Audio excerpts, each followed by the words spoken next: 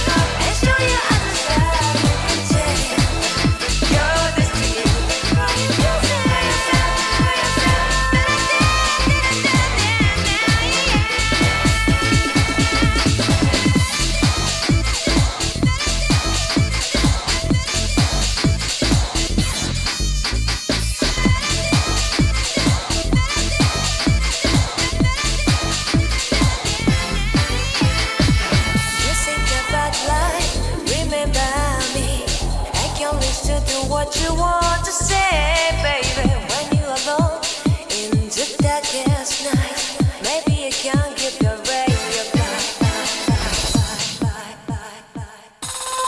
open your heart and show your eyes change your destiny. And grow your love, baby. The future is waiting for you. And show your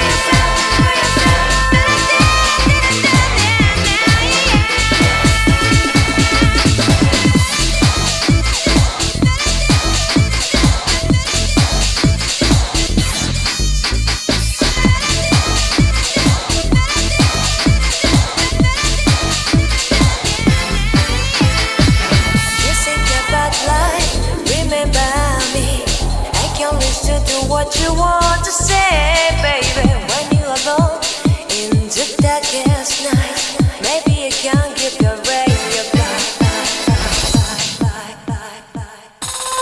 Open your heart and show your eyes and change your destiny. And grow your love, baby. The future is waiting for you. And show your eyes and change your destiny.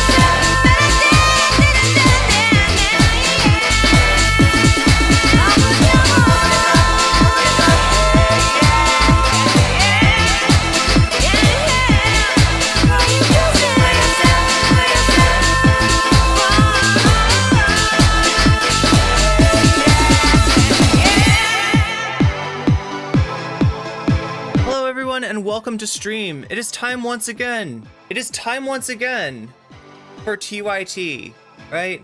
It's been a long time since we've talked about Anna and Cenk. And I don't know. It's like Anna's on a timer, right? She says something reactionary every, what is it, like every 1 month?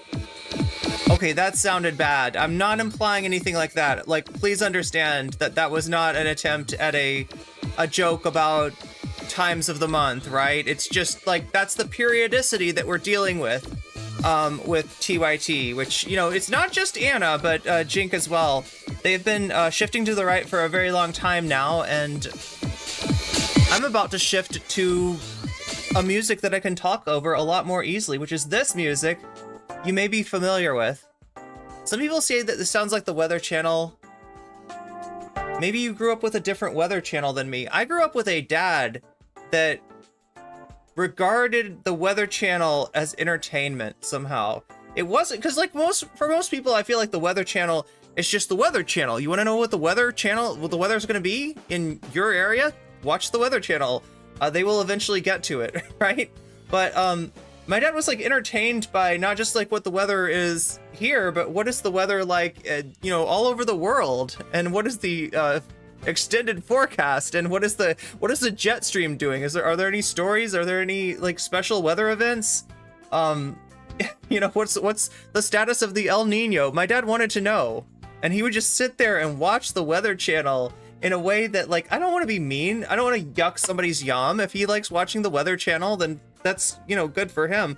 But it would annoy me. It would annoy me because I don't understand how somebody can sit there and be. And also the thing about the weather, right? Much like headline news, it doesn't change that much from like this 5 minutes to the next 5 minutes. But cramps and bloating and emoji adjustment all at once, not great. Emoji adjustment? Give me the Weather Channel vibes. That's what you need, Daphne. That's what you need. That's what I need. That's what we all need, right? I don't know. I mean, say what you will about the Weather Channel. I see a lot of YouTube videos that are like either like literally the music from the 5-day forecast for the Weather Channel, or they are like some of them are like 5-day forecast from 1997. And then sometimes it's like vaporwave, which somehow that works. Somehow vaporwave in the Weather Channel. That's mood. That's mood right there.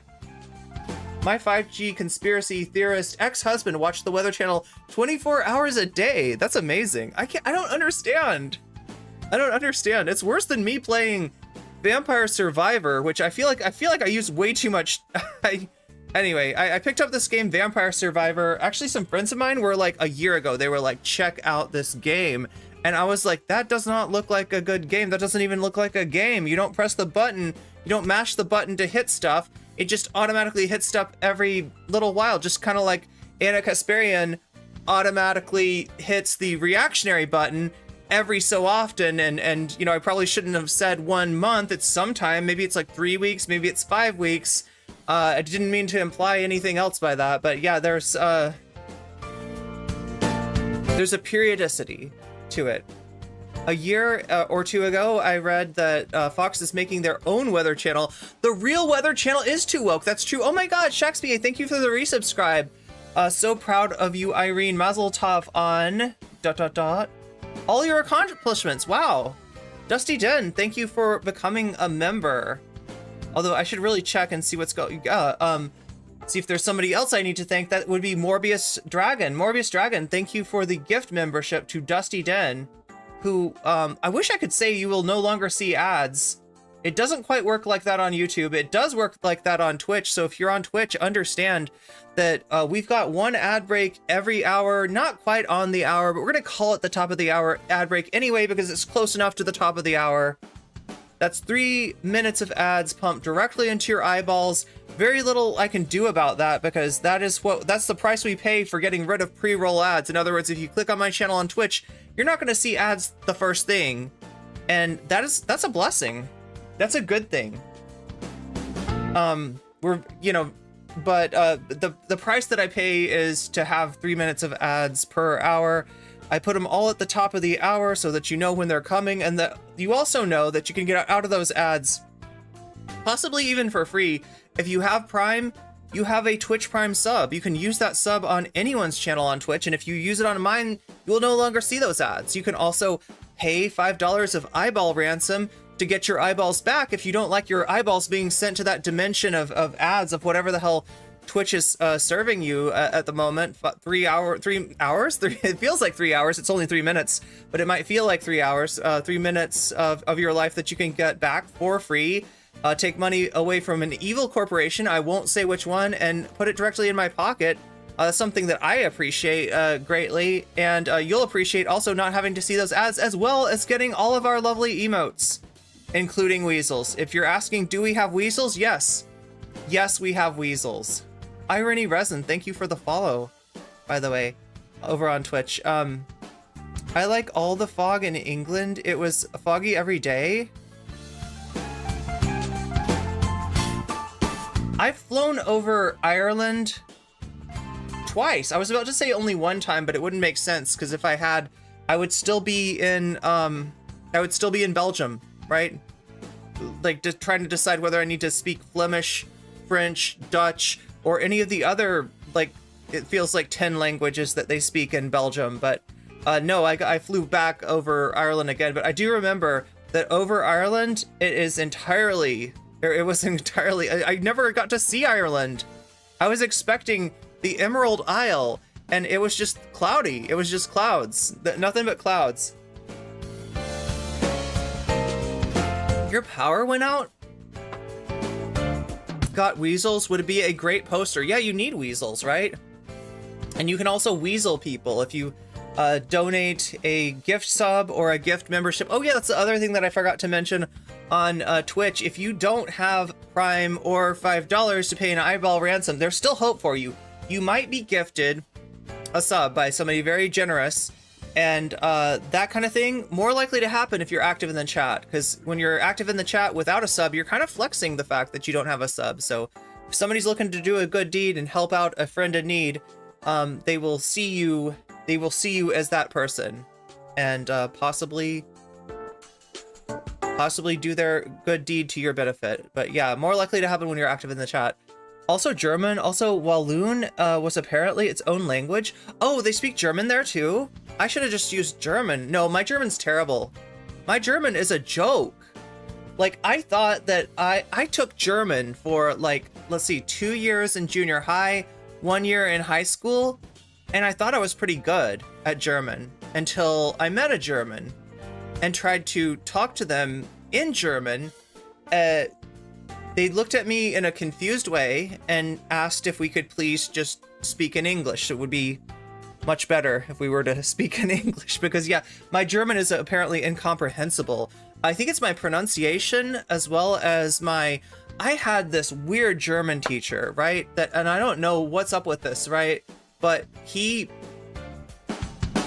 there's a word ich, like Ich bin ein Berliner, that John Kennedy famously said, describing himself in a famous speech as a jelly donut. That's what a Berliner is in Germany, right? That's not how you say,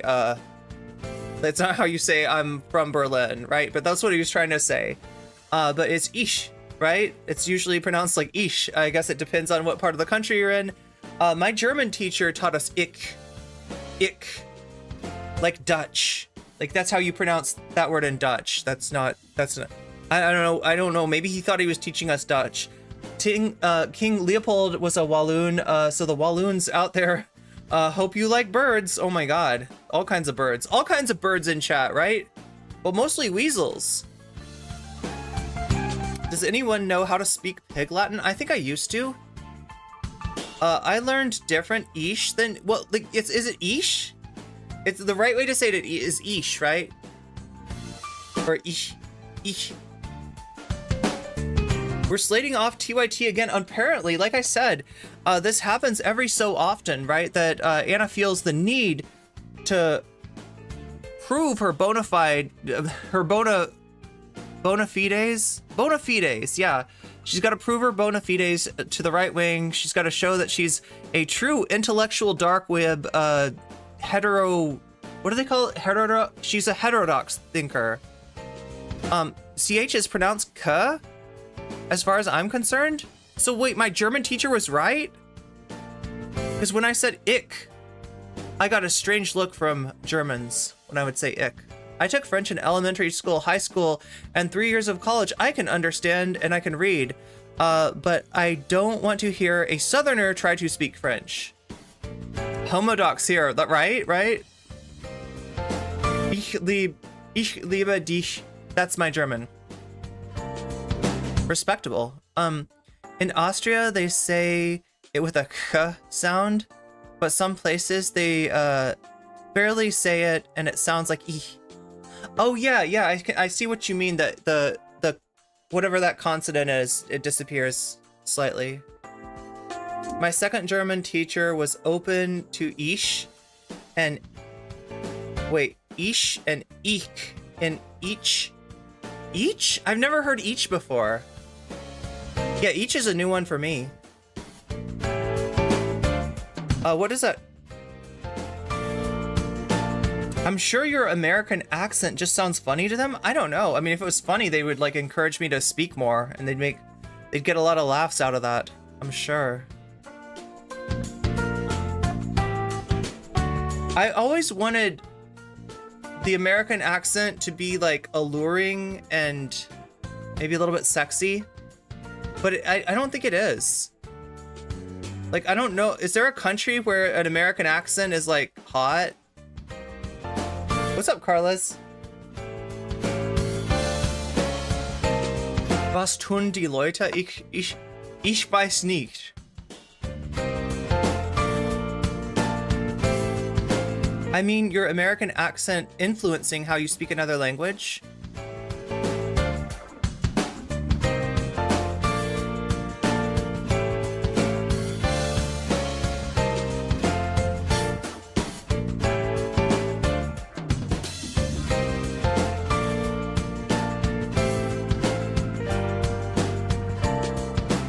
I'm not great at spelling it, but oh, it's French? Are we saying it like ich can be ich bin ein. It's Dutch Low Saxon. Okay, uye, yes. It's an important skill to have to be able to speak Pig Latin, and in case you want to say nasty things about someone behind their back and have them completely not know because only you understand Pig Latin.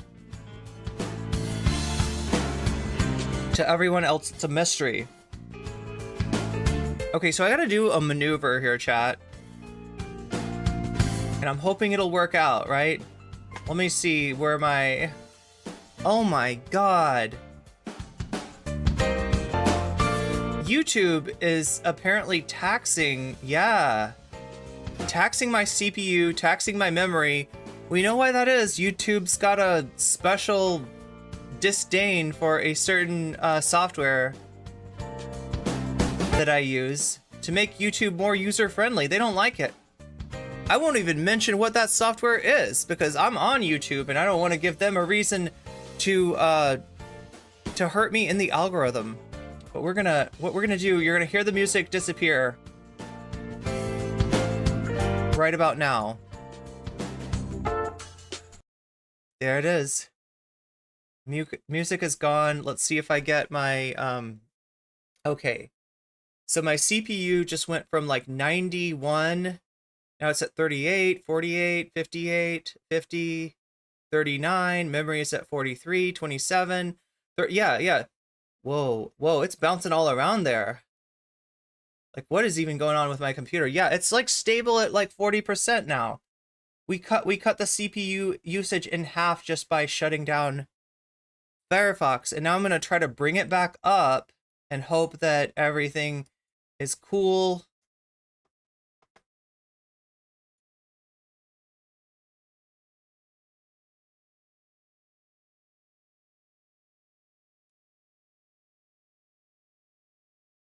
Okay, it's coming back up again. It's coming back up.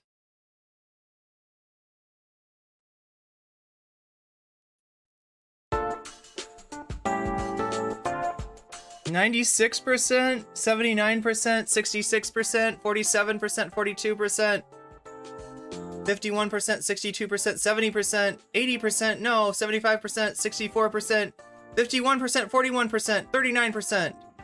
I feel like I'm in an auction here. 51, 67, 76, 85, 74, 63, 47, 42, 40, 52, 59, 68, 63, 60, 49, 47, 46, 48, 59, 70.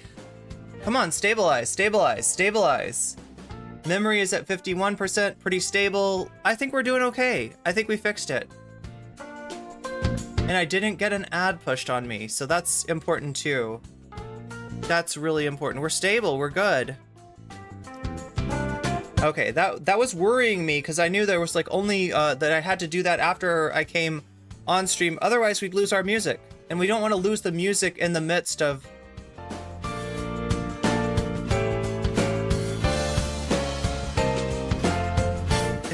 putting on my lipstick, because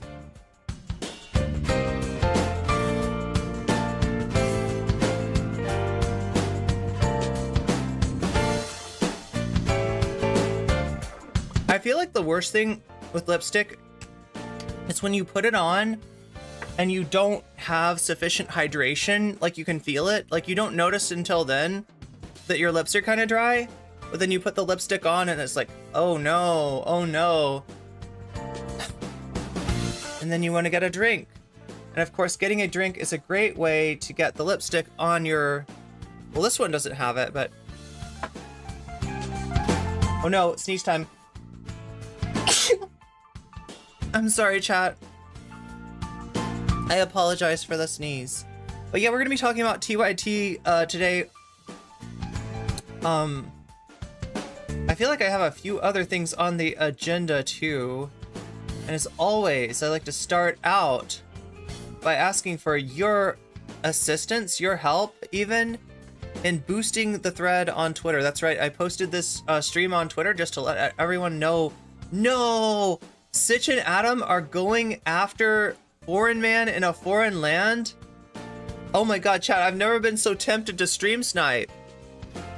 Not in a long time anyway. Like I'm kind of known as a stream sniper. I got in trouble. I wasn't actually stream sniping, right? But I got it like yelled at by Dylan Burns, like on the hippy dippy, right? So like I wasn't on the hippy dippy, right? I was watching the hippy dippy as it happened, but I was watching it on delay. So in other words, it had already started. It had been going on for an hour. And I was like, oh, hippy dippy tonight. Let's watch this, right? So now I know that if I were to like do something like, you know, stream snipe, like actually, and plenty of people do this, including Dylan's friends, right? Plenty of people watch the hippy dippy as it goes on live. This night I was wanting to watch it like an hour on an hour delay. So this shouldn't be like competing with, you know, with Dylan, with the broadcast, with anything, right? Because if you want to watch the hippy dippy, you're gonna watch it without commentary on Dylan's channel, right? In real time. That makes sense. But like there were trolls in my channel, and they were going in between my channel and Dylan's channel, and they were telling Dylan, she's stream sniping you. And he started threatening to like do like a takedown. And I was like, motherfucker, you've done videos about me. If you want to start like DMCA threats, if you don't know, it's like nuclear war. The reason that streamers and content creators do not DMCA each other all the time, anytime there's like a, you know, mean video about somebody, there'd be DMCAs, except for the fact that it's like nuking. And once you start nuking, you're gonna get nuked, and you don't want to get nuked, so you don't nuke, right? That's generally the mutual assured destruction of content creation, right? But when you got trolls drama baiting in both channels, jumping back and forth and being like, you know, telling me like Dylan's gonna take your stream down, and I'm like, I'm gonna fucking DMCA Dylan, and then Dylan's like, she's gonna DMCA me, like, right? It just turns into this big mess. And this is, if you are ever wondering the context of the video where Demon Mama flips me off, that was the context. She's on stream, on the hippy dippy, trying to debate, and Dylan keeps on interrupting to talk about NCC. It's really weird. Anyway, copyright disarmament now. We need that. We need what is it called? The SALT Treaty. We need to do the SALT Treaty. You nuke chicken nuggets? I mean, that sounds pretty based. Okay, Morbius Dragon, I gotta ask you though. Chicken nuggets with mustard? Chicken nuggets with barbecue sauce? some people even use honey. What do you use? What is your flavoring? I mean, I'm assuming you dip them, because like if you got chicken nuggets, wait, it's not foreign. Wait, oh, Adam and Sitch. These are the guys that ambushed Sam Cedar. They brought on Sam Cedar for a nice, peaceful conversation, and it turned out to be not so peaceful at all. Anyway, I think I mentioned, let's see, I gotta get my windows back now.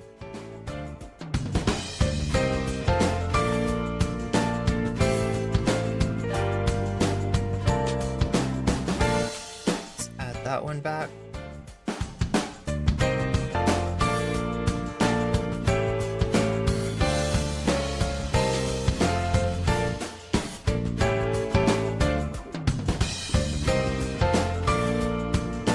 There it is, okay.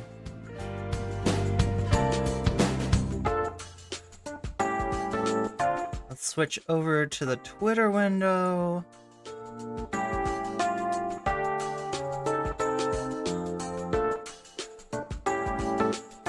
All right, so we got that. Like I said before, we all get by with a little help from our friends. Some of us get by with a little help from our chat. And chat, right now, I'm asking you for your help. I'm asking you for, oh my god, look at this. Look at this. Weasel party. Is that a weasel or a panda, though? That's like a panda weasel. That's kind of, look, I'm entranced, Princess Layla. I am entranced by the weasel party. It's hypnotic. But yeah, what am I trying to say? I'm trying to say that I got this Twitter post over here. It's currently on 10 likes and 4 retweets. I would like to make those numbers go up slightly, if at all possible. And if you are on that hell site, why not help out your local streamer chick, your random small streamer chick, to get a little bit more attention on the Weasels Have Left on her thread here, because that's the thread. I posted it in Twitch chat. Let me try to pin it. Oh, it's letting me. It's being nice to me today, chat. It's being very, very nice. But yeah, if you don't have Twitter, no big deal, right? There's so many ways that you can support me. I appreciate all of them. You can support me through subs, gift subs, bits, donations on Twitter. You can support me through super chats, super stickers, memberships, gift memberships, and donations on YouTube, or you could even go over on and support me on Patreon, on nocommentchick on Patreon, which I think we have that in that should be one of the links. But even if you can't support me in any of those ways, right? And even if you don't have Twitter, I always appreciate a thumbs up on the stream, right? A thumbs up, liking the stream is more powerful than you think, and actually more helpful too.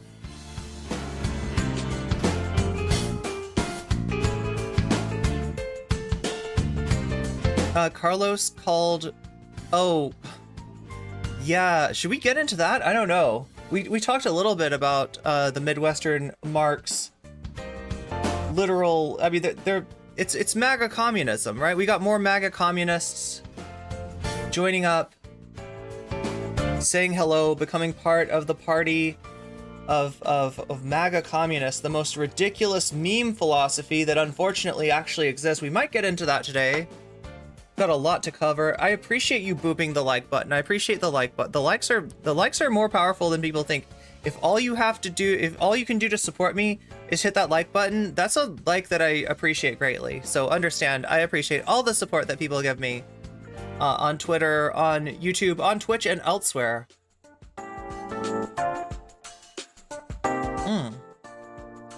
Void coffee. Oh my god, wait.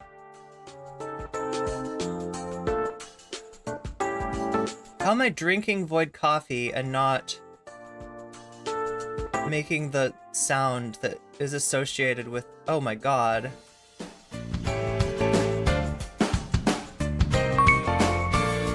Void coffee.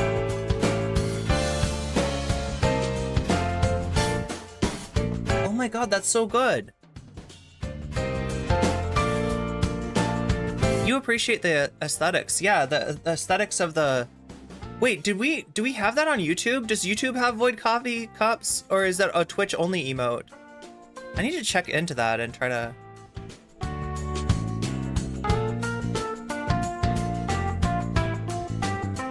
Emma has been a great replacement, but oh yeah, Michael is irreplaceable. Yeah, true.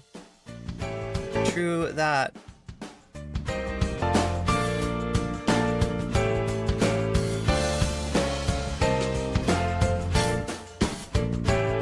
I'm not gonna let that weasel win. What is this? Wait, is that MTG? MTG? Is that Marjorie? Is that Marjorie Taylor Greene? Oh my god, I'm like so scared. What is this? Is this okay? Yeah, it's okay. There's a cat! There's a cat! How is there a cat? Oh my god, I would never... Is that a coffee maker? Is that a cat in a coffee maker? What is that cat even in? Is that a cup holder? Is that like the island of a car? Look at that. How did that even happen? That's a cat like doing its best weasel imitation, even.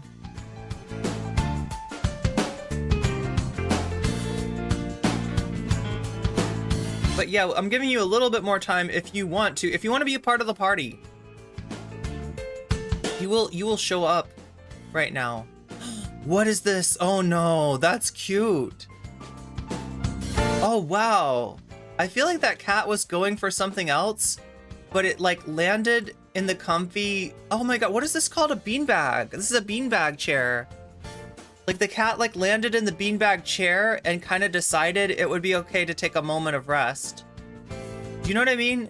Like when you got something on your mind that you're gonna do, you're chasing something and you land on a soft beanbag and you just decide, you know, this is kind of like, this is okay.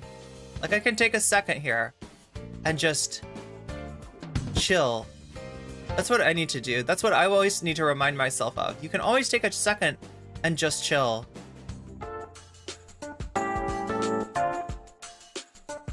What is this? Oh my god!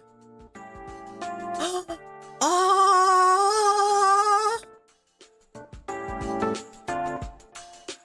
Ah! Look at this! Oh! I don't even know what to say!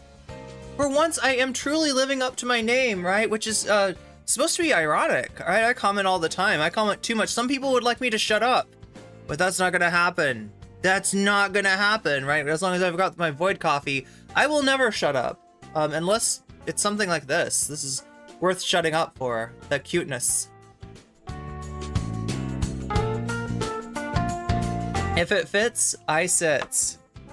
Irene is so touched. I am. Like, 100. Legit.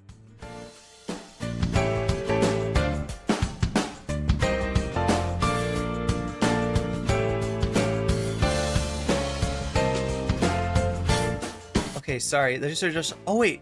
So, I still need explanation about this one. Like, what is that? That's a cup holder, right? Meow. Like, what's up with this? How did this happen? Like, what's the backstory?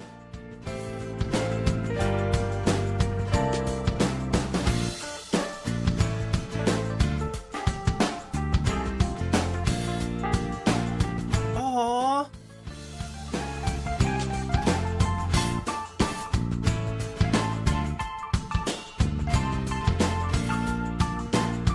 I can't take it. It's too cute. It's too cute. Anyway, let's see what's going on today in the magical world of Twitter. Third DUI? Who got their third DUI? Pat Mahomes' dad third DUI. This is sports, right? Oh no, I don't know what's going on down there. Okay, so that's sports. Marianne Williamson. Good policies, right? But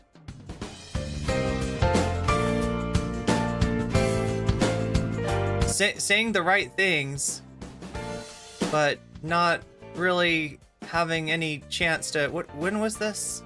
Where was this?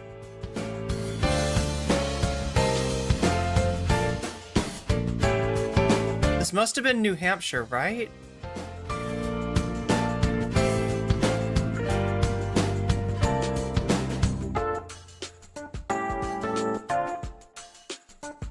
They want Dean Phillips to drop out. I mean, Dean Phillips is a joke. There's problems with Joe Biden. There's a lot of problems with Joe Biden, but somehow Dean Phillips is worse, right? This is a centrist dim for those of you who think that Joe Biden is too much. He's a goddamn leftist. He's a goddamn commie. We need to get back to sensible neoliberal policies with Dean Phillips. No, we don't. No, we don't. Oh my God. Okay.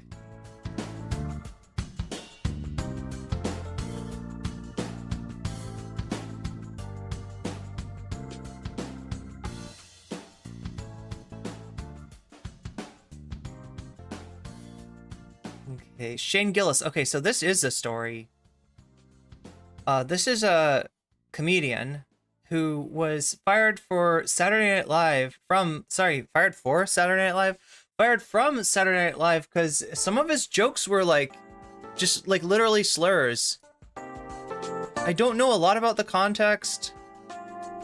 This was ahead of my time. Jesse Gender here posting that after getting fired for the slurs, he's actually back hosting.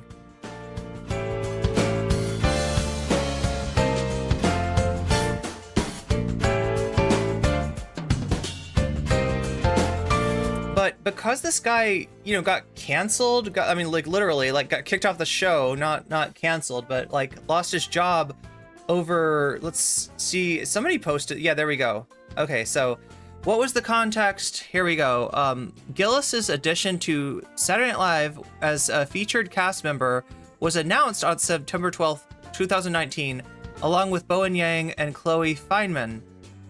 Later that day, however, several clips of a 2018 episode of Matt and Shane's Secret Podcast, which has since been removed from YouTube, resurfaced. I wonder if it was removed from YouTube by YouTube or if it was removed by the channel owner, right? In which Gillis made jokes that mocked, because I feel like YouTube allows a lot of racism and homophobia and transphobia and everything else. YouTube seems to be fine with that stuff. That mocked Asian accents and complained about Chinatown's population of, oh my God, there we go with the slur for people from China. In other clips, Gillis and co-host Matt McCusker ranked comedians by race, gender, and sexual orientation, which included the use of gay slurs. Okay, so this is why the right loves this guy. They're excited about this guy. He's just been gotten a Bud Light sponsorship, and there's a war on the right about Bud Light. And it's the strangest thing. Now, if you remember a year ago, a little bit more than a year ago, Dylan Mulvaney was not just canceled, but just harassed, and turned into this great cause celeb because she received several Bud Light cans with her image printed on it in order for her to sell Bud Light to her TikTok audience, right? Which is Bud Light's, an aging demographic. My dad drinks Bud Light, right? And I'm sure they would like to not just be a beer for old white dudes like my dad. And so, they're reaching out, they're talking to influencers. They talked to Dylan Mulvaney and did I think a tiny little sponsorship, right? The right wing blew up about this, and Bud Light, cut their ties with Dylan, and really didn't do anything to, support her in all the harassment that she was under. And so, that's when they boycotted Bud Light, and they were cheering as the sales went down, because generally the demographic of people who drink Bud Light are more likely to fear and hate trans people than to support trans people. So that happened, and there's a lot of people that want to kill off Bud Light. Now, it's not going to happen, because boycotts like this happen, they have their effect, and then they sort of go away. People go back to their normal habits. So from what I understand, Bud Light has recovered. They're not really losing. They're not really down in the long run. But there's some people like Matt Walsh that would like to continue the boycott, would like to try to make Bud Light an example of literally go woke, go broke, want to see the brand go defunct and stop existing. And then there's other right-wingers that have taken money from Bud Light. And I'm talking about the UFC, which is sadly a very right-wing organization. Dana White convincing people that Bud Light is actually more aligned with right-wing values than any of the other beer companies out there. And I don't doubt that. Bud Light has given a lot of money to right-wing politicians. But let's be real, Dana White is doing this for the paycheck, right? A lot of these people are doing this for the paycheck. Kid Rock has showed up with drinking Bud Lights, like Kid Rock, the guy that shot the cases of Bud Light, was seen drinking them and is now supporting them and kind of on this thing. And then there's the other side of things, Matt Walsh, right? So there's a real debate in the right wing about their outlook on Bud Light, but the people that want to think of Bud Light as, I don't know, a country that the right wing captured, they own Bud Light now. They're really excited that Shane Gillis got a Bud Light sponsorship, but it's actually more, sorry about that image, trigger warning, literally trigger warning there. Wow. The truth about Shane Gillis is a little bit more complicated than they're giving it credit for, right? So here is him talking. White people used to be cool in America. Long time ago, dude. The height of white people being cool was us going man. Here's him talking about Jackie Robinson. We're like, man, see? Wait, can you hear this? Oh my God, is this too soft?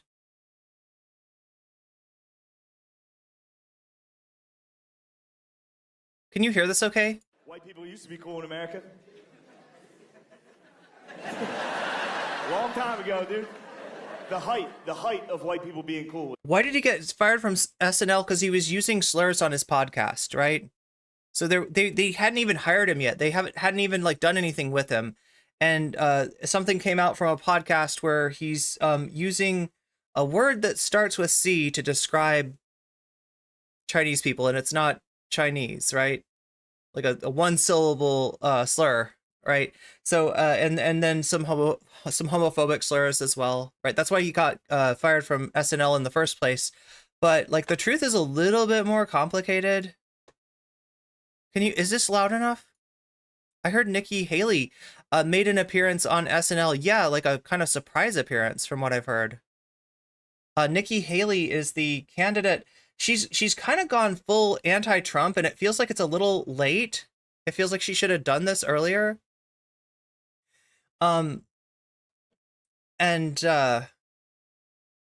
now she's actually running against Trump the proper way, actually taking him on rather than complimenting him, like all of the Republicans, with the exception of Chris Christie, were doing. And so she's become a little bit of a hero to the resistance libs.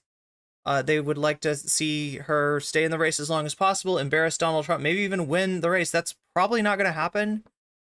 Yeah, like Shakespeare is saying, it's way too late. It's way too late. But can you hear this? Is this loud enough? I want to know.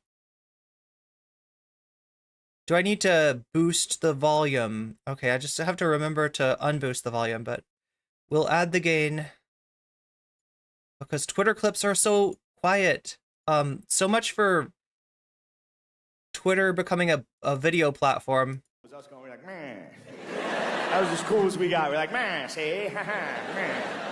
Okay, so white people were cool back when white people sounded like that. That's what he's saying. And then the day white people stopped being cool, it was Jackie Robinson's first game. You can look it up, dude. You can find it. You can find the radio call from that game online. You can hear the exact moment white people stopped being cool. You can hear the announcers. They still got, they're like, man. Welcome to Chicago, where the White Sox take on the Brooklyn Dodgers. And we all had cool white nicknames. Like, up at the mound is Old Curly. He's a 47-year-old alcoholic. He's the greatest athlete alive. Runs a 6-second 40-yard dash. Fastest man alive, they say. Then it happened, dude. And Jackie came up to the plate. You can hear the announcers like, meh. Coming up to the plate is young colored boy from Brooklyn. No way he can hit Curly's pitch. Here comes the pitch. Fuck, home run. All right. That was it, dude. Jackie hit the ball so hard he knocked that voice out of all the whites. Not one of us has talked like that since. Dude, one swing of the bat, we're like, meh. All right, yeah, that was pretty good. That was good. That was good. It's time for us to focus on computers. So yeah, like this person is pointing out Shane Gillis did a great job at taking his backlash on the chin, putting his head down, and being a good comment. He didn't give in to the reactionary support he received in the aftermath of his controversy, more integrity than Chappelle. So yeah, you got with Chappelle, essentially, I mean, getting called out causes Chappelle to be more right-wing, and especially on transphobia. It causes him to recognize that in addition to that backlash that he got a lot of accolades. He got a lot of support from the right wing for saying the thing that they're all thinking. And so he just like doubled down and did more and more of that. And he's just become, he's not even funny anymore. He's just a political commentator and not a very good one. He just gets up there and says, trans people bad. I'm on Team Turf. What's up, J.K. Rowling? Right. Chappelle took this in a very different way than Shane Gillis.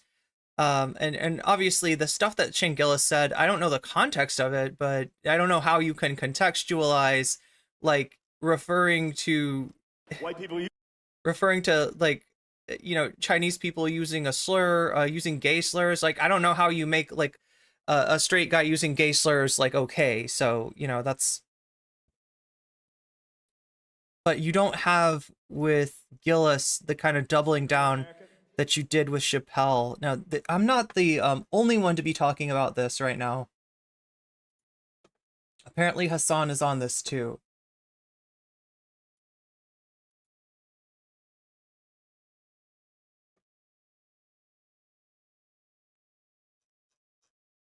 The question is, do I have this saved?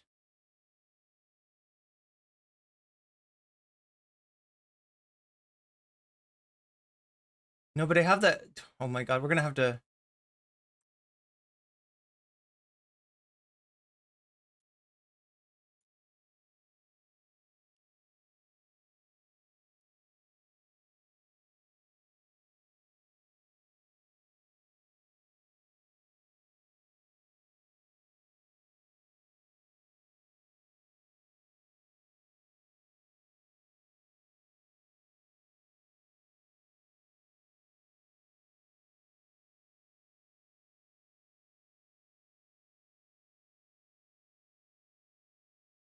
In that pursuit. Damn, dude, that's actually a pretty good. Oh wait, I gotta switch the filter off. What's up, Adrian? Good to see you. Let's make sure that I'm not blasting your eardrums with unnecessary decibels. It's bad enough, chat, that I blast your eyeballs once every hour. I almost said twice every hour, but I've got it down to once every hour. It's bad enough that I blast your eyeballs once every hour on the hour with the top of the hour ad break, which many of you may have just experienced. I think that happened a little while ago. Remember, you can get out of that by using a Twitch Prime sub, or you can get out of that by paying $5 in eyeball ransom money to a big evil company. I won't say which one. Or possibly, if you're lucky enough, you might be gifted a sub to get you out of the eyeball assault. That's more likely to happen, though, if you're active in the chat. Oh my God, thank you, Natalie. Comeback. You might win this. The problem with the way that we understand comedy is that like we forget that the goal of a comedian is to try to make you laugh, okay? And in that pursuit, they can say things that they don't even personally believe in. They can say things that they don't believe in. Their job is to try and get you to laugh. And if something is funny or it gets a lot of laughs, then like to a point, right? But you can say stuff that you don't believe in. You can play a character. You can have a level of irony where the audience maybe even understands that you don't believe what you're saying. You can do a lot of things in terms of comedy. But the one thing that I don't respect at all is punching down. When you're deriving laughs using bigotry. And that's the fucking joke, is like, oh my God, a person that is of this identity, let's all point and laugh at them. Like, that's not funny. that's going to be a part of their routine. Anyway, speaking of like the way people understand certain things, I feel like I'm developing a speech impediment here. Speaking of, He's turning into Sylvester the Cat. Who knew? people like misunderstanding certain concepts, like Shane Gillis, okay? Shane Gillis is like the perfect representative of a dude who's like kind of chud coded, kind of like right wing coded, but has, you know, liberal politics for the most part. Okay. And now all of the right wingers are like celebrating that Bud Light, celebrating Bud Light's demise because everybody forgot about that, right? Everybody forgot about Bud Light and they just kind of dropped the whole like, yeah, we hate Bud Light, like Bud Light is for queer people. They're queering our children. Just like they forgot about the Target boycott, all this other shit. They don't have enough like attention span to keep up this sort of thing. Anyway, they have decided that basically decided that Shane Gillis is like definitely right wing. He's like He's one of them. Right wing guy, and he says like pro conservative things. Says guy who doesn't understand like Fox News dad is a bit, you know what I mean? So now they're celebrating Bud Light working with Shane Gillis because they're like, oh, they're trying to win it back. It's like, hey man, I don't know if you know this, but Bud Light was always supporting right-wing politicians, as I mentioned, okay? From the jump. Bud Light has never not given more money to right-wing politicians than left-wing politicians. You're stupid. Okay, that's number one. Number two, these people literally think, and I guess some rad libs also think, that if you, I don't know, say the R word or say ableist shit as a comedian, that you are a right winger automatically. The people that believe this are all of the right wingers who are desperate for any kind of representation from Hollywood, and the other people who also believe this are basically the rad libs that are Okay, so this person Hassan. said something that I don't agree with. Oh, Means can't his entire mute him life on revolves command around like being I a want. His joke. Hassan, Radlib here, right? I'm definitely one of the people that Hassan would call a Radlib. Now, IRL, you all know that I'm further to the left than Hassan, but for the purposes of what he's saying here, I will say that I am what he's talking about when he says a Radlib, and he's characterizing our viewpoint as like that you said the R slur, therefore you're a conservative. No, unfortunately, there's plenty of centrists and leftists, and even, you know, people that would describe themselves on the left that do this too. I think that using the R slur is cringe. All right, I gotta say, like, first of all, you're reinforcing, you know, a really dark pejorative against people. And second of all, that is a 4th grade playground taunt. And if you think that you're cool for using it, then I'm laughing at you. I'm fucking laughing at you, right? It's cringe. You're flexing by calling people the R slur? Really? No, I think it's ridiculous. No, it doesn't make you a right winger. Unfortunately, this contagion is it's not limited to the right wing. But if you expect people to like look at you normal after you say that, you're wrong. Okay, I just find it incredibly cringe and shitty. I don't know what to say. Oh my god, the wrong thing keeps on playing when I press the button. I mean, he has some like he has some takes that are touch and go.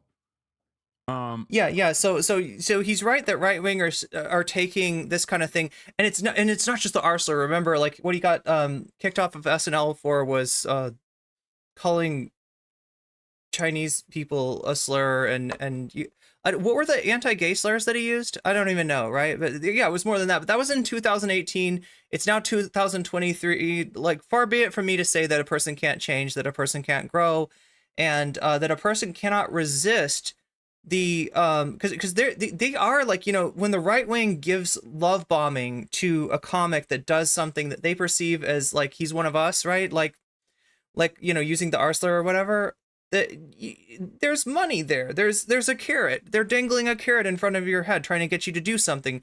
You got Dave Chappelle, who absolutely did that thing, and it has now like just changed who his audience is.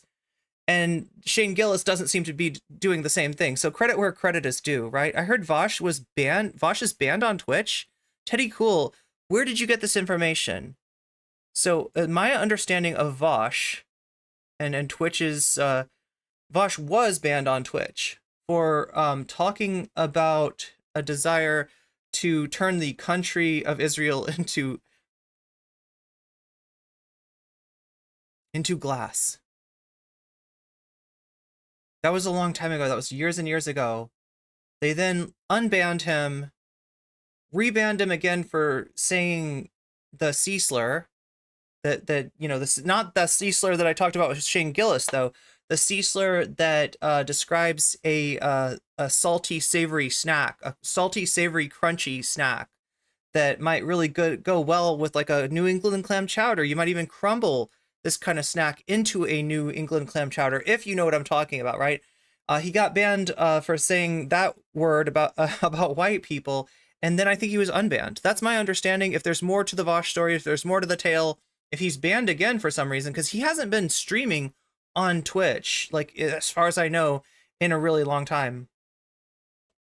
But if chat knows more than I know, feel free to share it. They're definitely a little bit like seasoned. It's the same shit with like Nick Mullen. Okay. Calling Shane Gillis right wing is hilarious. Like, he's mocking you, dude. I know. It's like looking at Stephen Colbert. It's like watching Stephen Colbert and being like, well, this guy. Look. As somebody who appreciates sometimes Adam Friedland, I am not gonna make excuses for Nick, and you shouldn't either, Hassan. There's no need for that. Definitely. Like, let Nick fight his own battle. Seriously, if he wants to be that fucking edgelord, let him do it. He is like a right winger. Okay, early Stephen Colbert. The gayer the army, the scarier. Forever, dude, throughout history. Think of any army throughout history. Imagine them gay. Gay Nazis? Just when you thought those guys couldn't look any sharper, they... Gay Vikings? Gay Vikings, dude. You're just some villager looking out on the shoreline, see a bunch of Viking longships coming. You're like, oh no, it's the Vikings. They're gonna rape our wives and daughters.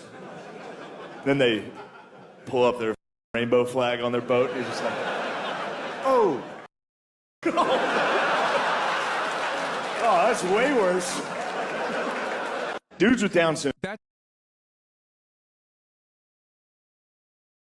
So the joke is that the Vikings... Anyway.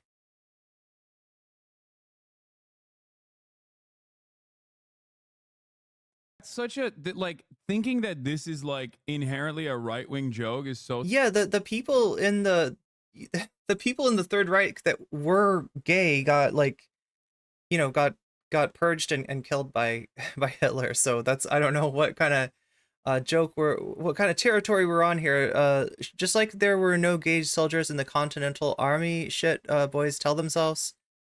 As a queer, I think the Viking one is funny. Yeah, I mean,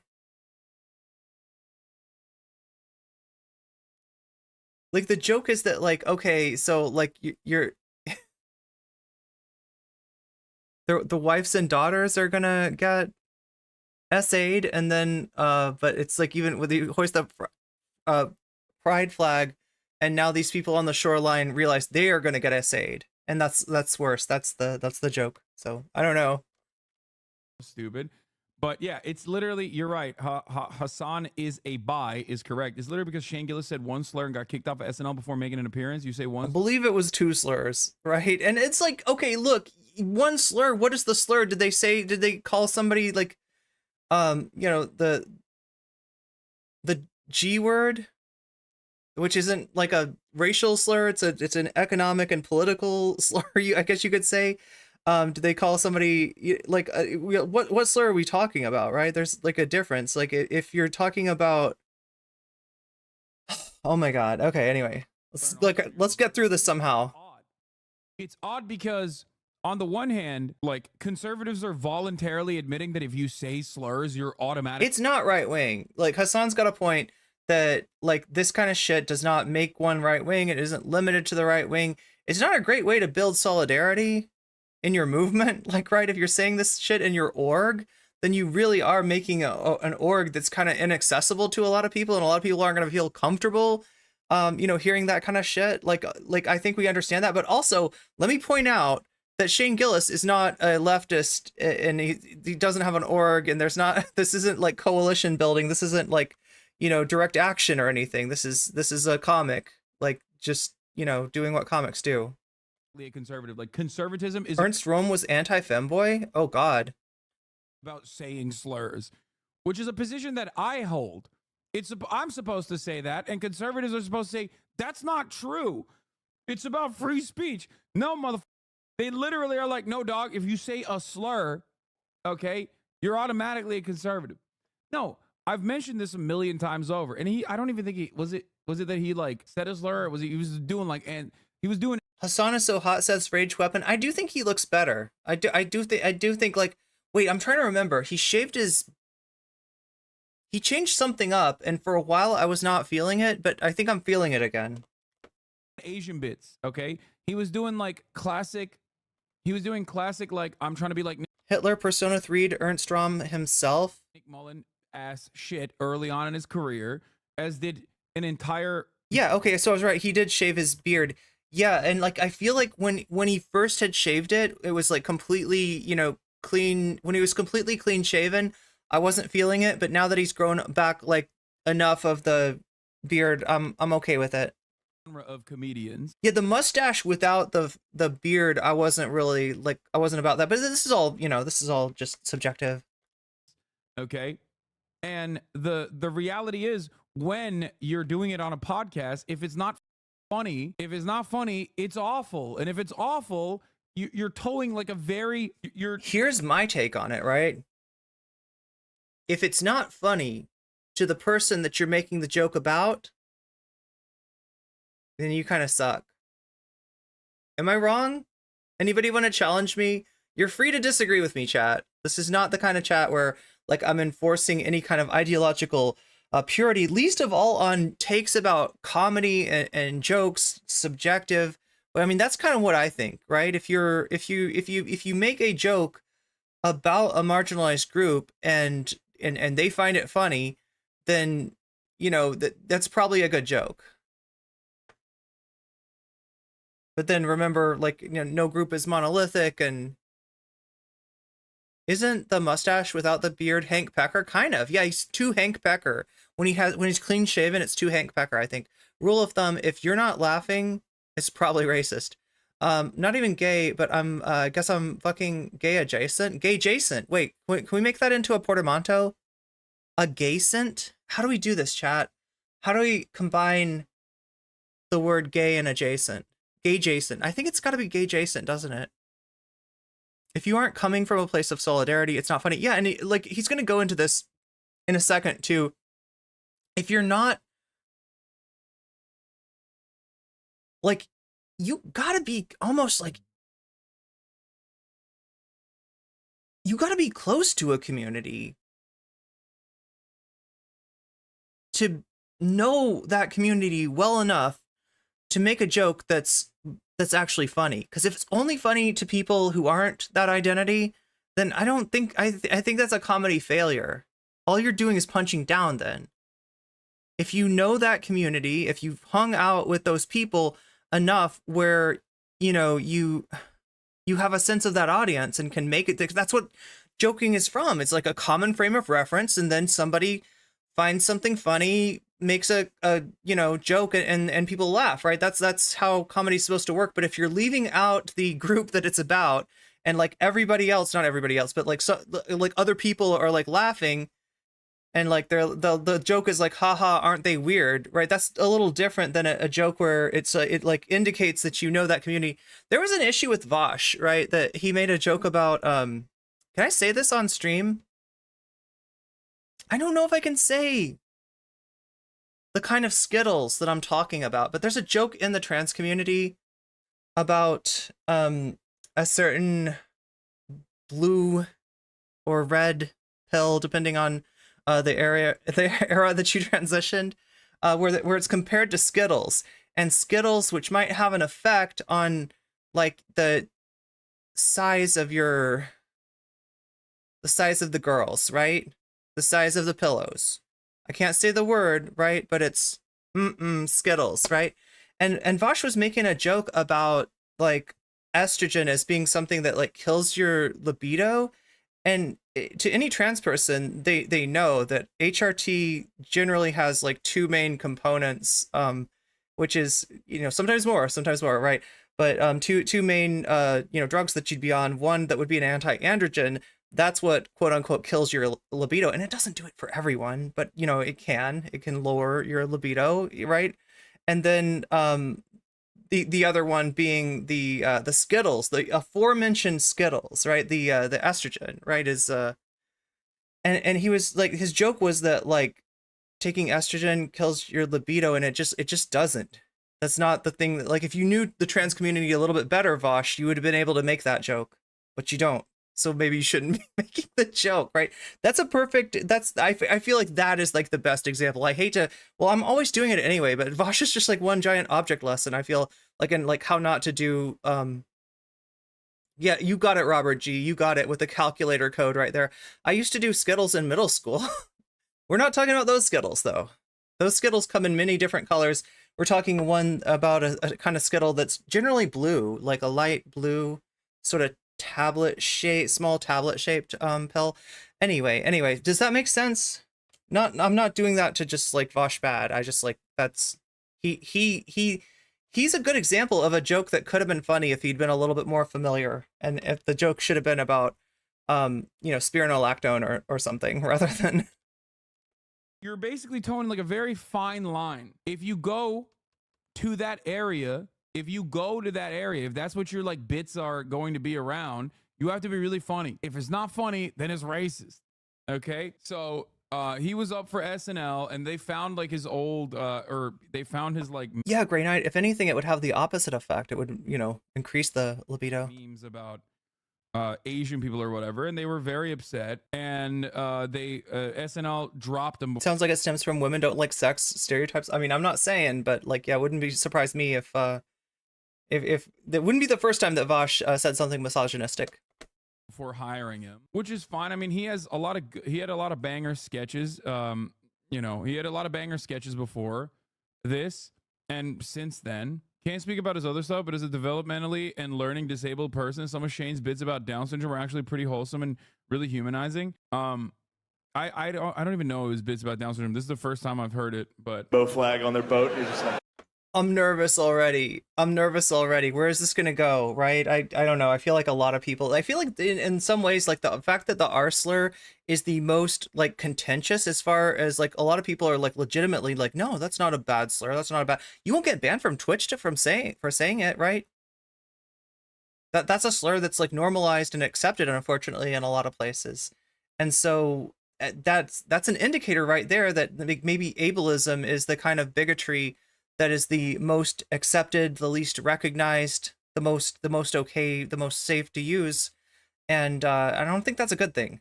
The DGGers love that R slur. They do. Just in case you don't know, this has happened a couple of times on SNL. It's one of the, Chevy Chase. What did Chevy Chase, did he get kicked off Community for this?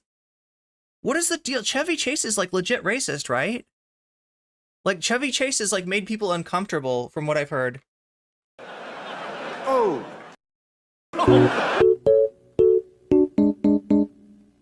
Do you think Catalina Gearbox says, do you think they turn preachers into furries when they get to hell? No, I feel like that would be too nice. Although, I guess putting a fursuit on somebody in hell, you know, would like make you're already too warm in hell, right? And the fursuit, if you know, the fursuits are pretty warm, so maybe, but it wouldn't be about like, you know, furry shame. It would be, I don't know. I haven't watched enough Hell of a Boss to know. I should watch Community. Chevy Chase was racist on the set of Community, but he was not fired for that as far as I remember. Allegedly racist towards Donald Glover. Oh, that's way worse. Dudes with Down syndrome. Okay, here we go. Love women so much that, like, I've never been a believer of being gay as a choice. But I will say, every dude I know that can't think loves. Whoever was making the point about this being like a redeeming, like wholesome aspect of Shane Gillis's like act, that's not cool. Dudes who can't think. What the fuck? Pussy. But there's a lot of people that automatically will associate homosexuality with some kind of perversion for whatever unfortunate reason. Well, it's because the reason is because it's guys fucking each other in the butt. Rage Weapon, thank you for the resubscribe. That is 11 months for you. Oh, thank you so much. Rage, I don't know if you know this, but you just started a hype train. And that means that you people on Twitch, you have got a limited time to earn extra emotes. We got some the other day. We've actually got like a lot of emotes the other day. So apparently there's even more emotes that can drop, but you have to make them drop. It's 4 minutes and 30 seconds. And anybody who donates bits, anybody who donates, or donates subs or gift subs, you will make that train go burr. So we got like 4 minutes to make it happen. If you want those emotes, they are right there for you. This is the time. Yeah, I love that he saw this and was like, that's it. That's my guy. He must be a right winger. Oh.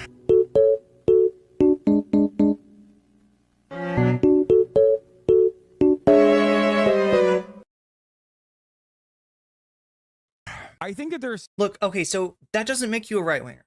Unfortunately, this is not limited to the right wing. So I'm going to come at it from the other perspective and say that the right winger seeing Shane Gillis as one of their own is ridiculous, and they deserve to get dunked on for it. That's wrong. That's wrong. That kind of shit is not endemic to the right wing. It is way widespread. Like I said, ableism is the acceptable, one of the most acceptable forms of bigotry. Ableism, fat phobia, stuff like that.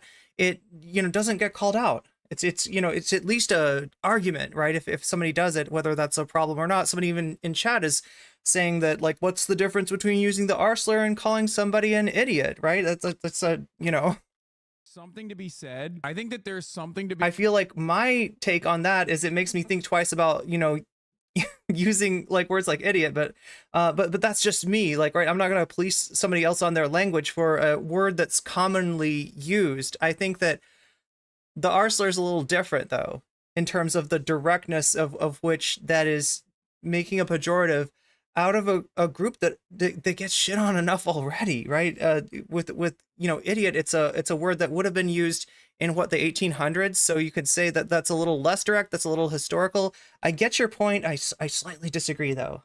He said that's literally the same exact joke that I would make. Okay, there's something to be said about your brain on extreme politics, and by that I mean, like, you've just done too much politics. Okay, you've done so much politics. So he's just gonna ignore the joke about like guys that don't think.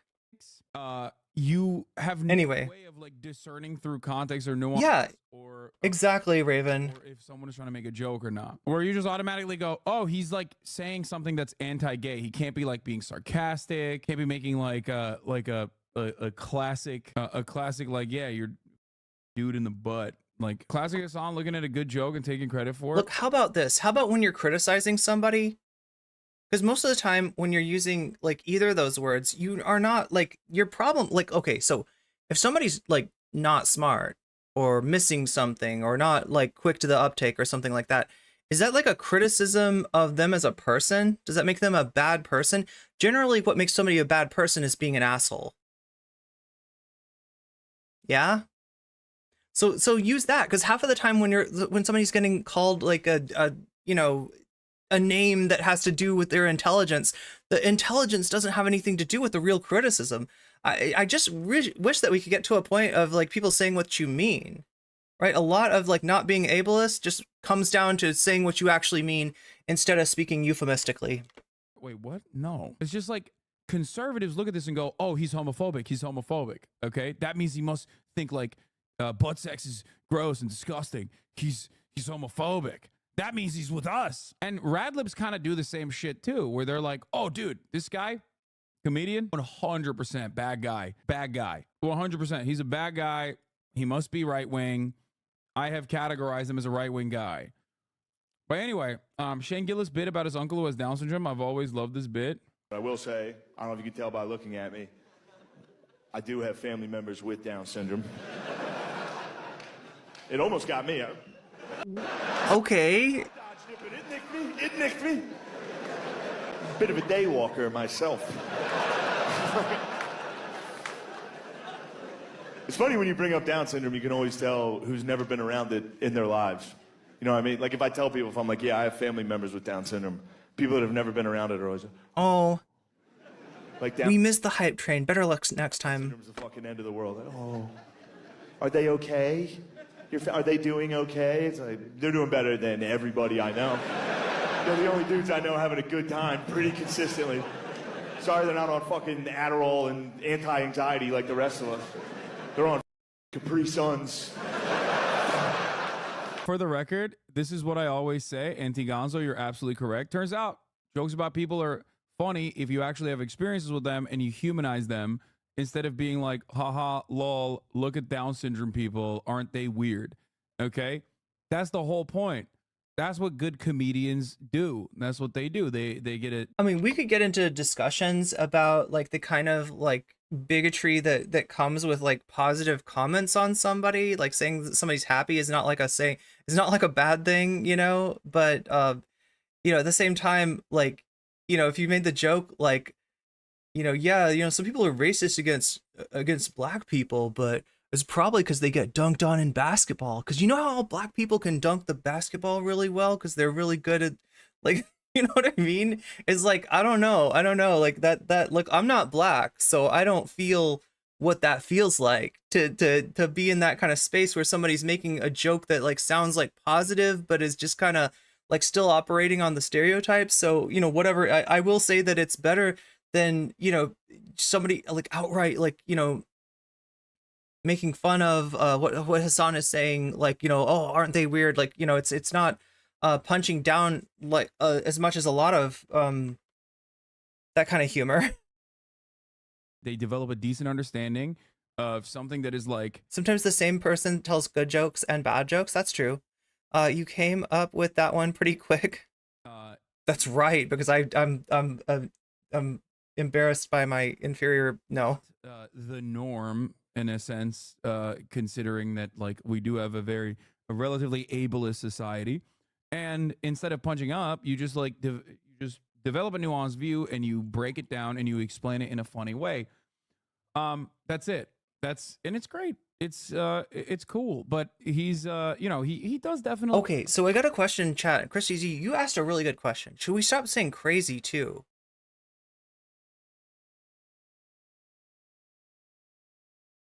When you're saying somebody's crazy, most of the time you're not really talking about their mental health. Most of the time you mean something else, right? And obviously, does, you know, using that as an insult have you know, just kind of reinforce that pejorative? Yeah, it does. But if I were to tell you that you need to stop using that term right now, or else I'm not gonna have anything to do with you, I would be not having anything to do with like 85% of the population, 90% of the, you know, right? It's normalized. It's what I call normie ableism, right? So there's there's a difference there, right? Some of the earlier jokes that he's making, talking about Down syndrome are just, that's kind of fucked up. Like, right, there's no excuse for that. But using terms like idiot and crazy, that is so fucking normalized. Like, most people do that.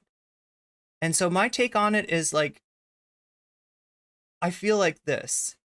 It would be inconsistent for me to use terms like that and to not have any self-reflection. It would be inconsistent of me to right, I wouldn't be, walking the walk and talking the talk. I would be a little bit of a hypocrite for that. So I'm going to notice when I do stuff like that. I'm going to pay attention to that, and I'm going to admit that it's not great and try to stop doing it. But that's just for me.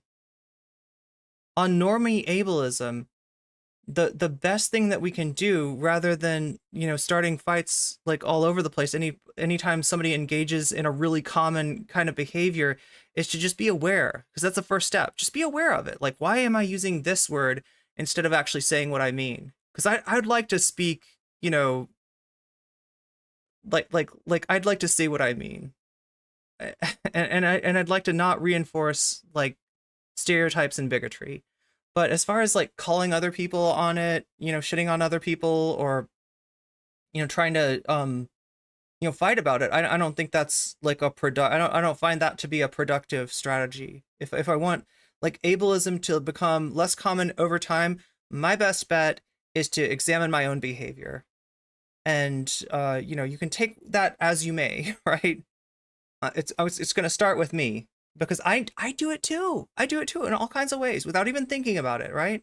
Just reflexively.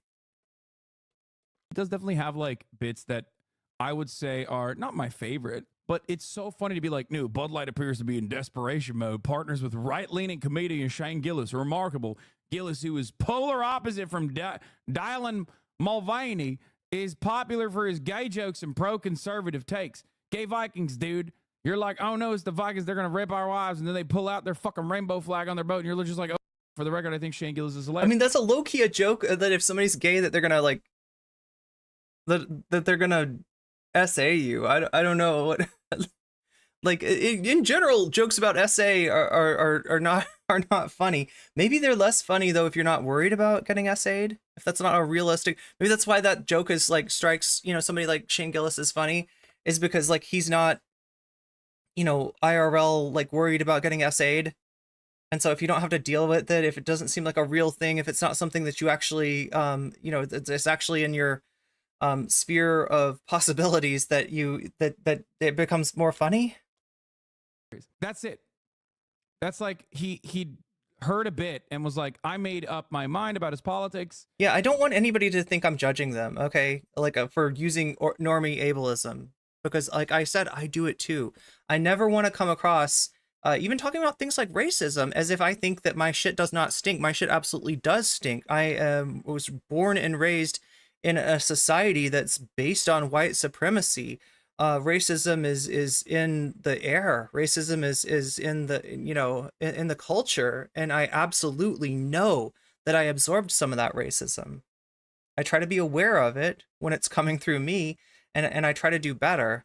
And as far as like ableism, yeah, it's more, like I said, it's more accepted. It's more normalized. It's like something that you're going to hear all the time. When you hear something all the time, it's really hard to stop doing it. So like my best bet is to, concern myself with my own behavior. And I do try to watch. I mean, you hopefully people notice that, like that if I say something, ableist, I like try to, I try to notice it at the very least, and maybe, work out of that pattern. And the best way that I found, just this is me, right, of being less ableist, is to be aware of it, first and foremost, and then ask myself if I'm really saying what I mean, or if there's not like a better way of saying what I'm trying to get across, right? But I can't tell you what to do. Yeah, that's your choice. That's yours to deal with. Does that make sense? And I have decided that he is like funny as a consequence of him being ideologically my ally. And that's where we're at. Okay. That's where we're at. It's just like, it's ridiculous. And everybody does this. Literally everybody does this. Okay. Everyone does this. Same with Bill Burr. Like, unless you just openly are just like, no, I'm a fucking socialist or some shit. Most people are just like making up their minds about what your politics are and only deciding on whether or not they support you if you are ideologically, in their minds, their allies. It's like civil war without the violence. I mean, it's just like so stupid. It's so dumb. And yeah, it's hilarious because like he literally talked about getting a Bud Light sponsorship during the Dylan Mulvaney shit, as he also made fun of like all the people losing their minds over Dylan Mulvaney. You know what I mean? And now they've given him a sponsorship, and now people are like, oh yeah, we own Bud Light so hard they're working with like right-wing celebrities, not realizing that Bud Light has never stopped supporting right-wing causes. You don't. They never stopped genuinely giving money to right-wing politicians. There was always more money, you know, in terms of like political or leanings of people, you know, and Bud Light sponsorships. It was always going to be going more towards like right-wing, even just cultural figures than to left-wing, due to the branding of Bud Light, due to their, you know, sort of demographic that they're in. Yeah, of course. So nothing's really changed. And, you know, doing a sponsorship, doing a tiny little influencer sponsorship with Dylan Mulvaney didn't change anything either. It was just like a company whose target audience, whose drinkers, whose users are like old white men generally, trying to say, hey, you know what, old white men, they're great, they spend money, they drink beer, but one day they're going to be dead and they're not going to be drinking any more beer. And if we want to stay relevant with like Gen Z, then maybe Dylan Mulvaney might be. It wasn't even about Dylan being trans as much as it was about Dylan being an influencer who had a demographic that is not drinking Bud Light. And you know, if you actually look at some of the polling information, some of them not even really fucking with alcohol that much. Right? There's other things that are legal now, if you know what I mean. That never stopped. It's so stupid. Anyway, did Chad show you his Biden v. Trump bit? I will say, I don't care. You never heard about Dylan Mulvaney till today? They arrest him. If he loses the primary, let him debate, dude. If he gets arrested, Hannibal. But that being said, okay, so obviously I have some differences of opinion towards Hassan. I think it's funny that he looks at me as a rad lib when there's like literally nothing liberal about me. I have been, you know, I've recognized what's the problems of liberalism probably for longer than he has. So it's funny, but I'm not going to get upset about it. I'm also, you know, recognizing that I agree with what he's saying about the conservatives being silly for looking at Shane Gillis and being like one of us. But, you know, I mean, it's also aspirational. They're love bombing him. That's what they do. Here's my idea. Final debate of the year. Have one Republican candidate, one Democrat. Be like, all right, fellas, surprise third guest tonight. Stone cold music, the glass shatters. He walks out. They're both gay. I think it is actually important to see how the candidates handle that type of pressure. Wait, did this get clipped or something? Did this get cut off? Like, I'm trying to understand. I thought the joke was going to be you got a Republican and you got a Democrat, and then Stone Cold Steve Austin comes in. But it's like a Republican and a Democrat, and then Trump comes in. Is that the joke?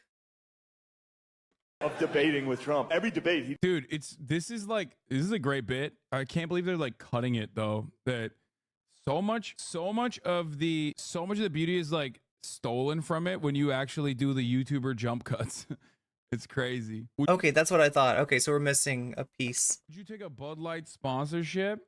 The Dom Tom, he keeps asking me, would you take a Bud Light sponsorship so much that he got Fossabot clapped? Probably not. I mean, I don't really give a shit. But the only sponsorship I care about is the top of the hour ad break. No. The subscriptions that come from all of you at the top of the hour because you don't want to see the top of the hour ad break.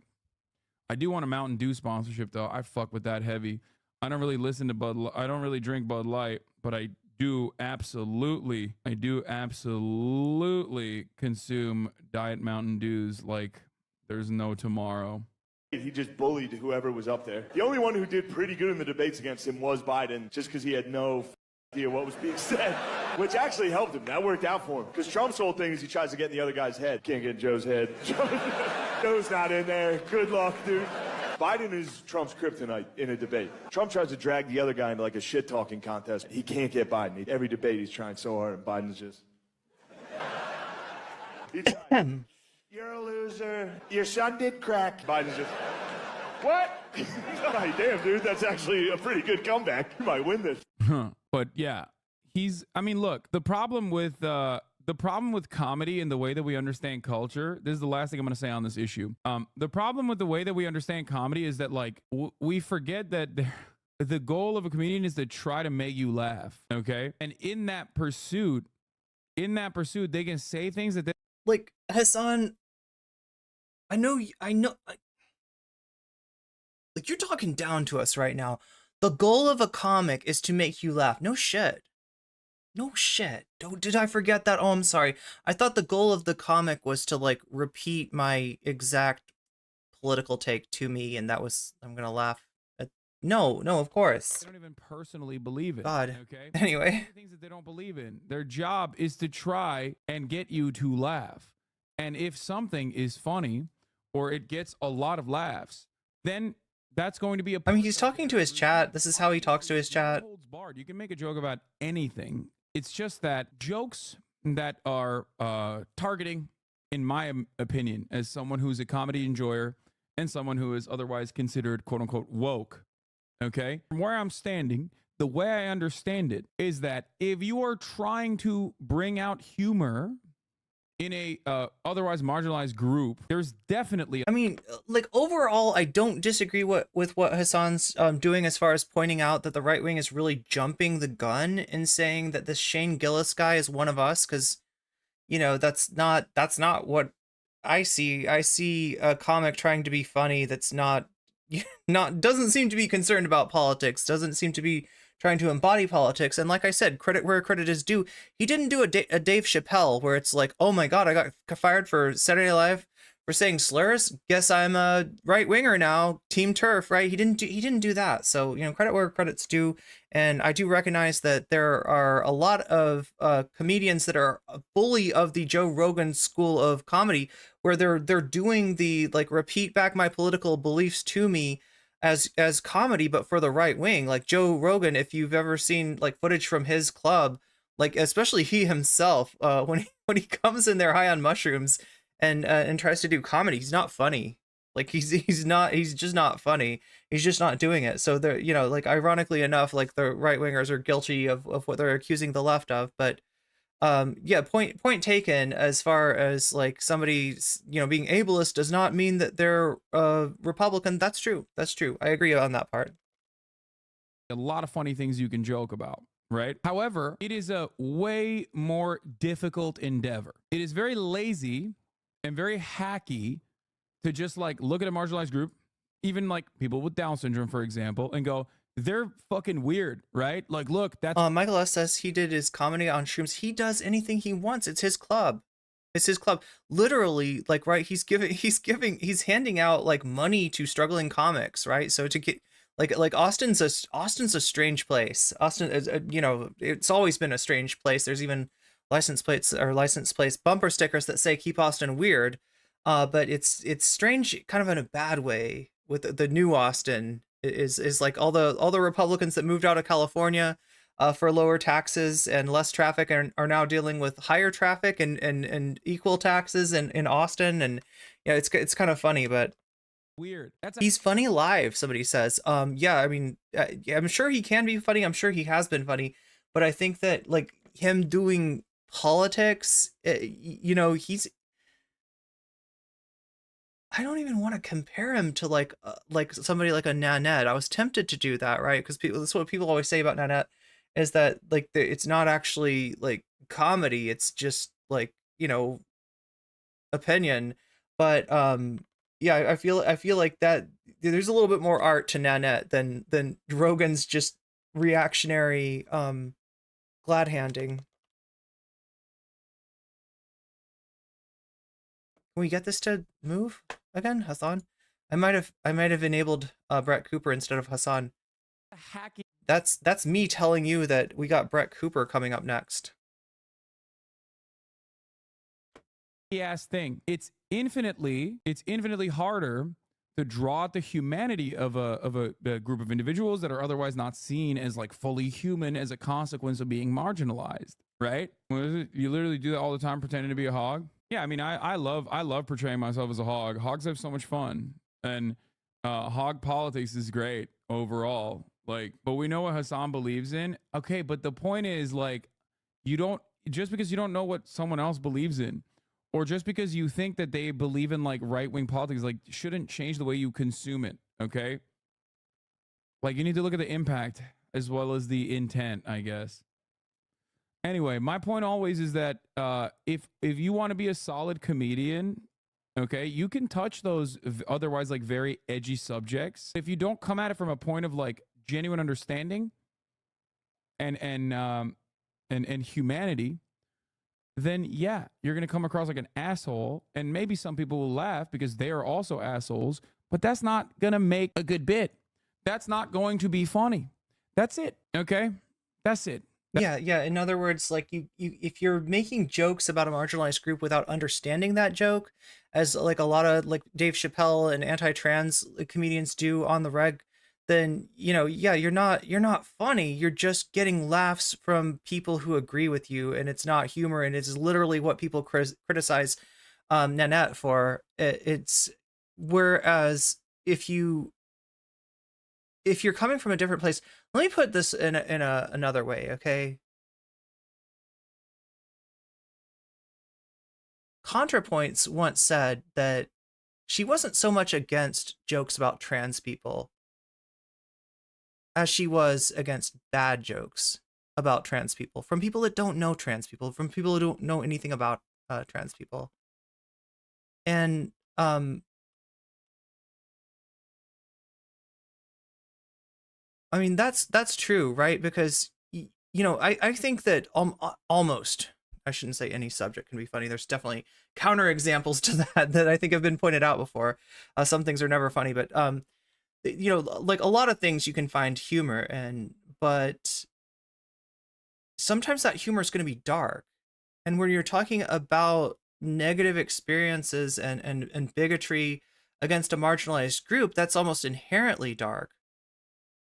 Trans people are able to make humor out of their own oppression because it's gallows humor, and it is dark, and it does hurt in addition to being funny. But when we think about gallows humor, think about it this way, right? Gallows humor, like the literal metaphor, the literal like image that's being drawn up in your mind, is that there is an executioner, there is a gallows, and there's a person being put on that gallows. There's a person about to lose their life. And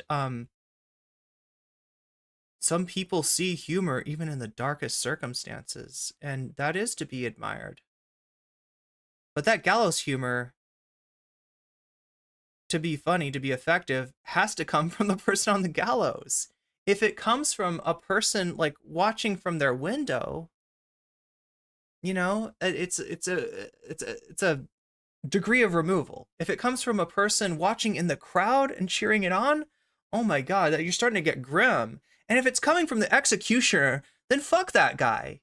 That's not funny. You're just a piece of shit, right? You're just a fucking piece. I mean, you're a piece of shit already for being the executioner, but you're a double piece of shit for thinking that you can make a joke at that point, right? So yeah, it's all a matter of perspective. I mean, I don't think that you have to be a certain identity necessarily to be able to incorporate that subject into your comedic material, but you damn well better know who you're talking about if you're going to be making jokes about them. Otherwise it does come off ghoulish. Does that make sense? That's all I'm saying. And I think Shane does a pretty good job with a lot of this. Shane does a pretty good job with a lot of the subjects he covers, especially when it comes to like the Down syndrome stuff that he's done. Ricky Gervais is a great. That was such a mixed bag, like, right there's like, it was surprisingly wholesome, I guess, in the sense that like most of the humor that involves like people with Down syndrome is just like absolutely ghoulish, and like Shane's coming from a place of talking about a relative of his, and not directly punching down, but it still is that kind of weird, like, you know, a prejudice that a stereotype that involves something positive is still a stereotype. So I don't know what to say about that. It's mixed at best. Example of someone who never does that, Are we at 69 right now? who never can do that. How are we on likes though? That's what I want to know.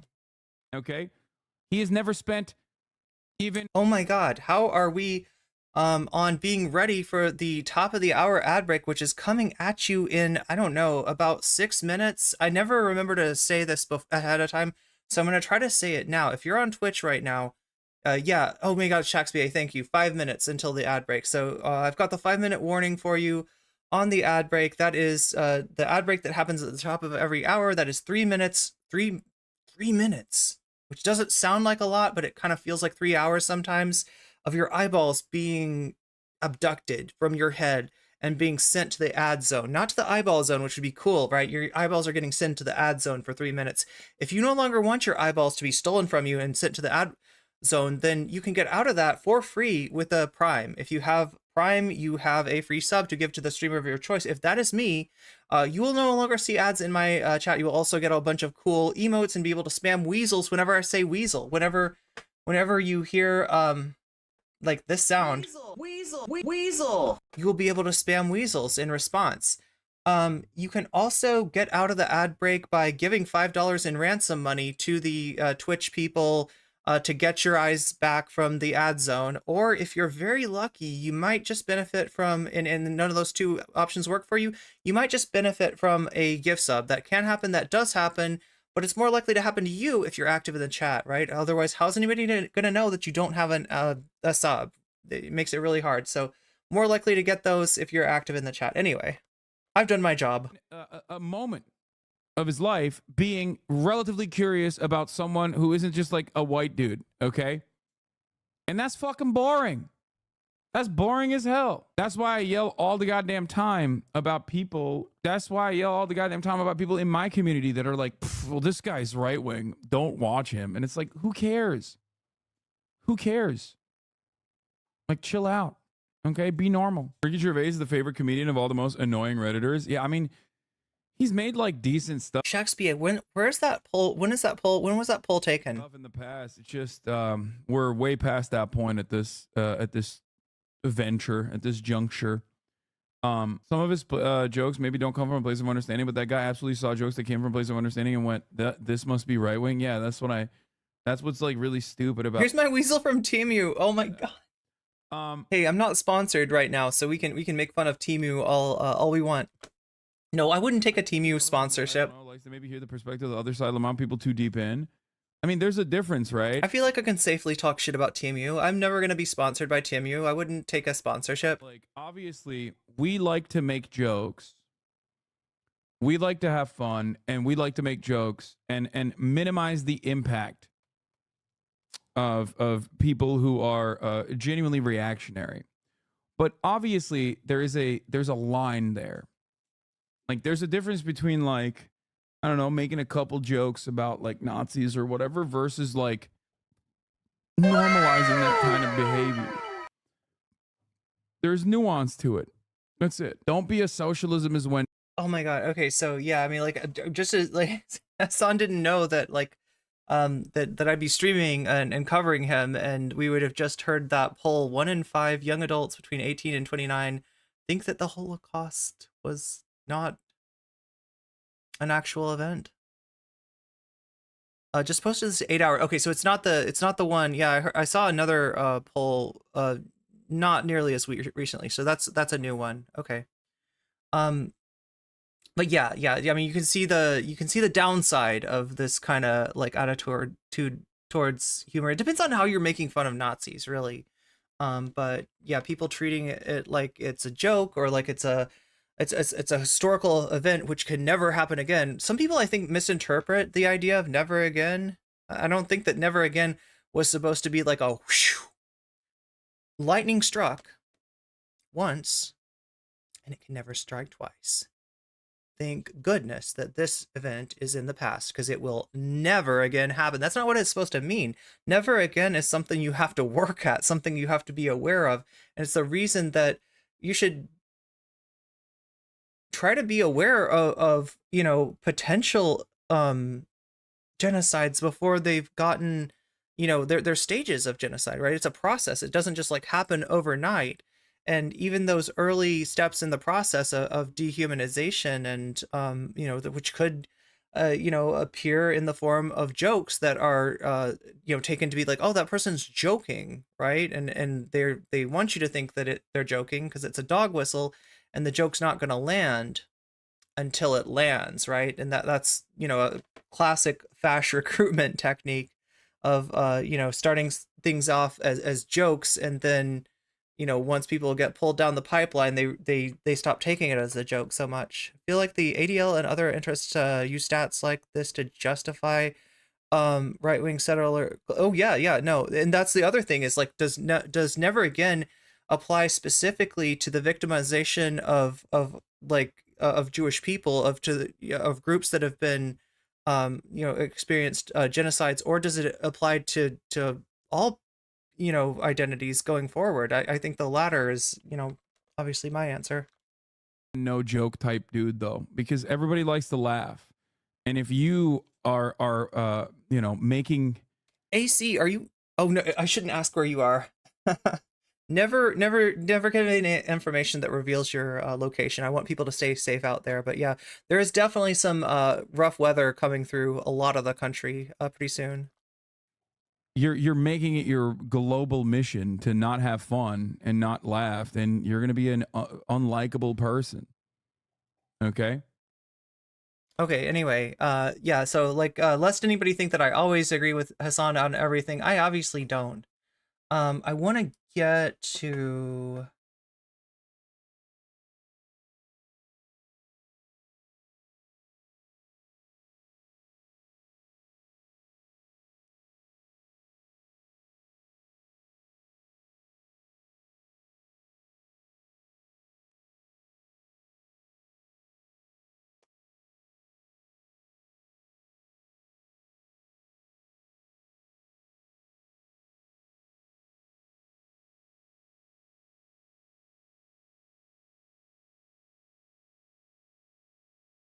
Fem Shapiro. There we go. We don't talk about Fem Shapiro nearly enough.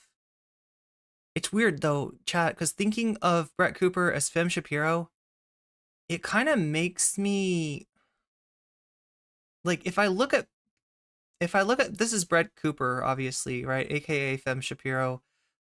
If I get it in my mind that she's Fem Shapiro, then like I start really thinking, like I almost imagine Ben Shapiro's voice like coming out of her, and it's too funny. It's way too funny. I'm still drinking it. I mean, less than ideal, but still, he's a loyalist. He loves the brand. Welcome back to the comment section. I'm Brett Cooper. So I think we all remember the Bud Light controversy of April 2023. It has been nearly a year, but it still feels pretty fresh. It's been nearly a year of dehumanizing trans people like we never have before. In my mind, because we talk about it all the time. Like when a friend of mine goes up to the bar and orders a Bud Light, I still cringe. I still want to make fun of them. But also I have other friends who I know will never drink a Bud Light again. They have vowed to continue the boycott. So you see, she's right in the middle of it, right? She does have, there are people like on the Daily Wire, like Matt Walsh, who are absolutely against drinking Bud Light. But at the same time, you got people like Dana White at the UFC who've literally taken sponsorships, and you know, they become valuable. Right-wing cultural institutions have become valuable for Bud Light in order to like reintegrate themselves into the lives of people that dropped them because of the hate campaign. Long as they live. Has Bobby started drinking Bud Light again? One of my producers, guys, Bobby, I mean, this man shed real tears when the Dylan Mulvaney beer came out, because I feel so bad for you. Oh my God. Look, is that real? Okay, at first I thought it was all Bud Light, but like, look, let's try to, how many cases is this? Is this like just one case? There's some other beer in there too. This looks like more than a case. He was like, I can't go without it. We should ask him. We're going to live text this. After nearly a year of being the butt of basically every single joke, one man might be able to save the Bud Light brand, and that is Shane Gillis. We're going to talk about that today. Before we do, though... Before we do, I'm going to skip over your burnt-in ad. What is this? Tells it at his shows, huge fan. And they were discussing what would happen to the Bud Light brand post Dylan Mulvaney meltdown and what their ideas would be in order to save the brand. Okay, let's watch. Do you think Bud Light's going to bounce back? Yeah. I think so. I think they will with your help. I think this story I is think all. Bud Light needs to just send me $50,000. Just hire Chuck Norris. Just give him a case. Give me $20. Hire Chuck Norris. I sell Hire Clint Eastwood.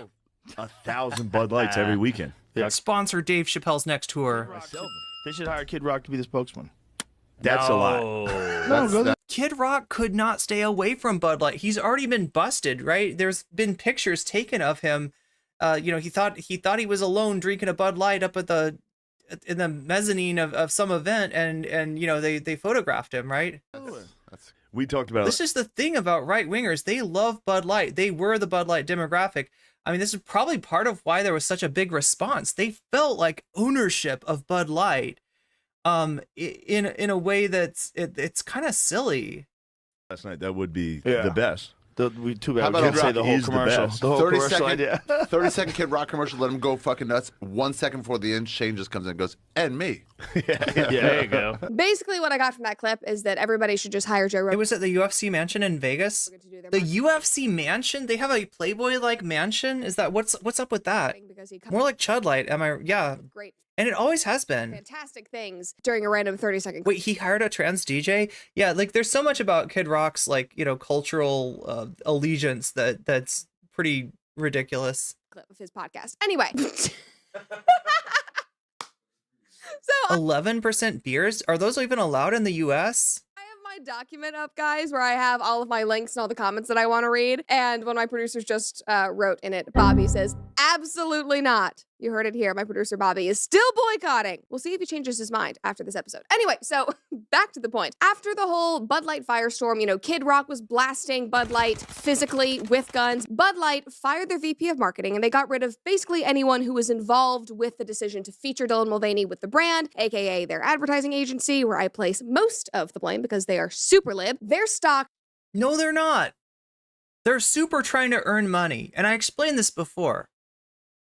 Bud Light has a real strong cultural tie to, guys that are probably mostly right wing, to like their branding, their advertisement, like for years and years and years, they've done commercials where it's like guys drinking Bud Light at the beach or at the lake, and then like they're drinking the Bud Light and the hot ladies come up and like they want to drink the Bud Light too, and the association is made like, hey, if you like hot bitches like this, then maybe think about these guys are popping Bud Lights and they're getting the girls.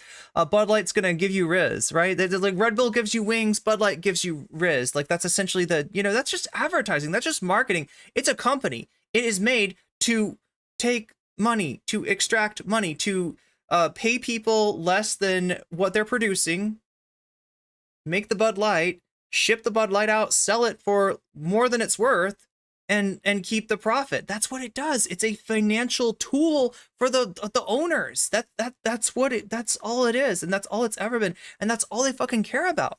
So this tiny little like exploratory sponsorship of a TikToker was just geared to see if with the right kind of sponsorship, with the right kind of campaign, can they increase the amount of Gen Zers that are drinking Bud Light.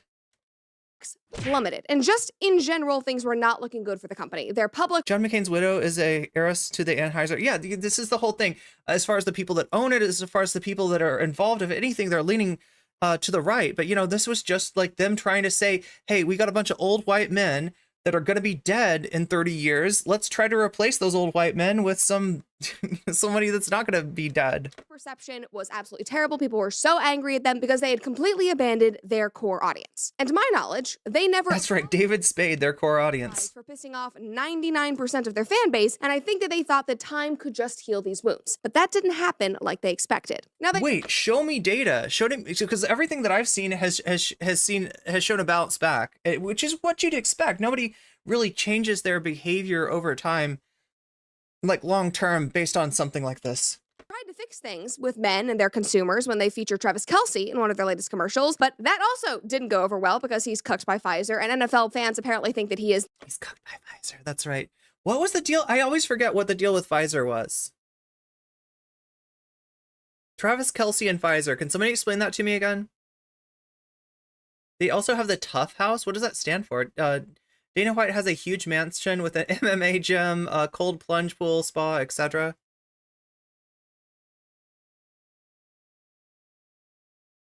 Yeah, Dylan did like a can promo. Kelsey is based, but what was the deal? How did Pfizer get involved? Made the vaccine that was pulled from the market, but what was no. Like, I know vaccine fears, but like, what did Kelsey do that associates him with the vaccine? Anybody know? I can look this up too. He did an endorsement for the vaccine. He did a commercial.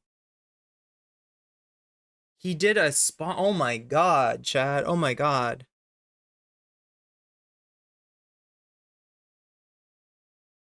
So yeah, like Pfizer and there's some other company. Is it Bud Light that sponsored him? That the most annoying player on planet Earth. So that also just did not help. And this whole time, as the most annoying. Okay, well. They have tried and failed to bring the company back with various commercials and ads. There has been an ongoing discourse online trying to determine if Bud Light is even worth saving or whether it could— Look, if Kid Rock can't quit Bud Light, then neither can the rest of you chuds. And that's what the actual like lines on the graph look like too. Like line go down, line go up. You can't sustain even be redeemed at all. And a lot of this was brought to a head when the news broke that Dana White and the UFC had accepted a huge Bud Light sponsorship. Just watch this. I know Bud Light got hammered over one thing that they did, but when you look at the company as a whole and what they stand for and what they believe in, and when you talk about what somebody believes in and what they stand for, look at what they've done. 65,000 Americans are employed at Anheuser-Busch. They spend almost $1 billion. This was true when Kid Rock was shooting up cases of Bud Light. This has always been true. $1 billion a year with U.S. And I would say, I would take it one step further and say that this is true for the majority of American pisswater beer companies. I'm sorry to anybody who enjoys this stuff. I have been known to enjoy a Corona. A Corona. Sounds weird to say, but I'm talking about the beer with the lime in it. Mainly, I think I enjoy the lime. I've been known to enjoy like shitty beer myself. Okay, I don't have any taste in beer. I don't know what's good. I don't really drink that much, so it doesn't really matter. But you know, yeah, it's American pisswater beer. Who drinks American pisswater beer? American pisswater dudes. They're out there drinking their pisswater because they love it, and they can't get enough of it. And if you tell them that like Bud Light is gender fluid, then yes, for a short time they will like be like, okay, I better drink Coors instead. I don't want the Bud Light. It's apparently got HRT in the bottle. It's apparently like full of gender fluid, and it's gonna trans you if you drink the Bud Light. It's got the Dylan Mulvaney particles in it to trans an American pisswater drinking good old boy. Farmers. A big majority of their employees are vets. They spent $44 million over the last several years taking care of fallen first responders. The number 2 employer of Clydesdales. Who's the number 1? Families, military families of soldiers who have fallen. Right around that time, he also did an interview with Tucker Carlson, and Tucker Carlson. Oh yeah, people are pointing out that there's a lot of other brands that never got mentioned. Like this whole, it never became like an Anheuser-Busch or InBev, I guess, is the parent company. It never became like an InBev, although I think some people tried to make it one. It never really became an InBev boycott. It was always just like a Bud Light. It was always just this reactionary thing of like, They see the cans that Dylan Mulvaney's holding. They see Dylan's face on the cans, and they think that is some gender fluid right there. I do not want to drink that. Like, they're afraid if they buy Bud Light, they're going to get a can with Dylan on that, even though those were like, they made like a pack. They made like 6 cans for Dylan Mulvaney to... And kind of pushed back on that sponsorship, and he was saying, you know, wait, I'm supposed to be boycotting Bud Light. My dad drinks Bud Light. You're getting sponsorships from them. And I don't think he ever stopped. This doesn't make sense. They are way more aligned with you than most of these other beer companies are. That I guarantee you. Dana was saying, you obviously have not worked as closely with beer brands as I have. If you knew all of these brands, you would know that Bud Light is the one that is most aligned with us. This is who I want to be working with. Like, he is staunch in this opinion. I mean, listen, props to Bud Light for pulling that off, for getting the sponsorship, because that is very obviously a financial win for them. If you guys want a financial win, you need to make life insurance part of your financial planning this year. Start shopping. No! Oh my gosh, she's so good at it. She's so good at that pivot. I gotta get good like that. Chat, she's not even a real streamer. Then again, she's benefiting from the cut. They probably cut this in.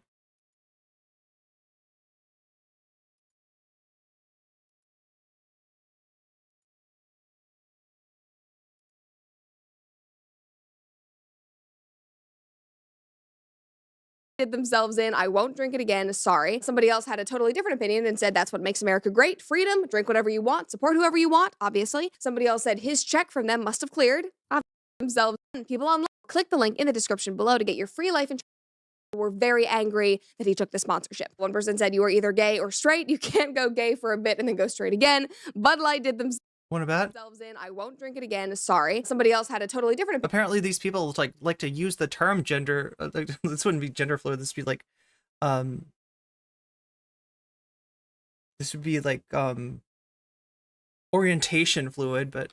And said that's what makes America great. Freedom, drink whatever you want, support whoever you want, obviously. Somebody else said his check from them must have cleared, obviously, because he got a sponsorship. Another commenter said Bud Light claimed the marketing strategy flew under the radar and was not brought to their board. Dana is right. 65,000 Americans y'all want jobless. And that is a good point. And like I said at the beginning, I do place most of the blame on their advertising agency that they hired. And that's a silly thing, right? There's demand for beer. A certain amount of demand for beer. Like, there's people out there that want to drink beer, want to drink piss water beer, and they're going to drink piss water beer from somewhere. It's not going to, you know, you're not talking about like a change in the habits. Like, if 10 million people stopped drinking piss water American beer, then or stop drinking beer, right? Then maybe, you know, that would be a real thing. Anyway, goddamn. That VP of marketing that obviously was working with the ad agent. And that's the whole thing, is they think that it's like this VP is really woke. And what she was trying to do was get people who drink Bud Light to be like, yeah, and I also really like trans people because a trans person is advertising Bud Light on TikTok.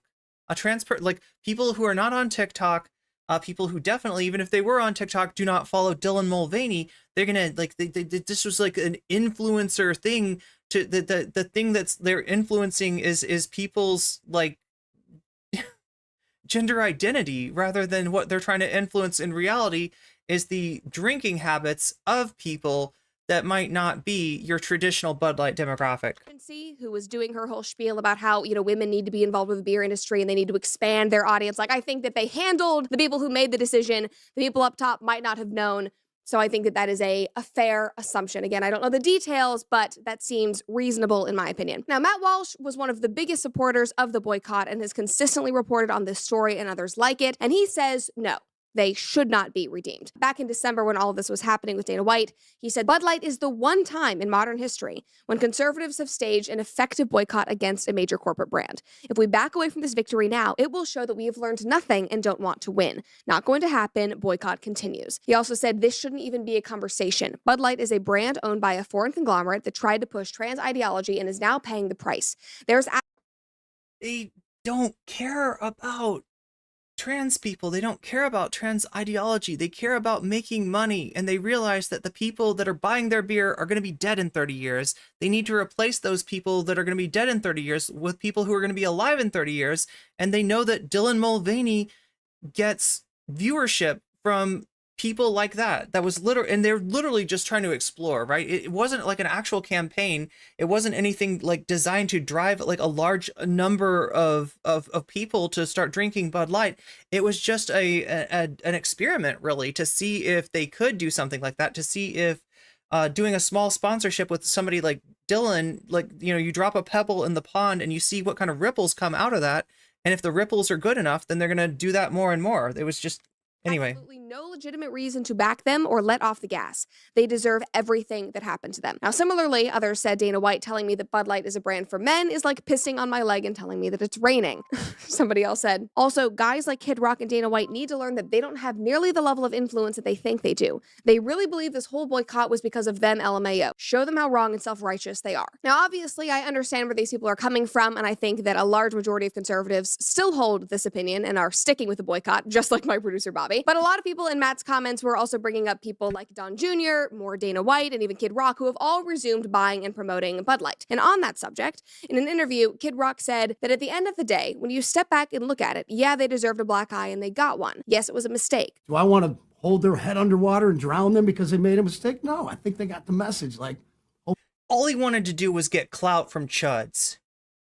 This is a guy that never made good music. Okay, sorry, Kid Rock fans, if you like his original stuff, or you think that there's like one album that's okay, or you like the cover of Sweet Home Alabama, I'm sorry, you got terrible taste in music, right? This guy never should have made a fucking dime off of music. This guy's a fucking joke, okay? Sorry, wow, that was like a, that's an opinion. But that being said, like, right, he's trying to remain relevant past his prime, past any sort of cultural relevancy, past ever, you know, having had a song that even like did anything, you know, in terms of moving real money in a long ass time, like trying to jam himself down the cultural zeitgeist hole of right-wing America. That is what this is. That is what this is. Like a fucking has-been trying to pretend he's not a has-been by shooting a bunch of beer. That's hopefully other companies get it too. But, you know, at the end of the day, I don't think the punishment that they've been getting at this point fits the crime. It's like, in other words, he's been slipped money. He's getting money from this. He's like to see people get us back on board. Either that, or he just like really actually likes Bud Light and he wants to be able to drink it without getting photographed and shamed. Become bigger, because that's the America I want to live in. Well, it's better to improve than destroy. Yeah. So he obviously thought that they should be punished. They did get punished. The boycott was effective. He obviously thinks they need to come back better, stronger, reevaluate their values so that Americans can get back on board with Bud Light. Now, all of this brings us to yesterday, January 30th, when Shane Gillis, the comedian, posted this on his Instagram. That's the guy from the original Joe Rogan clip. And this is a picture of him at the Bud Light headquarters at the big Bud Light brewery. And he said, I'm excited to announce a partnership with Bud Light. Hashtag Bud Light partner. And then if you see at the top, it says a paid partnership with Bud Light. Well, would you look at that? This should tell you everything that you need to know. They finally did it. They might have finally found the person to save their brand. And this is a huge, drastic switch from partnering with the likes of Dylan Mulvaney less than a year ago to the incredibly politically incorrect and hilarious Shane Gillis. Now, the mainstream media immediately got hold of this story and the articles started running. My favorite was this: Bud Light partners with right-wing comic fired for racist comments. He got fired off of SNL. Which means that he's actually funny. Comedian lost his job at Saturday Night Live before he even started, and he has also made homophobic comments and jokes. Oh, heaven forbid! But guys, this is anyway. This is a bad mood for Bud Light if what they're trying to do is change their outreach from Gen Z, from people who will be potentially drinking piss water beer in 30 years to people that will be dead in 30 years. Like it's just a bad thing. Like this is literally a 180. From Dylan Mulvaney, the leader of the social media trans movement, to excuse me, I thought I was the leader. Excuse me? Shane Gillis, who gets in trouble for making homophobic jokes on a daily Who appointed Dylan the leader of the basis during his shows. So obviously, now people are asking, maybe things really are changing for the better over at Bud Light. They're doing something bold. They're hiring an edgy comedian who actually drinks. Like, do you really think that everybody at Bud Light was sitting around there being like, yeah, you know what we should do? We should post, we should promote the woke trans ideology on America to help transify America, to make more people trans who are not even trans. They're just going to transition for the hell of it because they see Bud Light. They see Dylan Mulvaney with a Bud Light and they think that she's cool as fuck. and they want to be just like her. What the fuck are you even thinking? This is not going anywhere outside of her TikTok feed. Bud Light and loves the brand and is part of their core audience. Crazy. Maybe they're actually paying attention to their demographic and pleasing them rather than bashing them. Because Dylan Mulvaney failed. Even Travis Kelce, an NFL player, failed. But Shane Gillis and the UFC, they might have actually figured it out. They might have found what their core consumers actually pay attention to. Now, Shane Gillis's comment section has been all over the place. People don't quite know how to feel. One guy said, one sec, I gotta ask Ben Shapiro if I'm supposed to be mad at this. I'm sorry, Ben is too busy being number one. But you're Fem Shapiro, you can answer for him. And being number one at iTunes. Being number one on iTunes. Does anybody even buy tracks on iTunes? And one in chat if you buy tracks on iTunes. Like this is like a 10-year-old mentality of like how people listen to music. You're streaming it on Spotify, most likely. You might be streaming it on YouTube. You might be using SoundCloud if you want to sponsor me. Let me know. Right? I'm waiting for that sponsorship. Nobody fucking buys music on iTunes. That doesn't mean anything. Like I could fucking be number one on iTunes, or maybe not, but globally. But I'm not a rapper. iTunes. That's important. In their darkest hour, they turned to the one man that could save them. Literally a Bud Light loyalist. Another commenter said, a lot of fragile boys in here. I came in and said, wow, a lot of fragile boys in here. What a big room this is. I walked in here, I said, wow, what a big room. Somebody said, Bud Light is trying so hard not to be gay. They certainly are. Also, that's an unfortunate name, Mike Cox. Bud Light is gay. Bud Light is straight. If you go to a gay club, especially during Pride, you're going to see a big Bud Light banner there because they advertise there because people drink Bud Light there. If you go to a fucking like redneck bar in the South, you're gonna see Bud Light ads. Bud Light wants your money. They don't care who you fuck. They want your money. They want the money. The money is what it's about. It's not about push. They're not pushing shit. Sucks for you. And other people in his comment section were actually mad. One person said, paying people that we like doesn't cover up for their sins. Another person said, your daily reminder, folks, everyone is for sale. But here's the thing. Obviously, Shane Gillis is getting paid for this. It is a paid partnership. But he has literally been asking for a Bud Light sponsorship for years. If they were smart, they would send Shane a Bud Light with his face on it too. Yeah. Say, we love everybody. Well, the can's not big enough to fit his face. That's true. It's a big round head. You could put like half of his face. Like this man is obsessed with Bud Light. It is his favorite beer. He talks about it in his shows. He talks about it in his specials. He brings it to drink while he's on stage, while he's doing interviews. He stood by them during the boycotts, was saying Bud Light's not dead. I'm still drinking it. I mean, less than ideal, but still, he's a loyalist. He loves the brand. He objectively is a perfect fit. Like, did she just say it?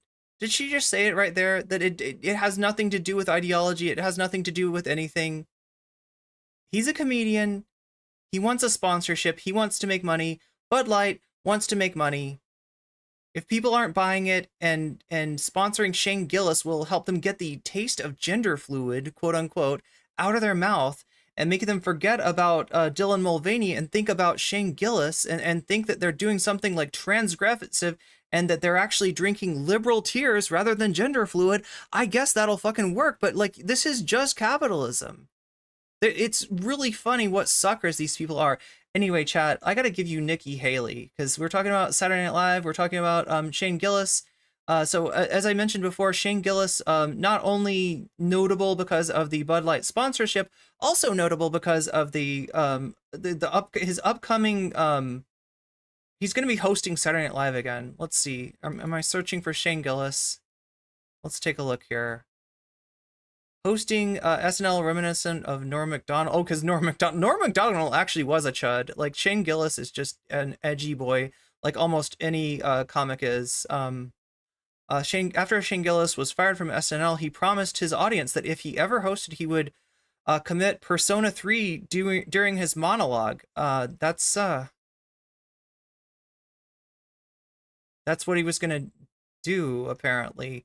So yeah, like he's I'm not trying to boost this or advertise this or whatever, but he's gonna be hosting Saturday Night Live with 21 Savage. That is the Dave Chappelle 1 week. Oh my god, yo, there's somebody like trying to be like, yeah, looks like Saturday Night Live has gone chud. I don't know. Doesn't make a lot of sense. Oh my god. Okay, we gotta.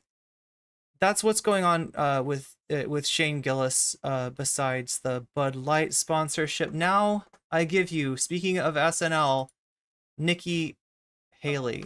All right, so last night was the hosting debut for Bear star and Emmy winner Io Adibri on Saturday Night Live with musical guest star Jennifer Lopez. So we'll see all their performances later this morning. But we begin here with a surprise appearance from presidential nominee Nikki Haley. Okay, our next question comes from someone who describes herself as a concerned South Carolina voter. My question is, why won't you debate Nikki Haley? Oh my God, it's her, the woman who... Okay, this is Saturday Night Live. They have been so unfunny for such a long time, particularly like their Trump impersonations. Now, look, I feel like there were a lot of bad Trump impersonations in 2016. Like, a lot of people thought that they had the Trump accent, thought that they had the Trump voice down, and they really didn't. And they didn't know what was funny about Donald Trump. They didn't. I feel like there's enough people now that can actually do a Trump that Saturday Night Live has no excuse for having, like, this. Who even is this? Who's playing Trump here? Was in charge of security on January 6th. It's Nancy Pelosi. And you've spent $50 million in your own legal fees. Do you need to borrow some money? Oh, Nikki, don't do this, Nikki. Nikki Tiki Tavi. Nikki, don't lose that number. Nikki Haley, Joel Osment. Nikki Haley, Joel Osment, we call her. 6 cents, remember that one? I see dead people. Oh my God. So look, I mean, like, Saturday Night Live does, I guess, associate itself, in terms of its audience and maybe even in terms of its like, cast with the resistance, right? With libs who just want to kind of get back to brunch. They see Donald Trump as an aberration. They don't see anything wrong with Joe Biden taking the same policies like with the border, right? As long as they got a Democrat in the White House, they're okay. They're pretty useless, I gotta say, right? So what do they like Nikki Haley? Because she's still in the primary, despite the fact that she can't win. She's, optically hurting Trump, although I don't really think she's really affecting much of anything. I guess there is some, possibility that Nikki Haley voters, if Trump is nasty enough to her, will maybe not vote for Donald Trump in the fall. But that it's such a weird, chat. It's absolutely like 100% a dingus gambit. It's a dingus gambit. Nikki Haley appeared as part of a send-up of a CNN town hall set in South Carolina, making jabs at her competitor, Donald Trump, over his age and, everything else. Anyway, here, let's look at the difference between TikTok. Oh my God, what did I just do? All right, so last night.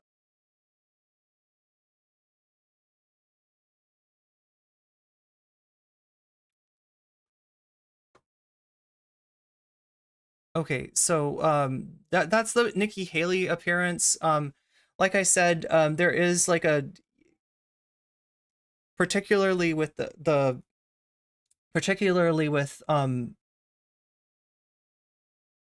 viewership of SNL. People that still watch SNL, they're like, boomer libs, and they're happy to see Nikki Haley because she's like not Trump. She's not really that different than Trump. She's going to be, a conduit. She's going to be a vessel for the 2025 project, the Project 2025, the same scary shit that Trump is going to do. She's absolutely beholden to the same people. There's no reason to be fucking excited about Nikki Haley, but this is like literally, I mean, it's a meme, but this is like Trump bad mentality, right? Yeah, Trump bad, also, Nikki Haley bad, also, anyway.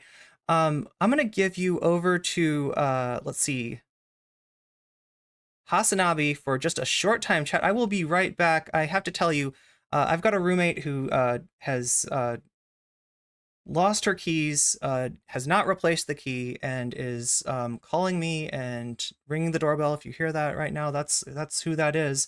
Not realizing that I am working, that this is what I do for money right now, and that I generally try not to go away from the stream, because when I go away from the stream, my numbers go down. Please prove that wrong and be here when I get back, because I will be back as soon as I can. I promise I won't even yell at my roommate, right? Which I'm, very much want to do, but I'm going to refrain from doing that because I'm busy, I'm working, and I will be back to you as soon as I can. Until then, here is Hasanabi, somebody who cannot complain if I do a chair stream with him on there, because he does this shit all the time himself. So here we go. I'm going to take care of business and let my roommate in. And if I get any fucking shit from her, oh my God, I don't know what I'm going to do. Chat, I'm going to try to stay calm. That's what I'm going to do. I'm a nice person, okay? I'm a good person. I'm a caring person. And let's take care of this. Before we move on back to him being him being like, I don't care that you're from Singapore. What kind of Chinese are you? Here are the key differences between our version of TikTok here in the US that we all know and the Chinese version called Douyin that you can only access in China. So if you're a child in China who wants to go on Douyin or TikTok, you can only go on the app for 40 minutes a day maximum. And that's not a setting that you can change, it's forced. And they'll only be shown videos about knowledge or science, math, patriotism. Any piece of content that is made in any other country cannot be shown on Douyin. So with all this different content comes different trending artists and trending songs. And it's really hard for an artist to blow up on TikTok and simultaneously Douyin. But this singer right here, Ari Abdul, may be the first artist to have a #1 song on Douyin and then TikTok. Her song, Baby Doll, that was the first song she ever wrote, has over 2 million plays on Douyin. And it's been the #1 song. The sound is being used for romantic videos, transitions, fan edits. So it'll be very interesting to see just how much Baby Doll can take off on worldwide TikTok after it's a major. We have a unique circumstance here. Is she Chinese or Mexican? I'm confused. I don't know how to be racist towards her. She's on the Chinese app, but she got a last name Abdul, which, as I said earlier, is Arab, which I said earlier, it means she's Mexican. I don't get it. Abdul, them Chinese are bringing in Hamas over the border with their music like Abdul. Major success on Douyin.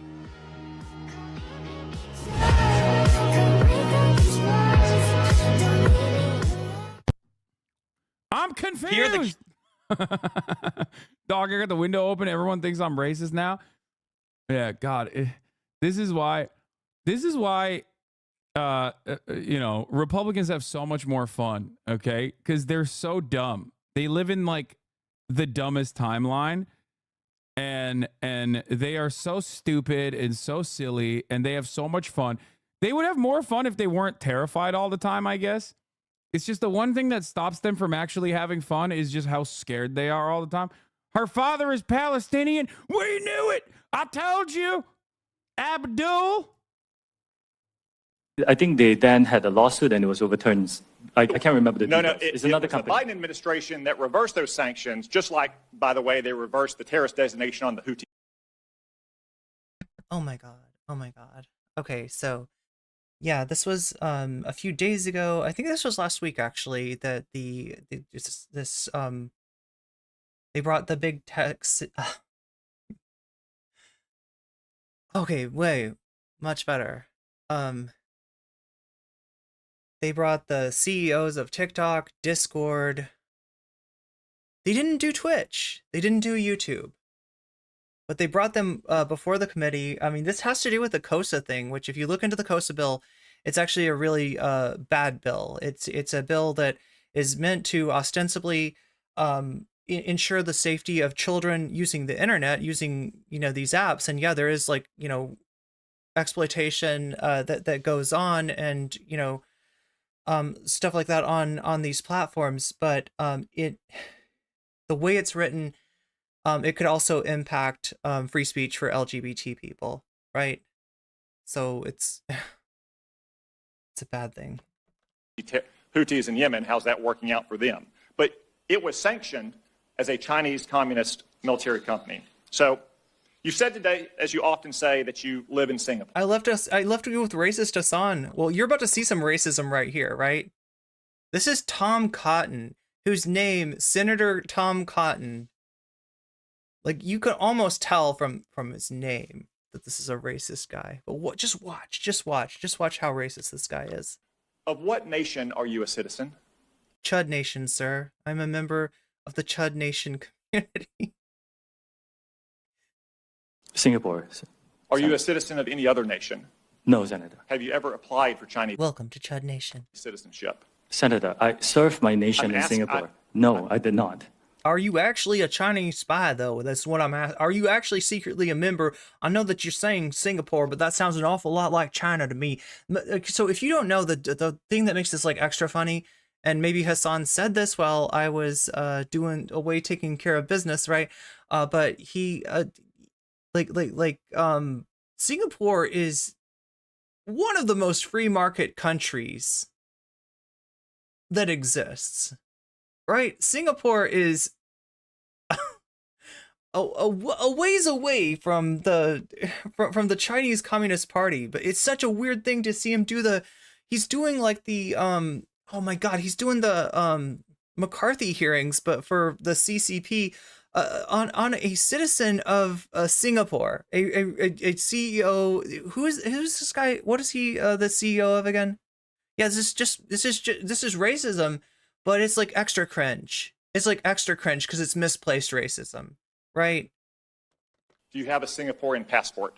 Yes, and I served my military for two and a half years in Singapore. Do you have any other passports from any other nation? No. Oh shit, you got me. No, I've also got a Chinese passport. And here, let me get it out. And it's like, it's this big poster falls out of his pocket. It's like, I love Xi, and like, what the fuck does he think he's gonna find? What is this weird questioning? I mean, they are literally just fishing for clips here. They're looking to they're posing. I mean, Lindsey Graham did this too, right? A lot of the clips of them giving the what for to all these tech CEOs were from Lindsey Graham, and it's absolutely performative, 100%. He's like, is that a Chinese? Is that a city? Yeah, I don't know. Is that what he thinks? Does he think that Singapore is like a province of China?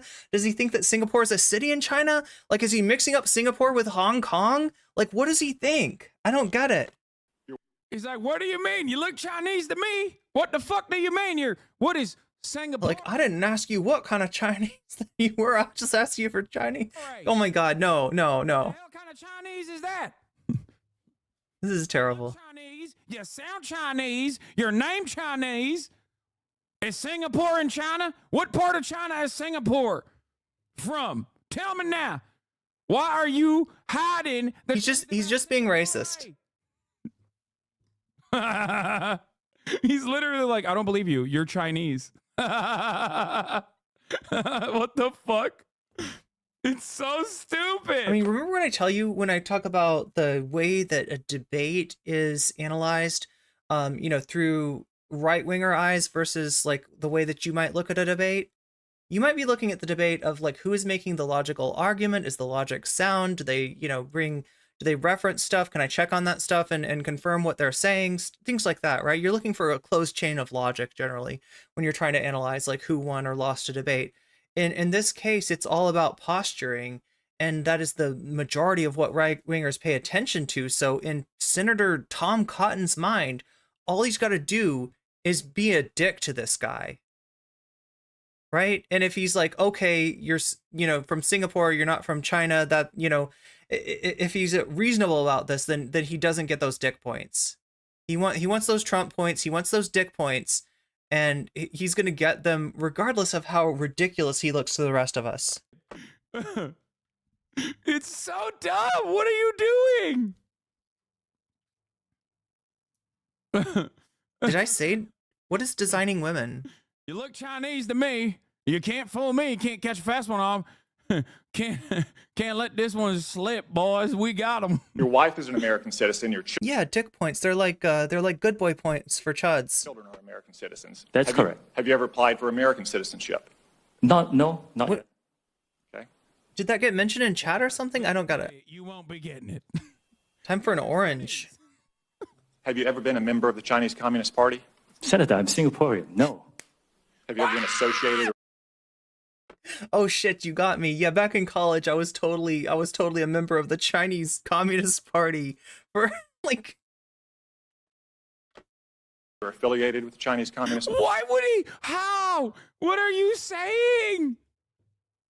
He's a brick wall, dude. Nothing. He's not registering anything. Okay. I mean, apparently he's got a script and he's sticking to it. That's what this is. It's like Vice signaling. Yeah. The old King of the Hill bit with like the Laotian neighbors moving next door, but like so much more racist. Okay. Yeah, it's like. So are you Chinese or Japanese? Oh my God, be careful, Hassan.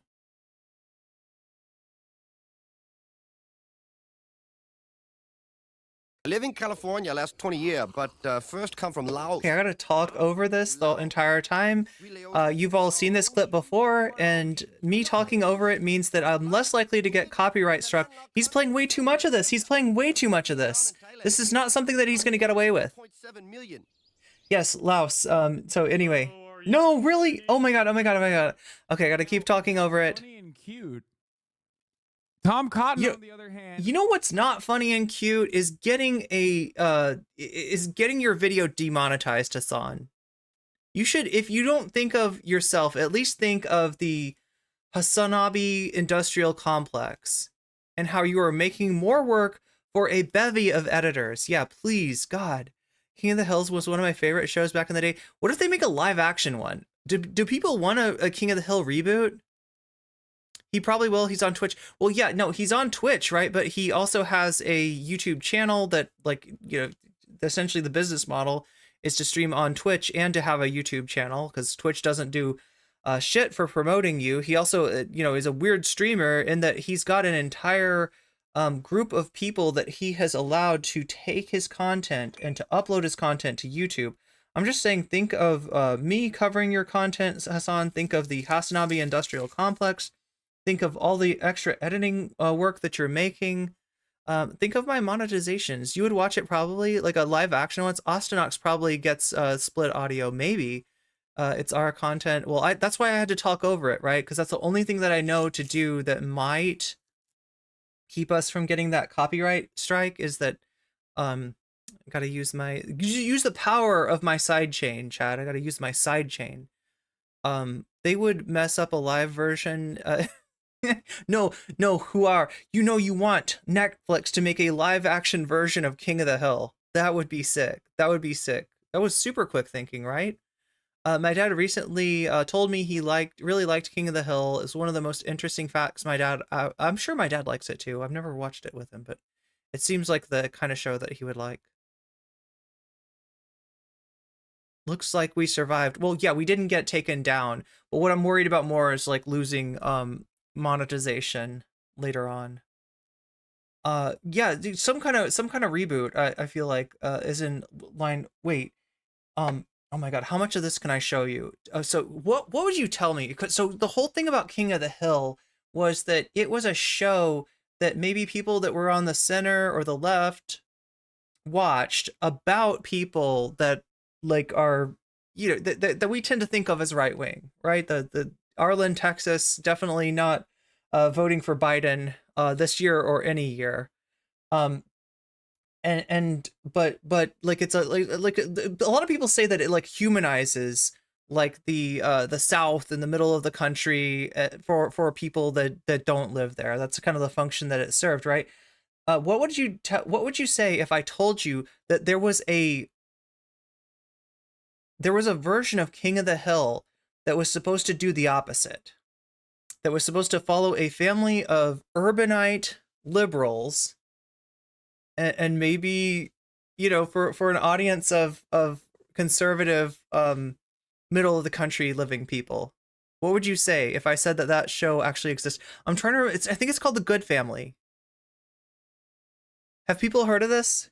It's by the same, it's not by Mike Judge, but it's by somebody who was involved with King of the Hill, and it is like, I find it hilarious because they're so bad at doing what King of the Hill was doing. Like they didn't there's no humanization. It is literally just like it's the kind of comedy that's not really meant to be laughed at. It's meant to be agreed with. It's the right-wing Nanette, so to speak. I used to watch King of the Hill back in the day. I didn't really think about left versus right at the time. Yeah, it's just a TV show. Well, Mike Judge is libertarian as fuck. Yeah. So the funny thing is that Mike Judge wasn't even involved in in this show. I don't know. Like, I'm gonna risk it for the biscuit again, chat. Here, let me put this back on. I'm gonna find you a clip. Is extra racist. Okay? He's extra racist. He even shaved off the Japanese part. He's like, Japanese, they're also Chinese. All right? There are allies, but they're Chinese still. Okay? They're Party? No, Senator. Again, I'm Okay. Singaporean. Let me ask you some hopefully simple questions. You said earlier, in response to a question, that what happened at Tiananmen Square in June of 1989 was a massive protest. Did anything else happen in Tiananmen Square? He's so Reddit. He's so Reddit. He's like, yeah, I got you. I got you. Yeah. Yeah, guess what? This is how we found out you're Chinese right here. Oh, dude, this is so sick. Yeah. There are island Chinese allies like Taiwan. Wow. Well, they literally are. Okay, that one does make sense.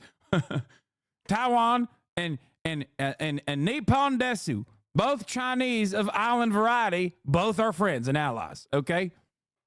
Still don't trust them though, because they're still Chinese. Yes, I think it's well documented. There was a massacre. There was yeah. the indiscriminate slaughter of hundreds or thousands of Chinese citizens. Do you agree with the... Tell me more. How many? How many did you kill at the Tiananmen Square? How many Chinese people did you kill personally? You were on that tank, weren't you? Tell me now. You marched that tank, didn't you? It's well documented. You personally did it. The Trump administration and the Biden administration that the Chinese government is committing genocide against the Uyghur people. Senator, I've said this before. I think it's really important that anyone who cares about this topic or any topic can freely express themselves on TikTok. It's a very simple question that unites both parties in our country and government. Yeah. You're talking to a person from a country whose economic beliefs and economic policies are staunchly anti-communist. You're talking to somebody from a country that is the biggest libertarian paradise arguably on the face of the world, unless you want to talk about talk about failed states as being anarcho-capitalist in ideology, but that's dicey. But this is so ridiculous. Anyway, let me show you what I'm talking about here, right? This was going to be the left-wing version of King of the Hill. I think this is a song. Yeah. So the kid is like, they adopted the kid, I guess, from South Africa, and they named him Ubuntu because they're libs. And look, recycling. This is what liberals are like. Looking at the cell phone, shopping at organic grocery stores. Oh, riding bikes. Yeah, of course. We're going to be riding bikes because that's what liberals do. Oh, the dog. Now, see the dog? If you notice, the dog has got a squirrel's tail in his mouth. The dog is rather gaunt looking. It's like a squirrel's tail in a bone because this dog has just eaten the squirrel because they are forcing the dog to be vegan. Their dog is vegan, and and there's all these signs around the neighborhood that are like missing, like people's pets are going missing because this dog, not getting to eat meat is going out and finding it in the neighborhood. There we go, the good family. Oh, it is Mike Judge. So this would have been like, had this gotten any kind of ratings, right? Because it tanked. Nobody watched this. Nobody knew about this. I didn't even find out about this until like years after it had apparently like run. And yeah, no, huge failure. Oh yeah, meat is murder is what her shirt says there, and yeah, just fucking cringe because like the humor's just not right. I mean, like the humor on King of the Hill is they are laughing at Southerners, they are laughing at Southern ways, but obviously Mike Judge himself is from Texas, and so he knows what that means. He knows Southern people. He's not doing it from a point of view of like, I'm going to make fun of a group of people that I know nothing about. This show, on the other hand, apparently was made at the expense of a group of people that he knows nothing about. Because I mean, it's like if Portlandia, you know, just sucked. Which maybe I never watched Portlandia, but I'm pretty sure it sucked. I don't know. Just Portlandia sucked. Portlandia at least probably. Oh no. Portlandia is different than this, right? Because the people that made Portlandia are familiar enough with the kind of people that they're portraying for it to actually be funny, unlike this stuff. But yeah, this never got made. And I want it to be made. I want this to exist as a show because it is so I laugh at this show for reasons that were never intended by the show writers. Anyway, alarm bells in everybody's heads, by the way, should be ringing at this point. Okay. Yeah. He said he did military service for 2 years. Part of the military service for what? Singapore mandatory service? More like Singapore part of China. That's right. Tom Cotton talking about Muslims is so funny because it's like we know his ass don't give a shit. Around the world is the Chinese government committing genocide against the Uyghur people. Senator, Senator, this literally has nothing to do with me. What the fuck? Senator, you're embarrassing yourself. Including, you know, you can come in the TikTok and talk about this topic. I'm asking you, or any topic you that are a matters to you. worldly, cosmopolitan, well-educated man who's expressed many opinions on many topics. Is the Chinese government committing? Yo, that's the kind of fucked up racism, Bill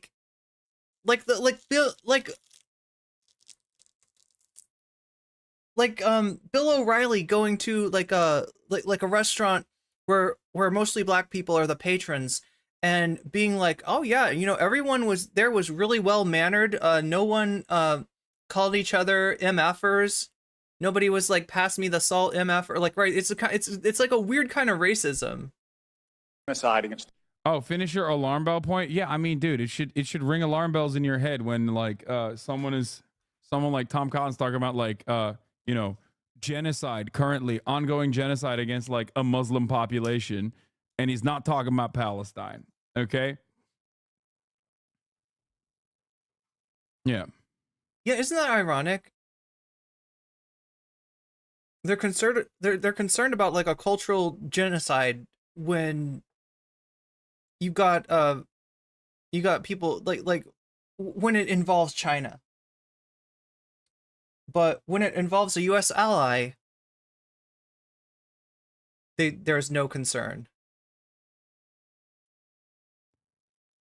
Yeah, exactly. Oh, this is it's just a talking point. Ad break in 3 minutes. Oh my gosh. Well, I should probably let you know that in about 3 minutes, you're gonna have ads for 3 minutes, right? It's a 3-minute ad break that happens at the top of every hour, near the top of every hour. It's coming your way in exactly 3 minutes. And if you no longer want to see those ads, know that there is hope. That hope exists in the form of using Prime, if you have it, to get a sub for free, to no longer see those ads at no cost to you and put money in my pocket by using a Amazon Prime sub. You can also get out of it by paying $5 in eyeball ransom money to Twitch to get out of it. Or if you're very lucky and, you know, somebody's feeling generous, you might just be gifted a sub. Although that sort of thing more likely to happen when you're active in chat. I miss what chat said about Portlandia, though.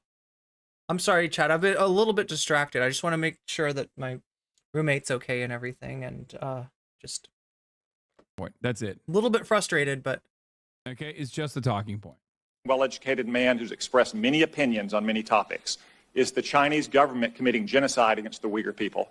Actually, Senator, I talk mainly about my company. Yo, Shakespeare has got this is the chat of the day. The Communist Party in Singapore is banned.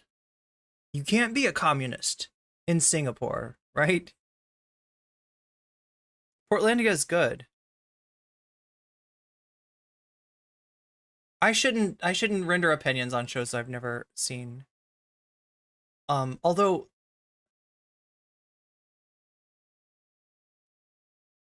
wait a minute. Here to talk about what TikTok does. Not The Good Doctor, The Good Family. That was the intro that I just showed you.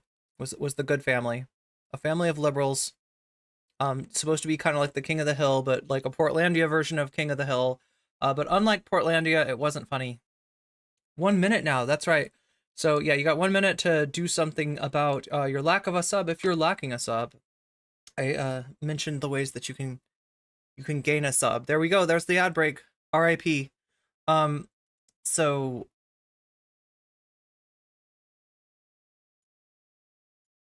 you're here to give testimony that's truthful and honest and complete. Is this old? Didn't they already do this? No. Tom Cotton had done this to him before, but he's doing it again. Oh, really? Okay, I didn't know that. So he's got less of an excuse. They have done these hearings before. Like, they do these hearings like once a year, and they do it for clips, and nothing really ever comes of it.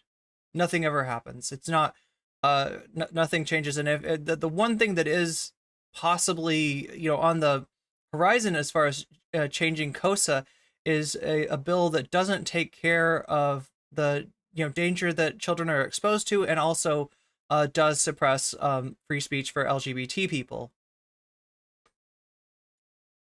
Let me ask you this. Joe Biden last year said that Xi Jinping was a dictator. Do you agree with Joe Biden? Is Xi Jinping a dictator? Senator, I'm not going to comment on any world leaders. What? He's obviously a communist because he's from Singapore, and not Singer Rich. True, brother.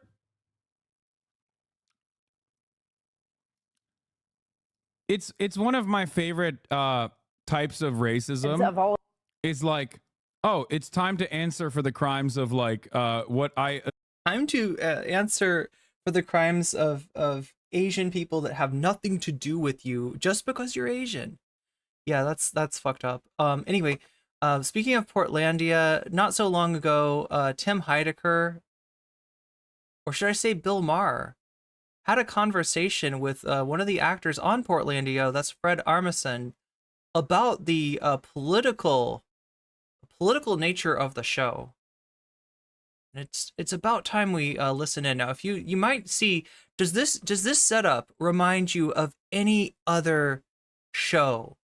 Are you getting vibes from any other you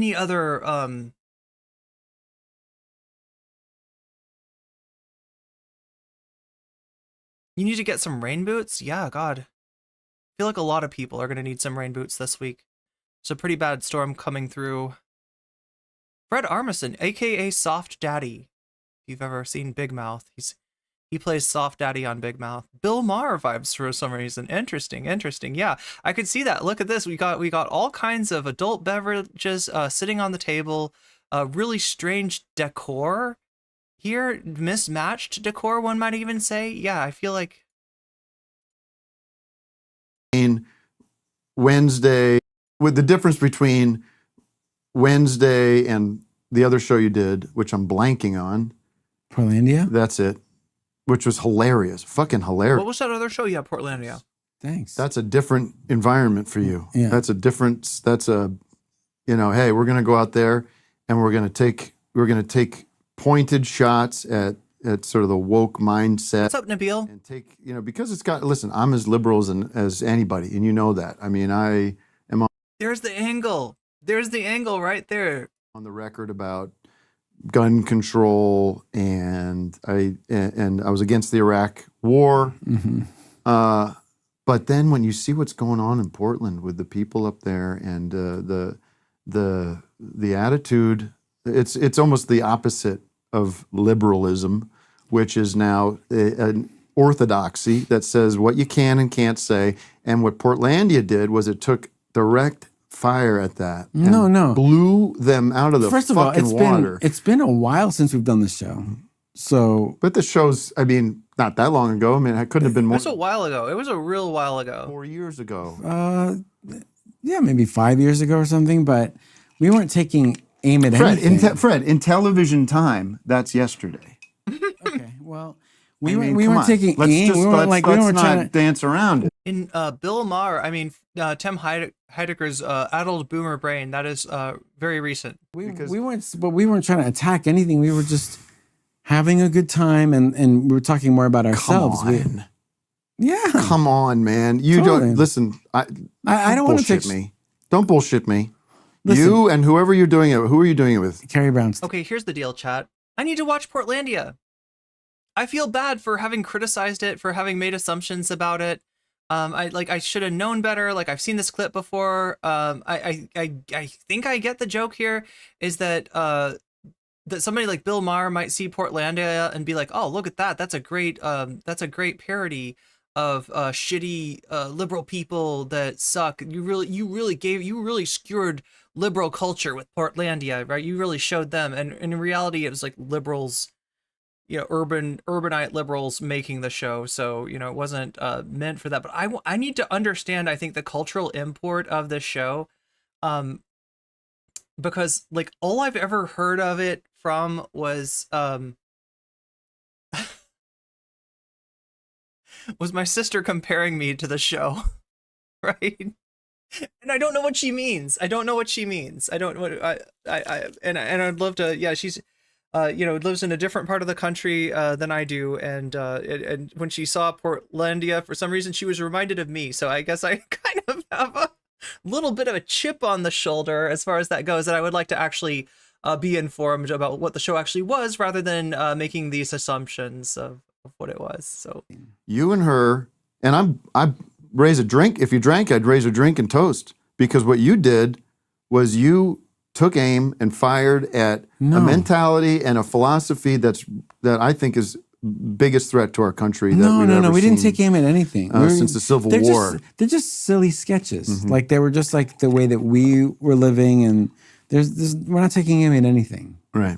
But I appreciate. It's But I funny appreciate fucking shit. Thank you, and thanks for watching the show. I'm glad you watched it. That was really good. I still say you look back on that show and the the shots you took on the woke mindset. Because look, you have punk rockers and these feminists, and you're playing feminists, right? I mean, it's all there. You can watch it. I'm not going to argue about it with you. No, but that's not.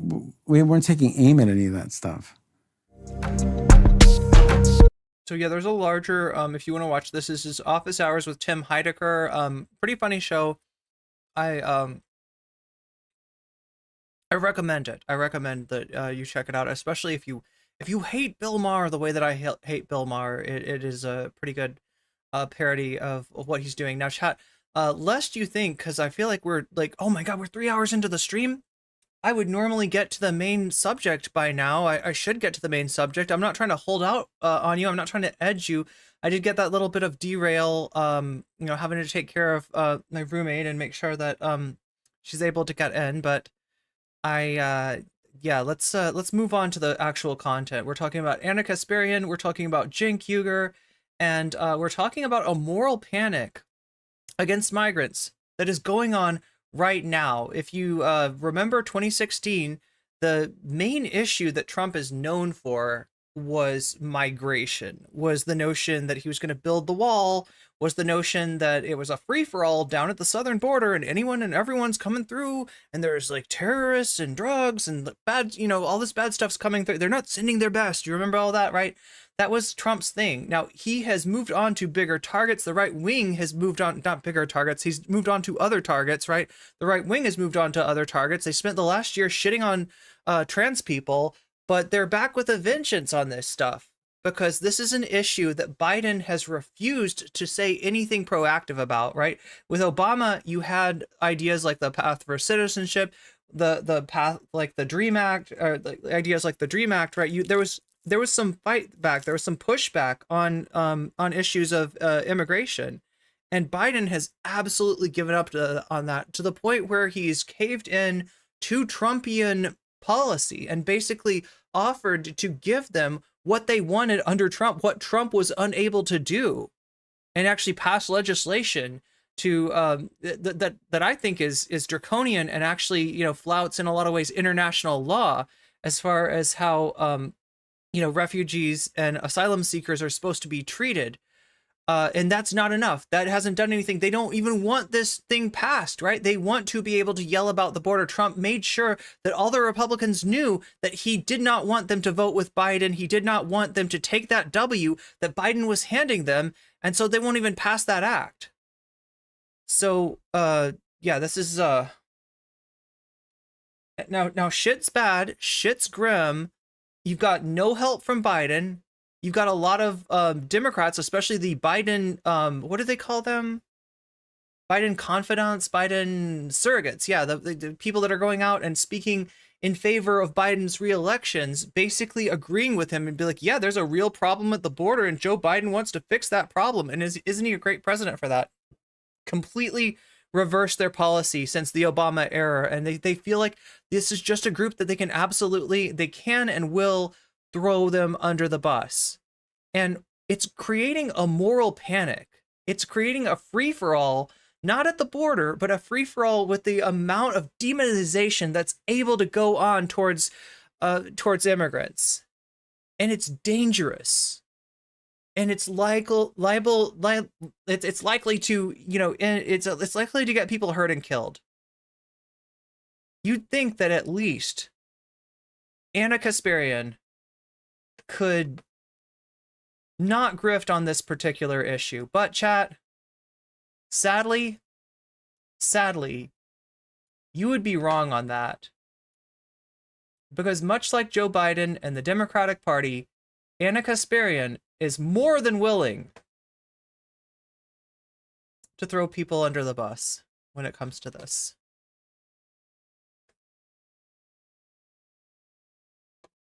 And like I said, I've been edging you long enough. I know you came here for this story, and I'm gonna, much like X, I'm gonna give it to you. You are watching surveillance. Oh my God, we can't watch this surveillance. So I'll tell you what happens, right? There's 2 cops on the ground. There's a bunch of people around these cops, and they might take a foot to the face. Right? They're getting beat up a little. So there's more of the stills. You can see what's happening here. But I can't show you actual violins on stream. No violins allowed.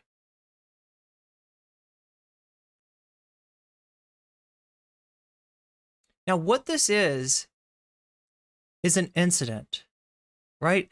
And the information that we have about this incident comes from the NYPD, comes from cops. In other words, the people involved in this incident on the police side are the people, just defining everything about what went on here. And in general, anecdotes, incidents, like occurrences, are what the right wing uses to obfuscate from the actual reality that's going on, the totality, right? They want to show you a picture of Portland where it looks like it's burning. Everything in the picture you can see is burning. And they want you to think, okay, well, what does Portland look like? Let me take this picture and copy and paste and copy and paste and copy and paste and copy and paste. That's what's going on in Portland. That's what Portland's like, right? The whole city's on fire. It's not. It never was. That's not what was happening. But that's how it got portrayed during, this goes on with the BLM protests. This goes on, with what's going on at the border. This goes on. People came down on that convoy with the idea that there was this massive just invasion, this just like thrall of people crossing the border. And that's not true. That's not what was happening. But they'll show you pictures, they'll show you incidents, they'll show you anecdotes in order to make you think that. And Anna Kasparian is doing her best Chaya Rychek impression here in more ways than one. all of that taking place in the surveillance footage that we just showed you. Now, luckily, no one was seriously injured, and the police were treated on the scene for minor injuries, including one person who had, some cuts to his face. The suspects, luckily, were later arrested. The suspects were identified Wednesday as Yorman Reveron, 24 years old, Darwin Andres. Okay, those are names. And those are names that the NYPD is supplying to Anna. These are people that were detained in connection with what was happening, and then they were let go. Right? Meaning any number of things, from like that there wasn't enough evidence to the intention of the police to surveil these people. But here we go with Anna Kasparian, just like fucking, like, let me give you their names and ages. Gomez. I guess to shame them. 19 years old. Wilson Jarez, 21. Kelvin Arocha, 19. And then Joan Boada, 22 years old. So they face some charges, including assault on a police officer, disorderly conduct, and gang assault. Now, it is being widely reported now by local news outlets in New York that the individuals who carried out these assaults are actually asylum seekers. The assault took place in front. Now, my understanding is that's not actually true of all the people on that list. There's at least one of those people that's not, it's like from Mississippi or something.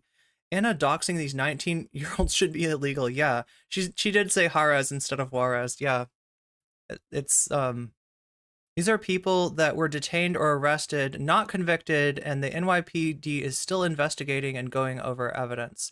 Yeah, and Anna's getting all of her information and taking at face value, stuff presented by the NYPD, but then at the same time, like, attacking the NYPD of like, why did they let these people go? What do you have to do to actually get arrested, to actually face any consequences? Why are we letting these ungrateful people stay in our country when they supposedly came as asylum seekers, and they're doing this violence? Like, as if somebody that is coming to the United States seeking asylum, or even, Anna would probably say that Anna's probably going to say that their claims are bogus, and that, like, if she's backing the right wing narrative, like, all those asylum claims are bogus, right? But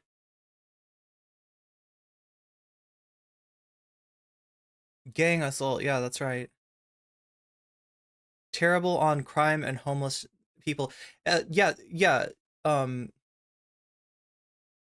I mean, this is her thing. Before even, I think, the stuff before the turfy stuff, right? Anna was doing this. Anna was had turned to the right on the issue of crime, and basically is backing what sounds like a broken windows policy. If you don't know, broken windows was a policy that went into place maybe late 70s, early 80s, and continued on into the 2000s. And what was the idea was that the police should, like, overreact, should over-respond to even small infractions like jaywalking in order to disincentivize, like, crime. There were a lot of movies made in the 70s, in the 80s, and indeed there was, like, a rise in crime at those times. There's a lot of possible reasons for that, including the amount of lead that was in the environment at the time, the amount of lead that people would have been, like, intaking. But I mean, that's just a theory, but there's a lot more going on than what right-wingers were selling that as, which the right-wingers were saying the permissive attitudes of the 60s essentially has caused, like, this epidemic of crime. She specifically mentions people with legitimate asylum claims. Yeah. But, like, think about this, okay? Put yourself in their shoes. You're in the United States. You're seeking asylum, like, whether you're gonna get that or not, or you qualify for that or not is a different matter. But do you want to fight with cops because you're just that, like, kind of person? That's what you like to do. You're like, oh, a cop, let right? Do you want us like, it doesn't make sense. You're in a vulnerable situation in a country that absolutely wants to deport you. You're not going to be looking to start trouble. There's more to the situation, in other words, than what Anna is giving us here. What we know about the situation, which, you know, mostly is from the perspective of the NYPD, is that cops responded to a disturbance near a migrant services center, and in dealing with that disturbance, started to make arrests. And it was during this process of arresting people that this incident happened. So no, I don't know, you know, the story with this. I don't have the details that I don't have. But I'm going to point out that Anna's jumping to a lot of conclusions here. Anna's absolutely taking the NYPD narrative at face value. And she's also kind of contextualizing this as if this is what these people do. This is just how they are. They see a cop and they want to kick them. They want to fight them. They want to, you know, cause trouble. And I don't buy that. I don't believe that. That doesn't make sense. It's like, you know, you're a vulnerable person in a country that very much wants to deport you, and you're gonna do something that like makes that more likely. It doesn't make sense. Again, sorry for not responding to all the comments about Portlandia. I can see those in chat right now. I've just unfortunately moved on before I could address those, but that is my fault. It's not that there is too much freedom of the press. It's the press that is not.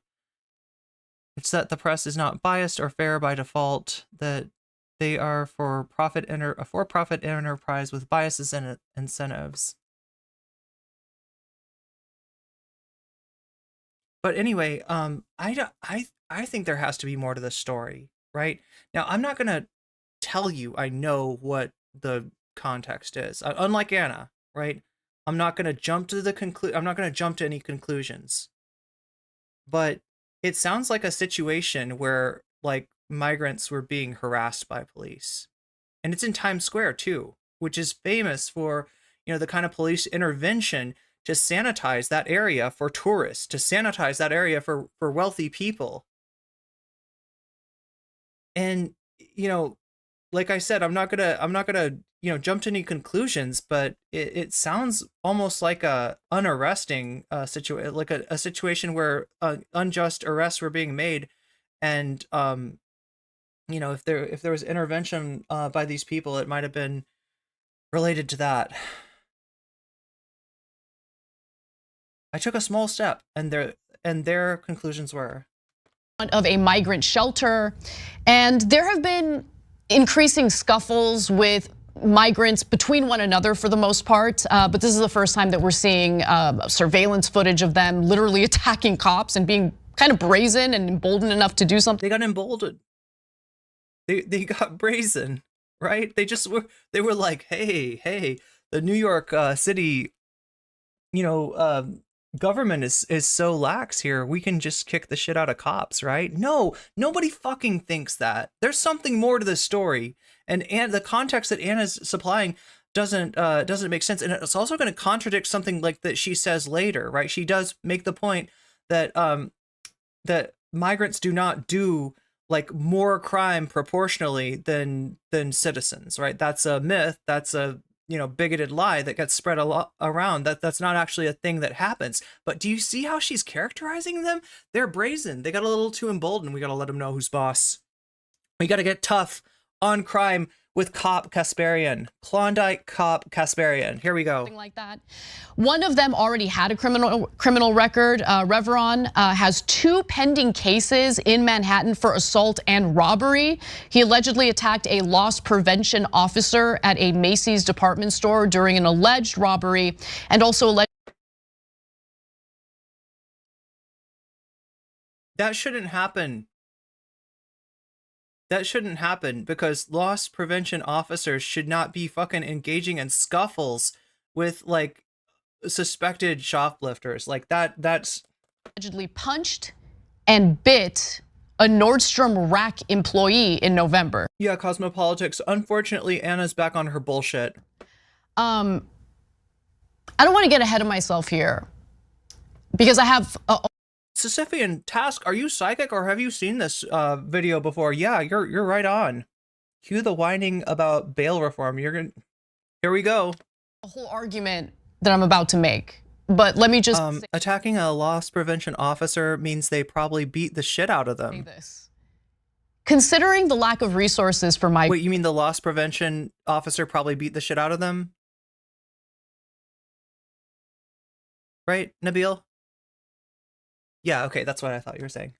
Considering the fact that you have also, yeah, go follow both Nabil and Cosmopolitics if you are not already. a situation in which there isn't enough shelter and you have migrants sleeping outside. Can we deport the migrants who are engaging in this kind of behavior and this kind of crime? Like, one of them has already gotten arrested twice for assaulting employees at retail stores. And then you have the surveillance footage of them kicking cops in the— And it's such a weird thing for somebody to be watching a clip, right? Watching a clip, reading information from the NYPD and saying, I don't like how this policy is working out. You know what we should be doing? We should be deporting these people. You think that the US immigration apparatus is not tough enough already? Like, right? She's low-key, throwing shade at the NYPD here. Like that they're just like, oh, yep, they're immigrants. We gotta treat them with kid gloves. We gotta treat them like extra nice. That is not what happens. That is not how that is not how the United States works. Not buying it at all. Once had a loss prevention guy tell me he had the right to break my legs. Yeah, that's the whole thing. It's like, we don't know. And Anna's kind of making assumptions that she has no way to, her mouth is writing checks that the facts of the matter can't really back up here. And loss prevention officers, if they have the policy, like, they're not supposed to go after people. Like, in most places, any place I've ever worked, right, the main thing that the loss prevention officer does is like yells at people who seem to be stealing stuff and maybe calls the cops. But it sounds like there's a lot more physical intervention going on here. And again, like, this is like on suspicion. None of this has been proven in a court. We don't even know if they were really stealing stuff or if they just got profiled. And if you get attacked by, like, just put yourself in their shoes, right? Because this is the one thing that Klondike cop Kasparian is unwilling to do, is to put herself in the shoes of the people that we're talking about, right? Imagine yourself in a store, right? Doing whatever, maybe you're going to buy something, maybe you don't buy something, but what, you get attacked. You get attacked by somebody who's profiled you based on, maybe your appearance, based on your ethnicity.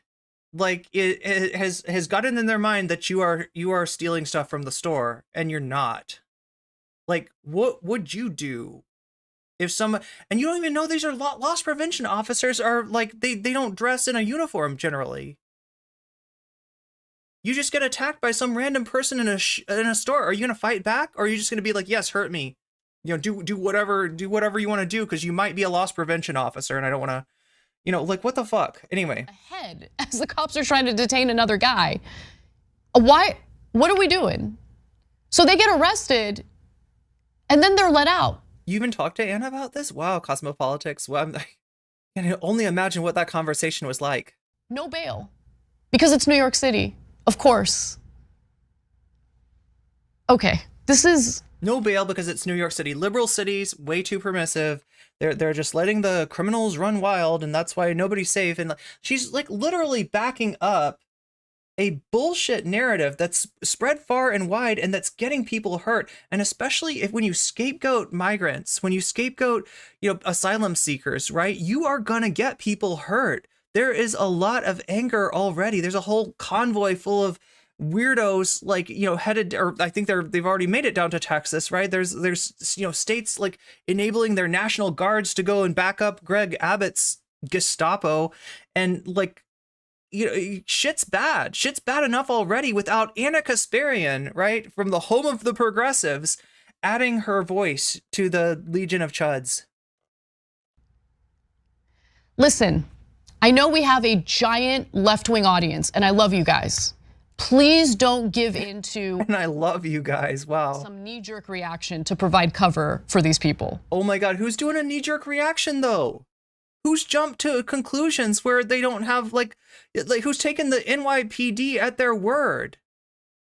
And who is feeding into a goddamn moral panic that's gonna get people killed? That would be Klondike Cop Kasparian here. And no, for anybody asking, I did not realize what the acronym for that was. I wasn't trying to make that anyway. I realized that's 3Ks, but whatever. Provide cover for. Not who are in the not something I did intentionally. Country claiming asylum. They don't have a right to be here. It is a privilege to be able to take advantage of our asylum program.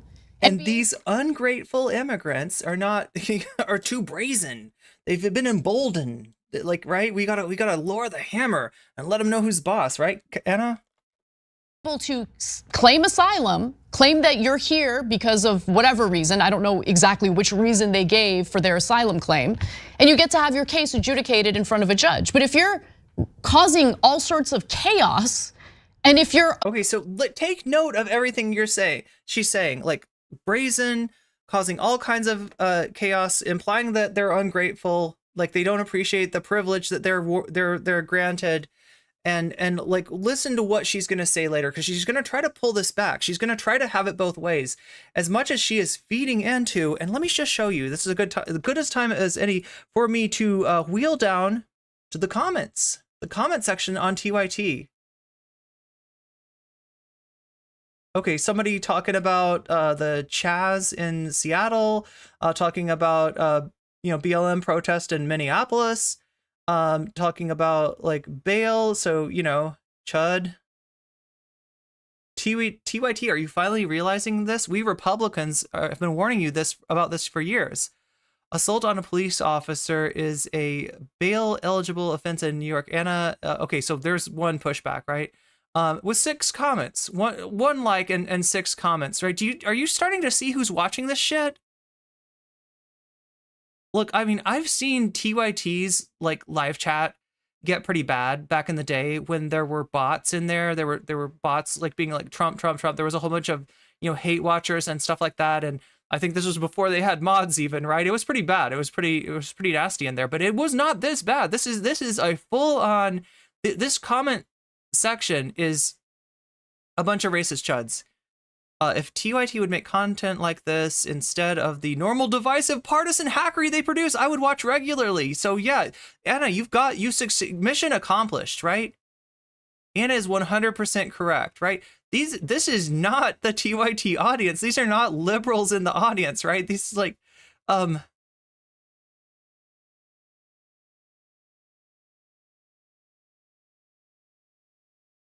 the Democratic, liberal, progressive, woke, broke-minded agenda party opened the borders and created this crisis.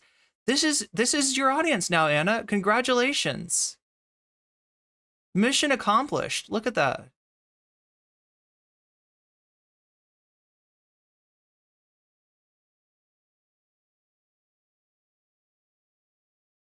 Today, I dare say I love Anna Kasparian for this great report. So these are, in all likelihood, maybe some of the same hate watchers, that were hate watching TYT back in the day, right? She's recognized that she had this audience that was antagonistic, that was not useful. They definitely are not subscribing to the Young Turks. They definitely are not doing anything productive. They're not even, they're probably disliking the video. If even that, right? They're just there to kind of harass her. And she starts to think to herself, what if I did something to put these people on my side? And I mean, this is this is my best guess of where this grift came from. Did you just admit the far left Guardian's knee-jerk reactions against the right without considering the facts? Yes, you did. Oh my God.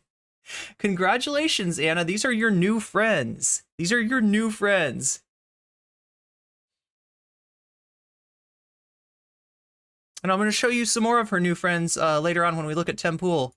assaulting police officers. Like, the idea that we're not even having a conversation about immediately deporting them is ridiculous. But then not only that, they get arrested and immediately Natalie, thank you. Released without bail because of bail reform in New York.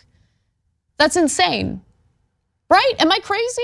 I don't know. I feel like I've lost my mind at this point. I feel like I'm gonna get like an onslaught of ridiculous harassment because I think that's not what I see in the comment section. I see people agreeing with you, Anna. Your transformation is complete. People seeking asylum and taking up finite resources that could be given to another asylum seeker who isn't causing problems. It's ridiculous. The Manhattan District Attorney's Office says that an investigation into the incident is ongoing. We now have additional video surveillance that was not available at the time of arraignment and are continuing to speak to witnesses in order to determine the specific role of each defendant. And by the way, I want to be clear about something. Wait a minute. So you just doxed a bunch of people without knowing shit about the actual determination? It never crossed your mind that some of these people might have been misidentified, right? Reminder, they were detained and they were released, and you're using that as like a fucking own on the like overly permissive New York City justice system. Yeah, New York City famous for going easy on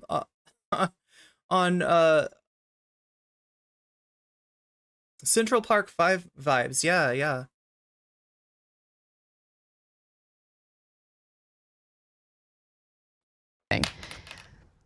If you are part of the left and you don't speak out against incidents like that. So she's saying, add your voice to the moral panic, because that's what you're doing here.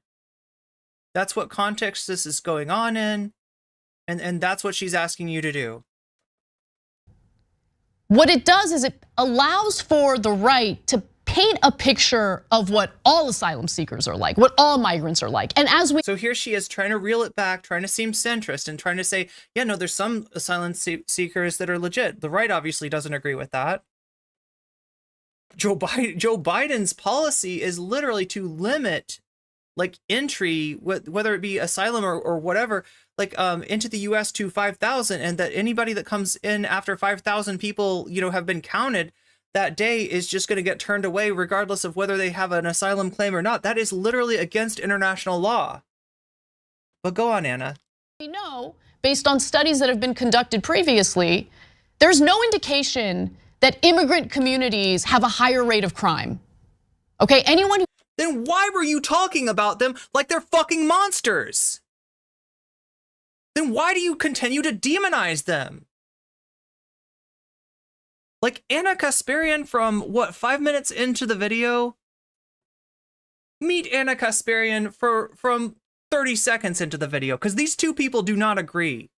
Like, what you just said there is mutually exclusive to the way that you were portraying these people in the beginning of the video. Who claims that they do, it's just unfounded. There's no evidence of that.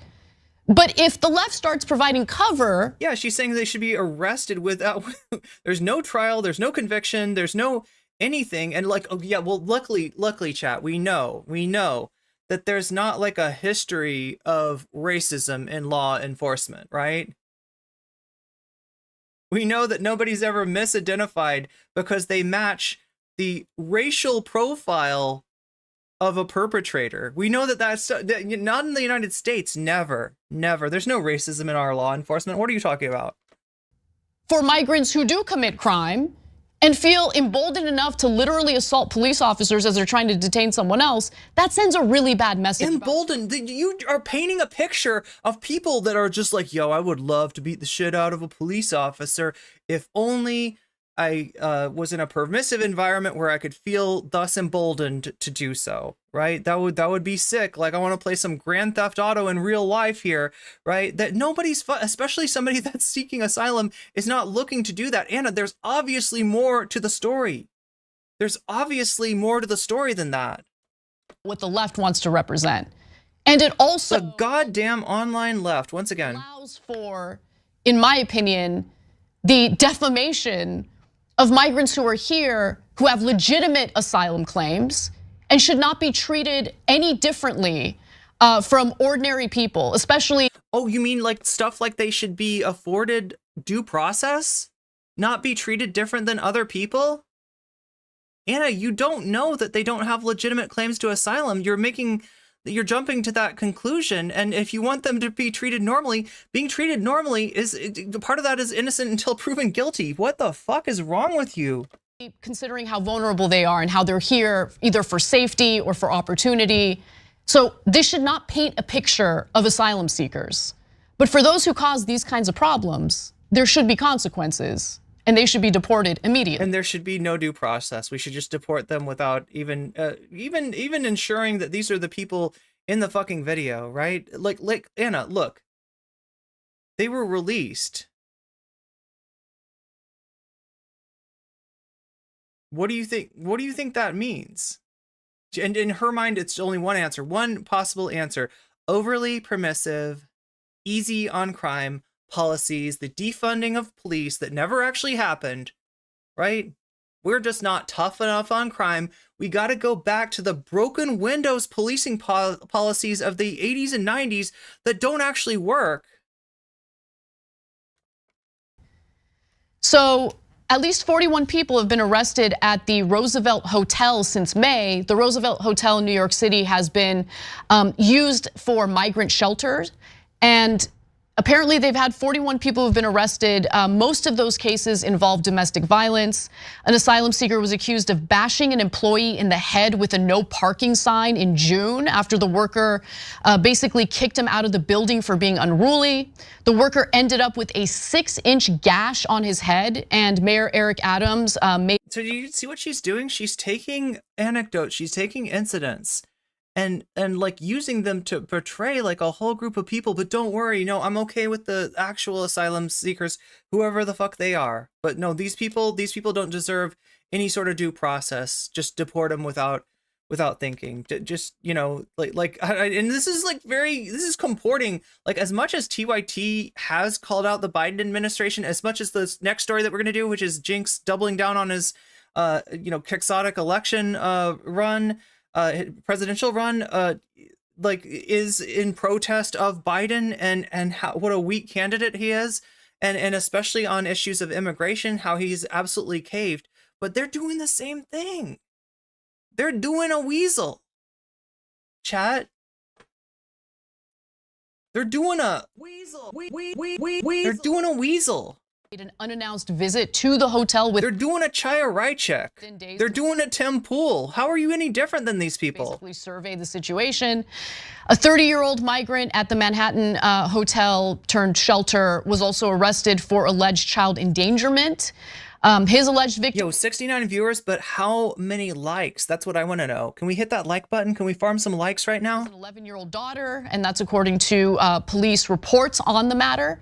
And the Manhattan District Attorney's Office later declined to prosecute, because prosecuting people is tough. You need to actually prove your case. And if it's not. Oh my God, Fem Pool. Not an open and shut case. I mean, hey, we got Fem Shapiro. We might as well have Fem Pool. Drop it. So a spokesperson for the Manhattan DA's office says, after thorough investigation and review of the facts, the people declined to prosecute this matter. If a crime cannot be proven beyond a reasonable doubt, it is our ethical duty not. You mean like due process? You mean like that our justice system is supposed to be such that if there is not like overwhelming evidence beyond the shadow of a doubt, of a reasonable doubt, right? Remember, of a reasonable doubt, that they're supposed to err on the side of letting people go rather than erring on the side of locking people up. Holy shit. That's what Anna disagrees with? To charge it. It seems like they believe it's their ethical duty not to charge anyone with anything. So we'll see how it plays out. The cops? You think the cops are fucking libs? Is that what you're saying, Anna? Like, you're working the ref is what you're doing. You know the cops aren't libs. They're anything but libs. And you're working the refs to put pressure on them to be even more, unfair. For the people who were caught in that surveillance footage. Oh my God, Mr. Garrick, you knitted me a pussy hat. Thank you. That's really sweet of you. Beating the crap out of those cops. But anyone who thinks like, oh, who cares? We don't like cops, so let them do whatever they want. You're ridiculous. Okay, you're ridiculous. Hey, I didn't say that. I didn't say that. Okay, I didn't say that. All of us have the resources, as Cori Bush did, to hire private security and feel safe. Okay, so the Cori Bush story is essentially that Cori Bush like threats on the lives of members of Congress have gone significantly up. Particularly probably more so if you're somebody like Cori Bush that's perceived as being left wing.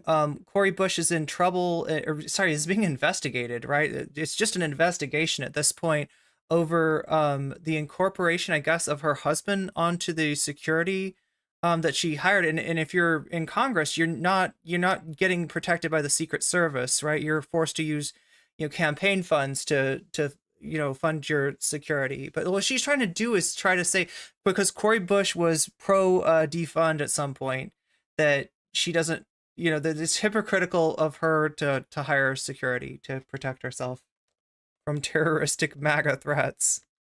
Citizens have their tax money sent to local police departments for protection to keep the community safe.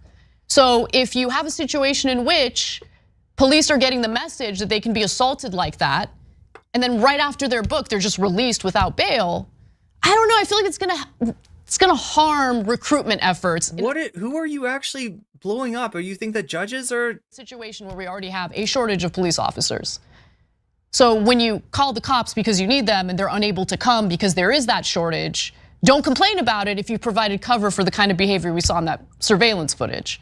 But aside from that, if these guys are comfortable enough to openly, publicly, in broad daylight beat the crap out of police officers, what do you think they're? So yeah, like remember, she's both said that migrants aren't any more likely to commit crime than anybody else in the country, but at the same time, she seems to be giving us the idea that if you don't fucking crack down on these animals, that they are going to, run roughshod over everybody, including the cops, that they're just looking for an opportunity to kick the shit out of a cop, which is not, it doesn't make sense. Look, if somebody's in a fight with a cop, like something's gone wrong, right? Because that's not like even in a video game, that's like not like usually like a winning strategy, right? They're like in a, there's something that's gone on there that we don't know about. And instead Anna's just jumped to like all the worst conclusions that like imply this dehumanization of people because of their immigration status, because of their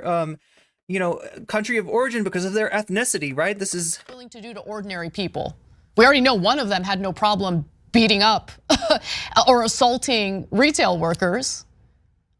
So we actually don't. We don't know anything about that situation because those charges have not fucking gone through. Like no finding a fact on that situation has gone on. All we know is that there was an incident with a loss prevention officer, a loss prevention employee, and that that there was violence. But again, like I said, like if you get fucking grabbed by somebody in the middle of a store out of the blue, like right, look, I'll be real, like I don't want any trouble, especially with the law. Right? I don't want to participate in any violence. But I'm fucking trained, and if somebody grabs me in a store, I might just like, they might just catch some hands out of reflex. Damage are they going to do to other members of that community? I don't know if I could stop myself, right? Just in the middle of like fucking, just out of nowhere, you get fucking grabbed. Like I don't know what I would do in that situation.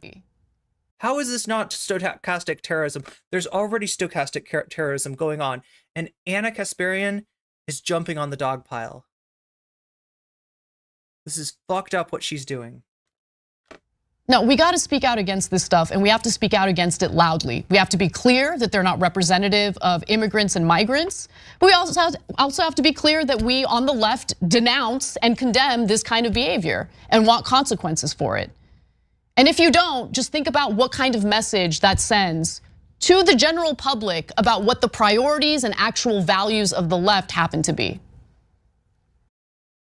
I mean, I would say that like a very low bar would be to say due process, right? But Anna is not on board anymore. Like Anna, this is like, okay, I'm trying to remember the names of these movies, right? In the 80s, there was like a genre of movie that was essentially about a dirty cop that had had enough and was going to take things like extrajudicial, was going to just like, you know, fucking off the criminals, right? Because the you know, somehow they're not afforded enough leeway on violence by the, you know, police department or whatever. This is like Dirty Harry, Death Wish, stuff like that, right? That's what Anna's doing right now. She thinks she's Dirty Harry. Anna's like waving a magnum in our face and saying, "Do you feel lucky, punk? Do ya?" She might be left of Armenian ethno-nationalist, but that's not saying a lot. She's on Dave Rubin. The Dave Rubin. Oh, absolutely. Yeah. Everybody. This is the thing about TYT, and I was going to talk about this with Saturday Night Live earlier, but I didn't get a chance to. Right, Saturday Night Live is strange because, like, you know, as much as it has this perception of being like a liberal cultural institution, it has spawned so many right-wing weirdos. Like, if you look at people that were like on Saturday Night Live in the 90s, most of them, like Rob Schneider, Victoria Jackson, oh my god, what's his name? Dennis Miller, right? Like so many Saturday Night Live alum are like right-wing weirdos now. I feel like Noah and Carlos would love to have Anna on Midwestern Marks. I mean, they'd have something to agree about, and that's not great.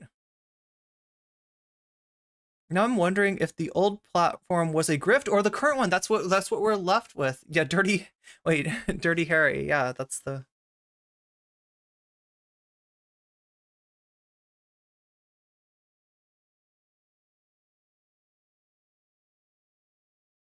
But I mean, there's Anna Kasparian again, like I said, and I really apologize for saying like once a month. I wasn't even thinking about what I was saying. I definitely was not trying to make a Trumpian comment or anything like that, or associate, you know, Anna's right-wing grift as having anything to do with, you know, like her gender or anything like that, right? I just like kind of, but yeah, it is like periodically.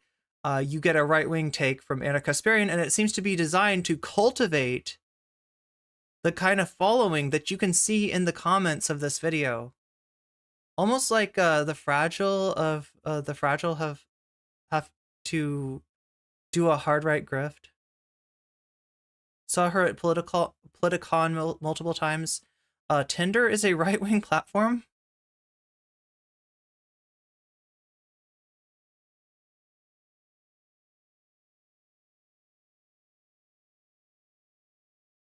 Oh, thank you. Yeah, Natalie. Natalie sent me a really good video that pairs really nicely with this. Just trying to take a minute to read chat because I feel like I'm not doing enough of that. Chat's off the screen, but it's just because I was noticing that most people on YouTube do that. Most people on YouTube are you know, keep their stream looking pretty neat, so I'm just trying to adapt. Not that I don't care about you, Twitch, but yeah, I wanna. I'm trying to read people's chats. It's all a grift. It's all fake. Oh my god. Anna's hair is perfect. Law and Order TYT unit. Blunt stupidity. TYT is a grift factory. I am all the left, says Mr. Garrick. I don't, because we need to condemn the systems that force people into these violent situations. Yeah, and like tying it back to immigration. Tying it back to immigration for a moment, right? A lot of the impetus for immigration to happen has to do with the United States' intervention in South and Central America. A lot of, you know, the countries that have the kind of conditions that somebody would need to claim asylum from are that way because of the United States' like foreign policy. So it's even shittier that there's so much demonization of immigrants.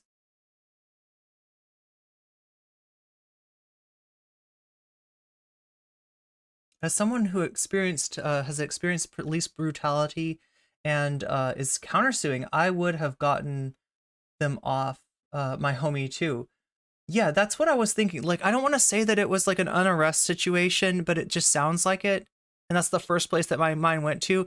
Again, I'm trying not to make the mistake that Anna Kasparian did and jump to conclusions. I don't know, what the situation was, but I do know that somebody with like, immigration status that like puts them in that like that sort of limbo is not likely to want to do something that's going to jeopardize their ability to stay in the country.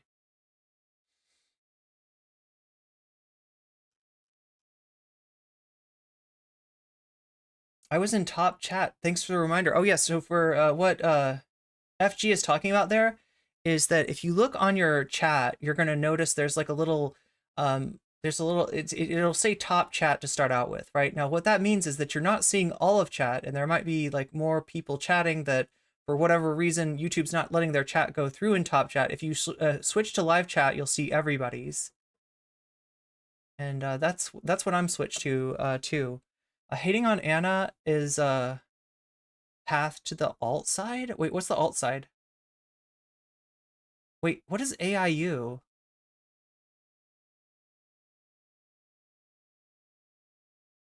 I'm not sure if I get your reference, Mr. Garrick.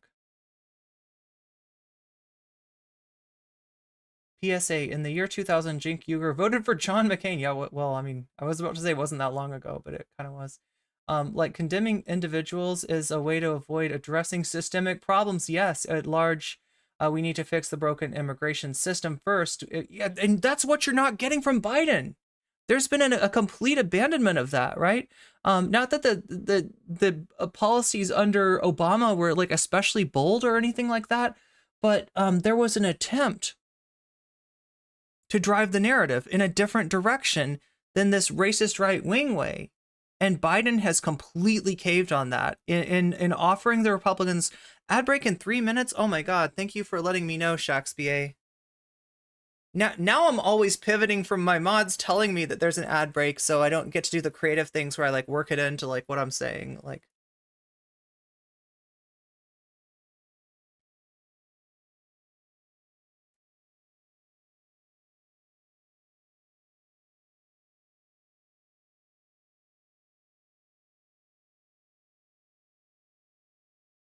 Zara, you quit? Do we need a new mod in Twitch? Oh wait, there's a really cool trick for top chat.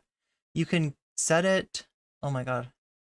You can set it to always live chat and you'll never miss another chat with this trick. It's basically the top of the hour ad break. Oh wait, you were doing one. You just gave me like a pivot. Yeah, a pivot to the top of the hour ad break, which happens every hour at the top of the hour and is coming at you probably in about 2 minutes now. There's very little time for you to do something, but there are things that you can do. If you don't want to see that 3 minutes of ads, and maybe you've seen it already, it's a lot. It's a lot. It's wild. If you want to get out of that, I quit trying to debate me. You got me though. You got me. And I was just teasing with you. So the the ads come at you like every hour. They last for 3 minutes. That is how I get you out of the pre-roll ads, which are even worse, right? If you don't want to see ads right when you go in here, I've got to enable 3 minutes of ads because that's what Twitch demands, right? So that's like a 3 minute, stealing of your eyeballs and forcing you to watch ads that you don't necessarily want to watch. If you no longer want to see those ads, though, you can get out of that for free with a Twitch Prime sub.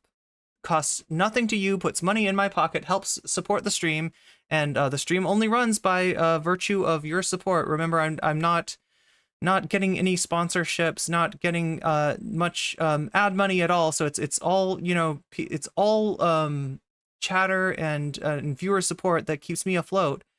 You can get out of it for free using a Twitch Prime sub. If you don't have that, if that's not an option, you can pay $5 ransom money to get your eyeballs back from Twitch to no longer see those ads either. Either way will get you out of that ad break. Another way that'll possibly get you out of that ad break, if none of those work for you, let's say that you can't afford the $5 and you don't have a Prime sub, you might possibly still get out of the ad break by the generosity of somebody else who's generous enough to give out gift and community subs, which we really appreciate. But that kind of thing is more likely to happen if you're active in the chat, right? So that being active in the chat is essentially showing off the fact that you don't have a sub.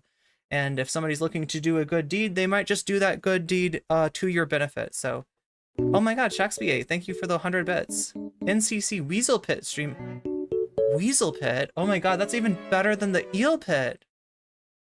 I still think that we need to get back to the Eel Pit, chat. But the one time I watched the Eel Pit with you, people ducked out of the stream. People didn't want to see the eels. The people didn't find the Eel Pit nearly as fascinating as I did. But I know some of you really like the Eel Pit.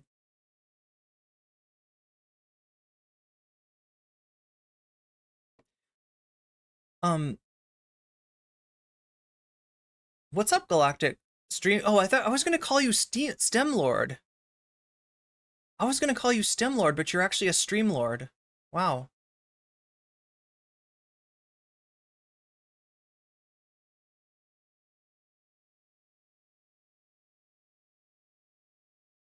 Anyway, Natalie sent me something that I feel like is a good it pairs well with this Anna Kasparian bit and kind of debunks some of what Anna was saying.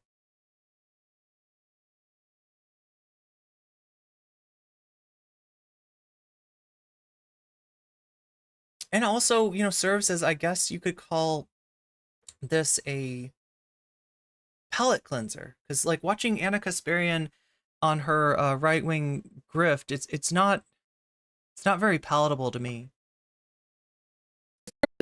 I see the media running wild with this narrative about the migrants that beat up NYPD officers, saying that they're out because of bail reform.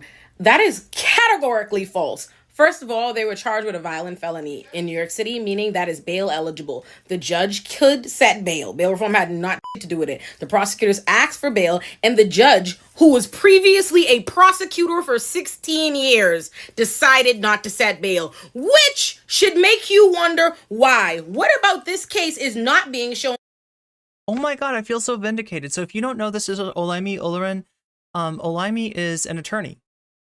Olaimi is knows the law a lot better than Anna Kasparian, and just a little bit of information is just debunking some of the claims made by Klondike cop Kasparian. I want to see Naomi Klein and Anna Kasparian in a cage fight. Wow, I mean, I feel like if Naomi Klein and you do mean Naomi Klein, right? Because sometimes people mix up Naomi Klein and Naomi Wolf. That's what her book is about. Her most recent book is about getting mixed up with Naomi Wolf, which sounds like not a very fun situation at all. I wouldn't want to be mixed up with Naomi Wolf. Do I get mixed up with any Irenes? Olay is the fucking best. Olay is awesome. Olay is awesome. And thank you, Natalie, for sending this to me, because this is important. We all know Naomi would destroy Anna. Yeah, so, like, well, no, here's what would happen, right? They'd have a debate, and Naomi Klein would just point out that Anna Kasparian is the perfect example of a concept that she calls diagonalism, right?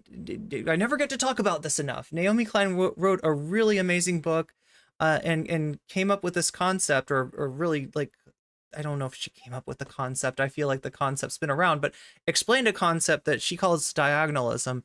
And what we're talking about is the kind of reactionary politics, the kind of reactionary rhetoric, which on its face might not seem reactionary.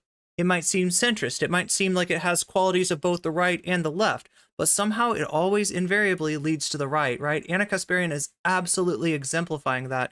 And that's how a lot of formerly left-wing demographics or interest groups get pulled to the right. Like the natural health is a great example, right? These are people that they wanted to eat organic food because they were afraid of the pesticides, you know, that were being put in food. They wanted to eat as naturally as possible because they were afraid of like, all the ingredients, and yeah, there's some pretty bad ingredients like high fructose corn syrup. Some of it is understandable, right? But these people that regarded their body as a temple, then during COVID, were convinced that that temple would also be befouled by receiving a Fauci ouchie.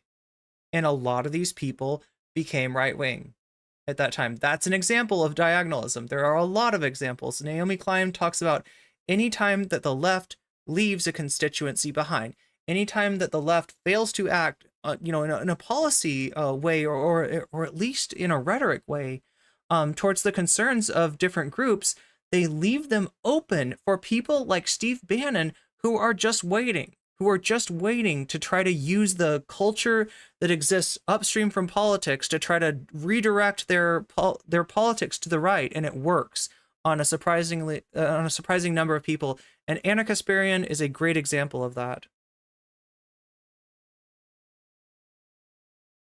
Well, they put out a phenomenal video today with a very accomplished trans woman. Nice. Yeah, no, I really miss Ole's presence on the leftist mafia, but I understand that the environment was not great for her. Onto the media, like what happened prior to whatever the migrants did. Okay? That's what I'm saying. That's exactly, oh my God, I feel so vindicated. What happened? What's actually not being shown to you? Come and Anna, you see what Ana Kasparian did? She fucking filled in the context with the idea that these people were just looking for an excuse to, to go wild on some cops, right? And it doesn't make any sense. Putting yourself in these people's shoes, which is something that Ana Kasparian and her fellow reactionaries never do. You start to look at it and you see that the narrative that she supplied, that doesn't make sense. on, y'all. Think about the fact that NYPD and police officers all across the country regularly beat up and brutalize people to arrest them every day. So what happened in this case? What were the police officers doing that's what happened, and the former prosecutor judge decided not to set bail? What would make people that are in a vulnerable situation where their immigration status is kind of in limbo, what would make people like that do that? Just think for a minute instead of reacting with in a reflexive sort of knee-jerk way like Anna did. I see the media. As usual, the media is lying to you, says Olaimi. Bail reform has nothing to do with why migrants who were fighting with NYPD officers aren't in jail. They were charged with a violent felony, which is bail eligible. And the judge, who is a former prosecutor of 16 years, didn't set it. Right? That should put 2 and 2 together. That's all I'm asking. Which should make you question what facts the media and police aren't presenting to you, but the judge is aware of. The facts that the media and police aren't presenting to you, but the judge is aware of, that would lead him to not set bail. Like, for example, what the cops were doing leading up to the video you're being shown of the migrants fighting back.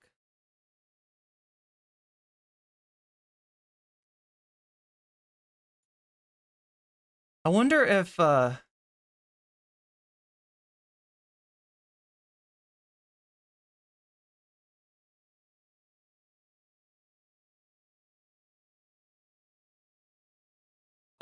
Olaimi's aware of what Anna is up to right now. I mean, obviously, famously during the Anna's turf arc, Olaimi pushed back on Anna. Definitely got Anna's goat.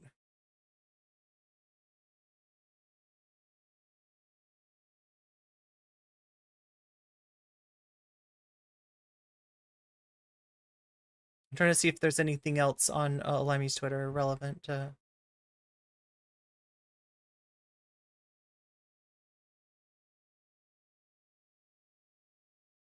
relevant to this. Before we address the other half of TYT, Cenk Uygur, in his absolutely ridiculous presidential run. Now, like, look, I've said that there could be some good things that come about from that, right? Like, I was sympathetic to the idea of putting some pressure on Biden, on maybe putting pressure on politicians who have not gotten into the primary that could. I think Cenk's actual goal wasn't that he thought he was gonna displace Biden and win the Democratic primary and change the law, but the law should be changed. The law is the law banning people like Cenk from running for president is pretty racist. That should be changed, and Biden needs to get out of the race. Like, Biden is a absolutely ridiculous candidate.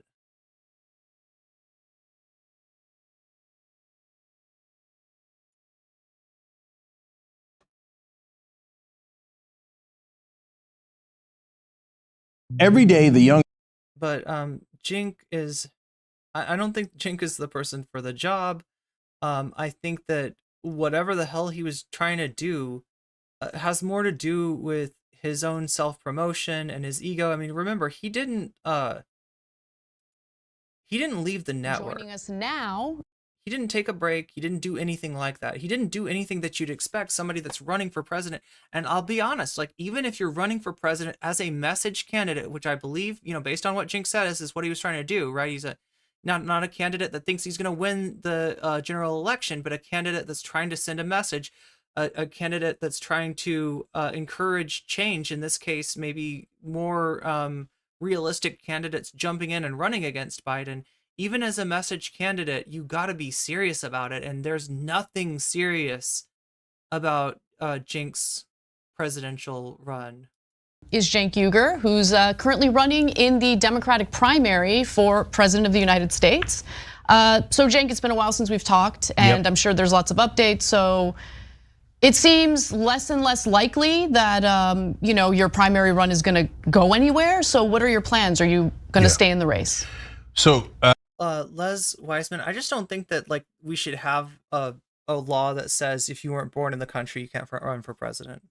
Right? That's just. I mean, I guess you could find situations in which that isn't affected by race, but. I think that your analysis is. Let's put it another way. Xenophobic. Do you like that word better? Does that one work for you?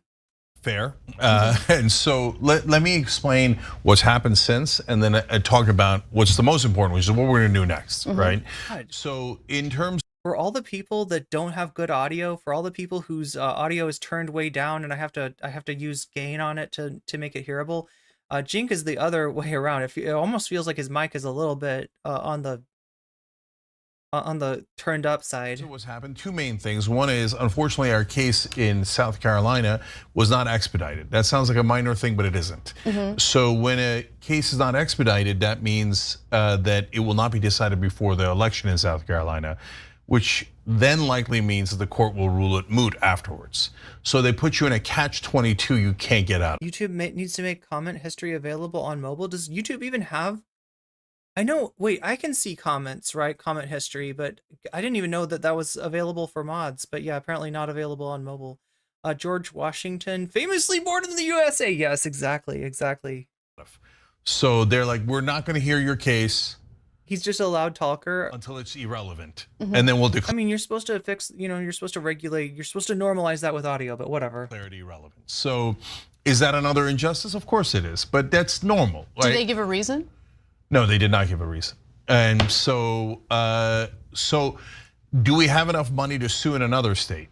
I'm gonna be honest with you guys, no, we don't. I wish I had a lot more money. We raised way more money for the definitely gonna call John Cougar from now on. Congressional run, and I get why, because people thought I could win that one, but they think they. Is that like a John Mellencamp reference?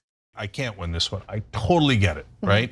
So then the second thing happened is New Hampshire. And so New Hampshire, we were not allowed on the ballot. Cenk should be looking for work after TYT tanks. We weren't competing. I mean, I don't know. Are they going to tank or are they going to find a whole new audience? It feels like there were a lot of right-wingers really excited about Anna Kasparian, leaving the left. So I didn't, the results are obvious and that's not an issue. We didn't even try there. That's okay. So I wasn't worried about that, but I will tell you, the subtitles when Anna said Cenk Uygur wrote it out as John Cougar. Oh, that's hilarious. I didn't even see that. Nice catch, Shakespeare. The day after, or that night, when I saw Vermin Supreme being interviewed, and he's got the boot on it. You're jealous of Vermin Supreme? I mean, I guess I'm jealous of Vermin Supreme too. The real shoe on head, the actual shoe on head, Vermin Supreme. His head. And I know he's a performance artist and he doesn't mean any harm. He's trying to actually send a decent message out, etc. But I thought that brother made it onto the ballot. That's this country saying he's been working for that for a long time. He at least could lead us. You don't even have a boot on your head. You're no good naturalized citizen. We don't trust you. We potentially trust Vermin, but we don't trust you. You're not even allowed in the race. And that bummed me out, okay? But then there came the silver lining, because you know me, Anna, I'm an eternal optimist, and I always try to look for, okay, yes, but what are we gonna do next that's positive, that gives people hope, right?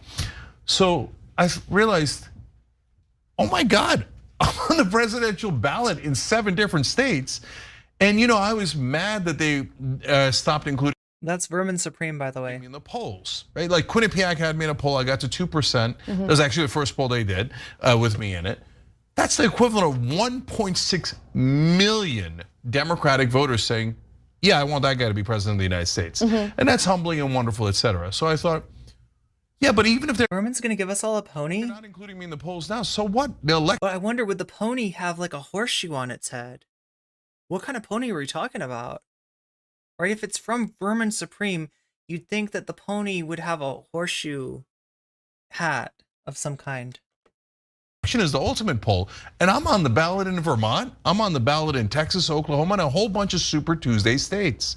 So what I'm gonna do is I'm gonna turn my campaign into a message campaign. Now, wait, oh come on, Cenk, you gotta realize that always what, like on best case scenario, yours is a message campaign. I thought he like recognized that. Is Vermin the largest employer of the Clydesdales? Yeah, we're trying to figure that out. Apparently Budweiser is only the second largest. Think about it, both in terms of the potential for winning, which is tiny at this point, right?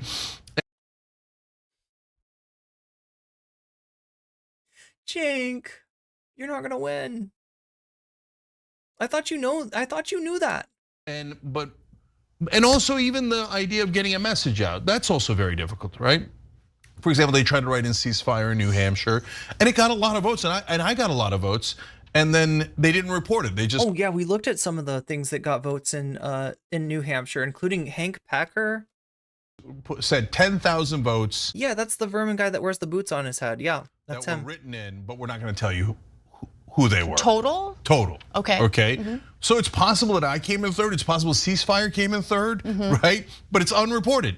Wait, is it? I thought we had the data. I'm like, you can't not report it on the states that I'm in. So now I'm going to try to do something audacious as I always do, which is to try to win Vermont. Okay.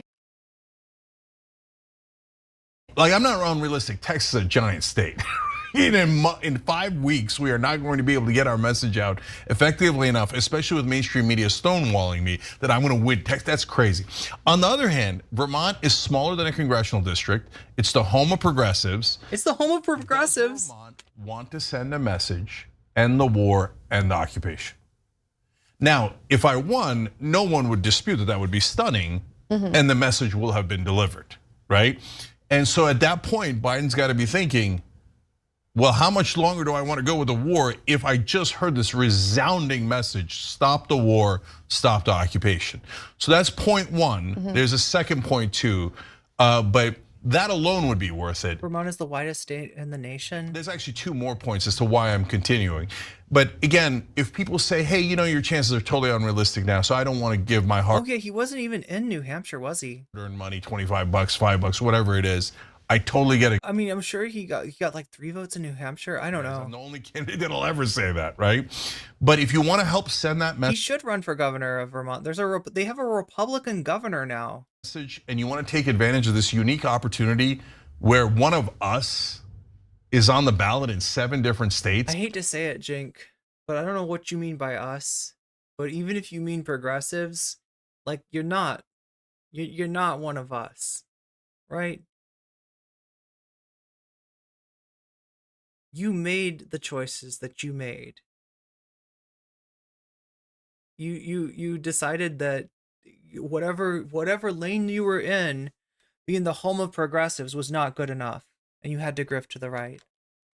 And we could use that as an opportunity to send a message, that would be amazing. When is the last primary for the state that you're on the ballot for? So it's later in the process. I'm not. Yeah, who does he mean by us? Looking past Super Tuesday. So like, let's go to Super Tuesday. And Anna, it's not just about winning Vermont.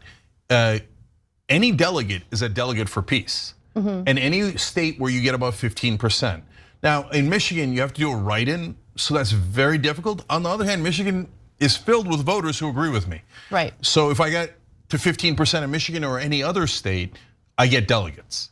Do you want to talk a little bit about what you experienced when you visited Dearborn recently? Yeah. So of course I met with Muslim and Arab leaders, but more importantly, just citizens, right? And they're livid. They're done with Biden. My sense was nothing on earth could move them to vote for Joe Biden. Yeah, the Washington Post actually came out with a piece today that's fascinating, and I want to talk about it on the show tomorrow, but there is a growing movement among Arabs and Muslims in Michigan where it's now an organized movement to vote against Biden. Well, good opportunity for them. Write in Cenk Uyghur. Yeah, I mean, that's a possibility. That's your first vote against Biden. And by the way, that's the beauty of doing this within the primaries, because it doesn't hurt against Trump in the general election at all.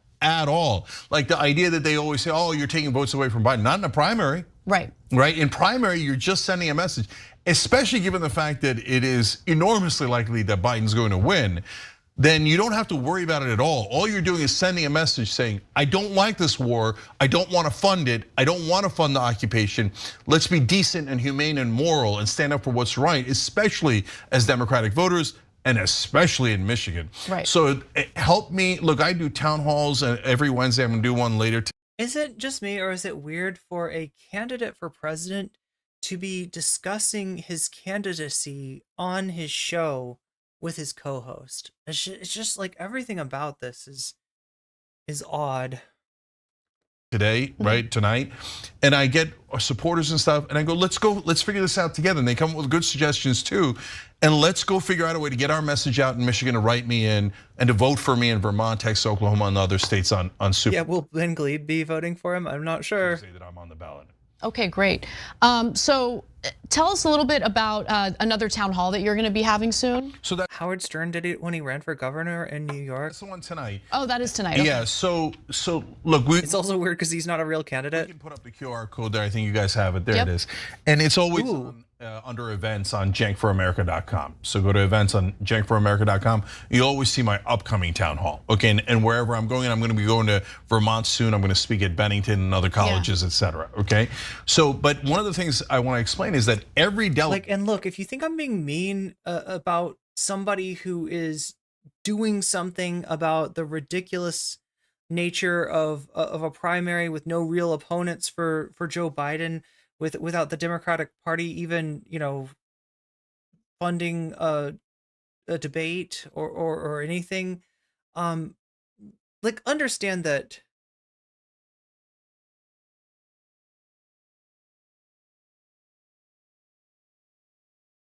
you're brain foggy. Yeah, I'm so brain foggy that I literally upcoming town hall. Okay, and wherever I'm going to be going to. The reason I'm being so hard on him is that a lot of homegalols, and I am speaking to you as a homegalol, right? I mean, he's a whomegalol. I'm a homegalol, okay? Nobody knows who I am.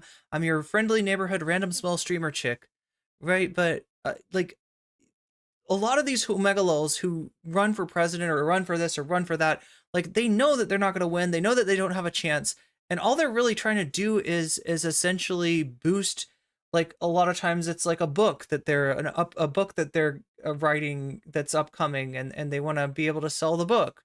In Cenk's case, I think I don't know how to take this other than as a failed attempt to advertise for TYT, because all this does is make him and TYT look more and more unserious. Vermont soon. I'm going to speak at Bennington and other colleges, etc. Okay, so but one of the things I want to explain is that every delegate that I get is a delegate for peace. And so we get to go to the convention. Imagine if I have delegates. Now, that's, again, guys, I'm the most realistic guy. So I'm not telling you, Oh, we get Jink, maybe you could be your own delegate. How about that? Have you thought of that? You could just be your own delegate. 10 delegates or 200 delegates. That's it. We're going to stop the war. We're going to get John Outerola to go out and be a Jink's delegate. But it does get press attention. Here is, and it does two things. One, it would be the first time a naturalized citizen got a delegate for president. That would be historic and amazing, and you could make that happen. And we definitely still need funds to make that happen. If you're interested in that, cenkforamerica.com. But then I get to go to the DNC and go, here's my delegates that are for peace and make our stand. Now, there are some progressive Democrats who purport to want a ceasefire, they want peace. And several of them are actually members of Justice Democrats, or they got elected through the Justice Democrats platform. And obviously you're the co-founder of Justice Democrats, and you did a lot of work to help support them in their electoral efforts. Didn't we just see them? Oh wait, we didn't watch the Cory Bush thing. But yeah, if you had, we would have just watched them attack a Justice Democrat. Curious if anyone has come out in support of what you're doing, either rhetorically, behind the scenes, or publicly. No, none. Interesting. Why do you think that is? Well, look, to be fair to them, they probably think it's unrealistic, and I get that. And then to be unfair to them, they think opposing Biden is heresy and that they would be yelled at in Washington. And I know they get yelled at for good reasons, like, they do, a lot of them fight for the Palestinians in Congress, and I deeply appreciate that, right? But they have a line, and the line is you cannot cross the establishment. If you do, the media will be very mean to you. So the idea of supporting a message candidate to end the war in Gaza, I don't think it's even occurred to them. That's interesting. So what was the objective of Justice Democrats in the first place? To challenge the establishment. Okay, that's all I wanted to know. Okay, that's fair.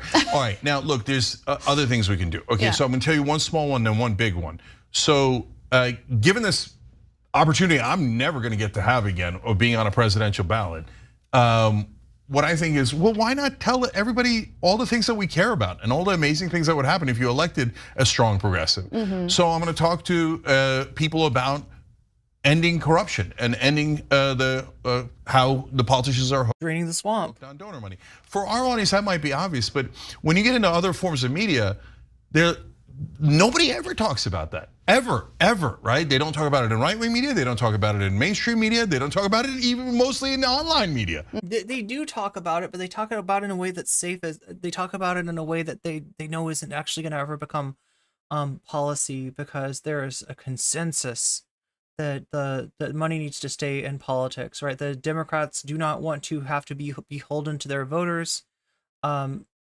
There's right? We're the Weasel Party, yes. Some other shows the Weasel leftist. We are the Weasel left. So look, and then all the progressive policies we have, paid family leave, minimum wage, you've heard me talk about a lot. Why not take this opportunity to say, yes, I'm also in favor of this? Wouldn't it be amazing if we had a Democratic candidate that fought for all of this? Okay, but the third one is also huge, which is, and this is, I get that it's funny, guys. I get that I don't have the power to do this, okay?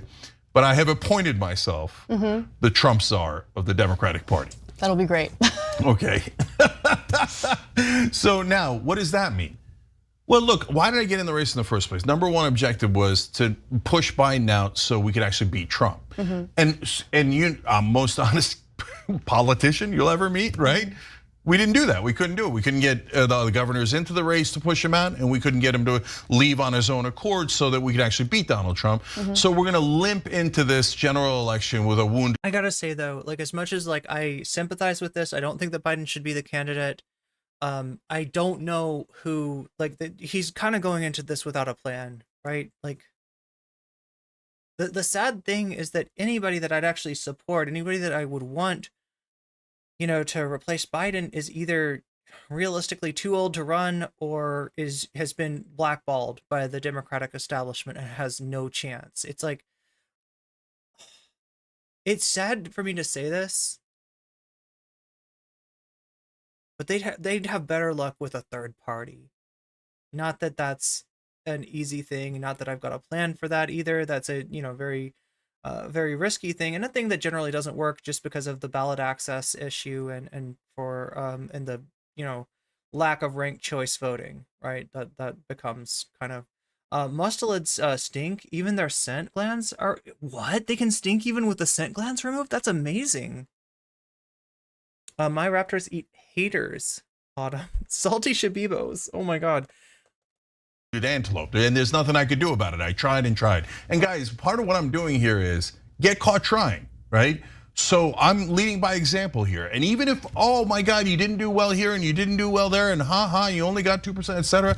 I'll take all of it. I'll take it. Ranked choice voting is a joke. I mean, our fucking electoral system is a joke. You think this is a democracy?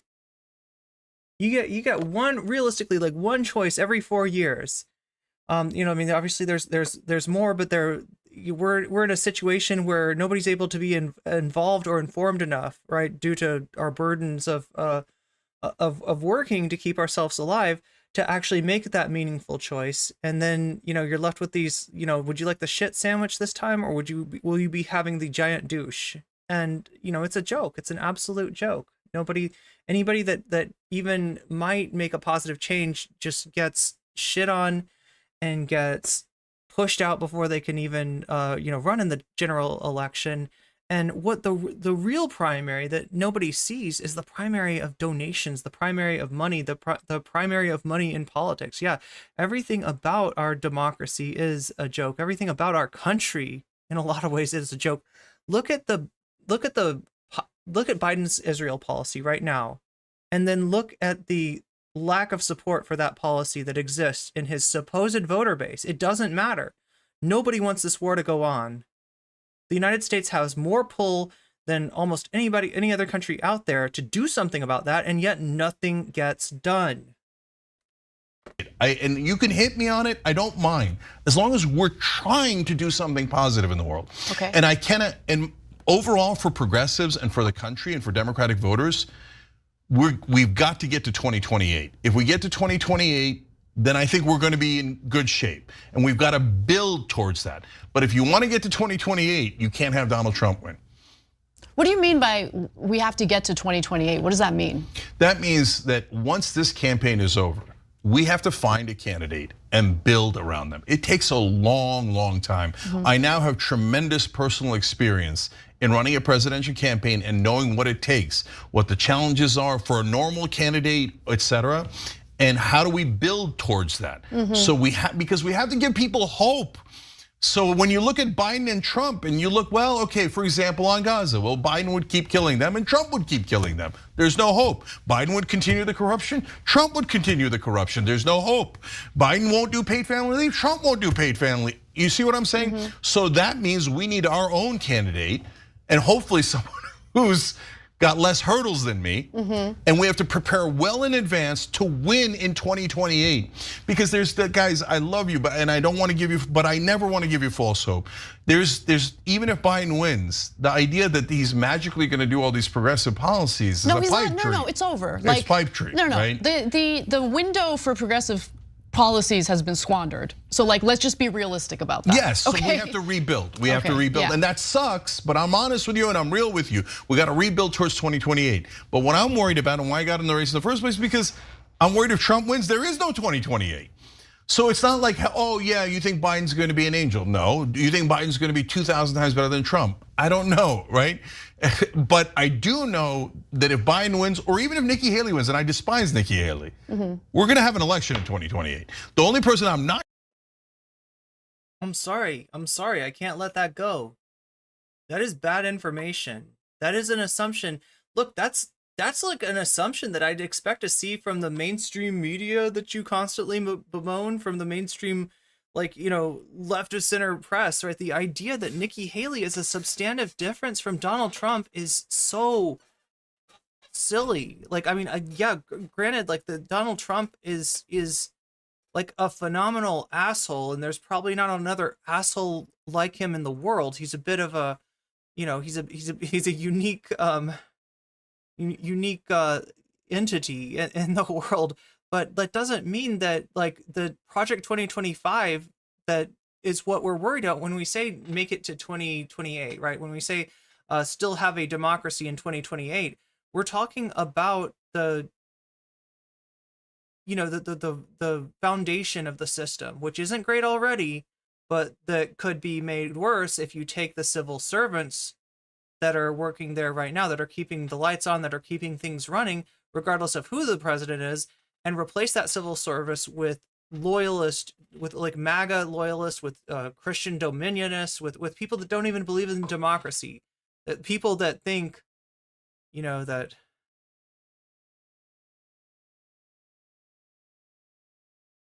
people who believe in theocracy.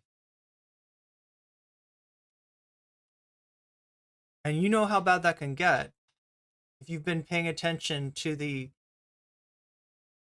how like search the term Christ is King on Twitter right now, right? You might not know what that means, but it is a Nazi dog whistle, and it is all over there. Sure, we're gonna have. If you think that those people won't use Nikki Haley the same as they would use Donald Trump, you are wrong. You are dangerously wrong. Election in 2028 is the one that tried to stop democracy earlier, and that's Donald Trump. So I bought spoileddonnie.com. You love the URLs. I do, and it redirects to my site. I bought trumpthebetrayer.com. Oh my God. And that redirects. I feel like Ethan Klein has better luck buying websites than Cenk Uygur. I don't know what he's Redirects to my site. He's just throwing money away. And so what am I going to do here? I'm going to lead by example as I do, which is to show Biden and the other Democrats how you fight Trump. You don't fight him by constantly saying racist, sexist, xenophobe, etc. Everybody already knows that, okay? And for a lot of voters, unfortunately, that's not the bug, that's the feature. But for a lot of voters that are I'm interested. What is his half of MAGA or where's he going with Republicans and almost all independents? What is he cooking? They don't like, they're voting for him despite that, right? And so for those folks, they already got the message. What you have to give them is two other messages. One is Donald Trump is incredibly weak. He's an insecure little baby. And the minute you trigger him, he does something stupid. And we cannot afford that when he's president of the United States. And this little baby got $413 million handed to him by his daddy. And then he blew it all. He went bankrupt 6 different times. So I'm going to point out in 1,000 different ways what a loser this guy is. Total imbecile, clown of the earth, okay? We cannot risk this guy again. And that's, by the way, also why he tried to end democracy. I don't want this election. You took my toy away, right? So I'm gonna kick his ass on that. Excuse me? On the second point on the betrayer, it's not about betraying America, although he did that too. It's about he betrays the people who trusted him the most. So the Jeff Sessions and everyone who's ever worked for him. No, let's talk about really who he betrays. He betrays the people that he betrays his own shock troops. Like he betrays his own. He's a con man, right? He feeds off of people who have confidence, misplaced confidence in this guy, misplaced trust in this guy, right? You just ask anybody that he's ever contracted and then refused to pay. Everyone who's ever invested in him, anybody who went to Trump University, Trump charity. Okay. What did he do? He betrayed every single person who's ever trusted him. So what I'm going to tell independents and half of Republicans is, guys, what do you think he's going to do to you? You trust him more than anyone else. You're the mark. He's a con man. He tries to gain your confidence and then betray it. Yep. That's his MO. And if people really understand that, it's one thing to say, yeah, he hates other people, but I ain't other people. It's another thing to think, oh, he's going to betray me. Okay. Maybe that changes the dynamic. Look, I'm not the guy who comes in and goes, that's it. Now that I'm the Trump czar, Trump's done. We win automatically. But is it better to have one person in the Democratic race who's trying to take Trump's head off politically and rhetorically than having zero? Yeah, right? I don't know. When you say take Trump's head off, I know you mean rhetorically and metaphorically, and you don't mean literally, but it calls to mind Kathy Griffin. Wait, is that her name, Kathy Griffin, or Kathy Griffith is like Family Guy family, right? Is the Wait, is it Kathy Griffin?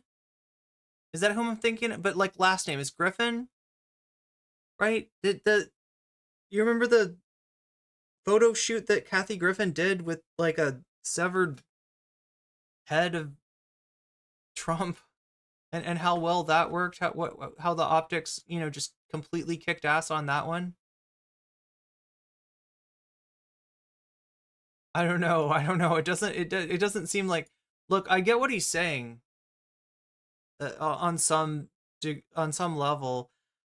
Here's what I would say about Trump. All right, in terms of Trump's ability to win in 2016, if you remember, there were so many incidents that should have been for any other candidate would have been the end of the candidacy, and they weren't.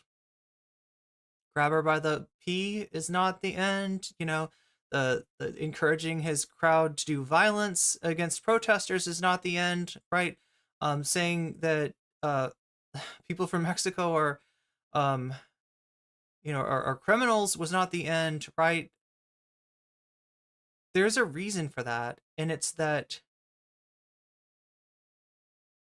political attacks, which is what we're talking about, should be sharp, right? There's only so much attacking that you can do just based on the fact that negative campaigns tend to suppress voting. And you don't want to suppress the voting if you're a Democrat. Democrats do better when there's more people voting. So what you need to do with Trump is take like one thing and stick with it. And that's what Hillary Clinton and the Democratic Party in 2016 absolutely failed to do. You got to find one issue and drive it home. And they didn't do that. Instead, what they presented with Trump with, instead of with a sharp metaphorical dagger, they present Trump with a bed of nails.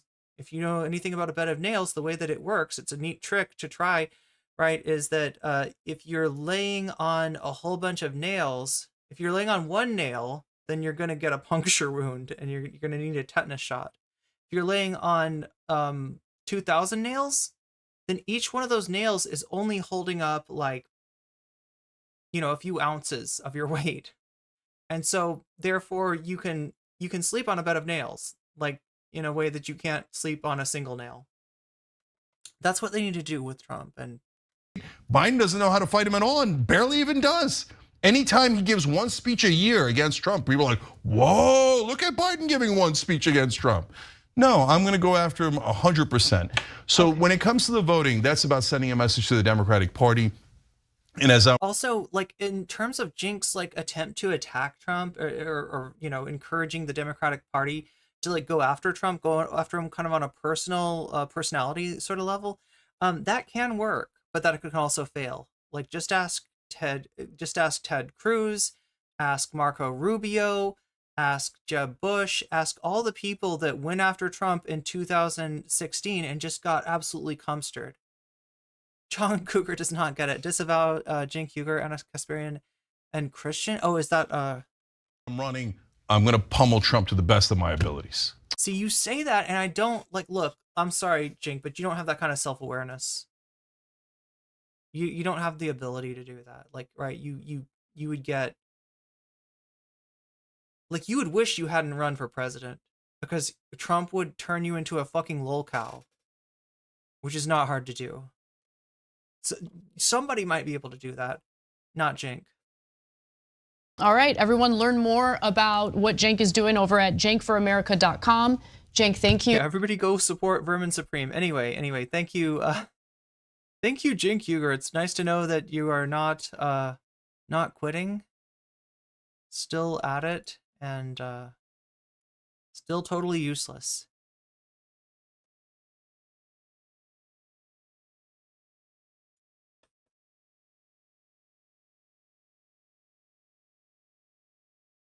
But how are you, chat?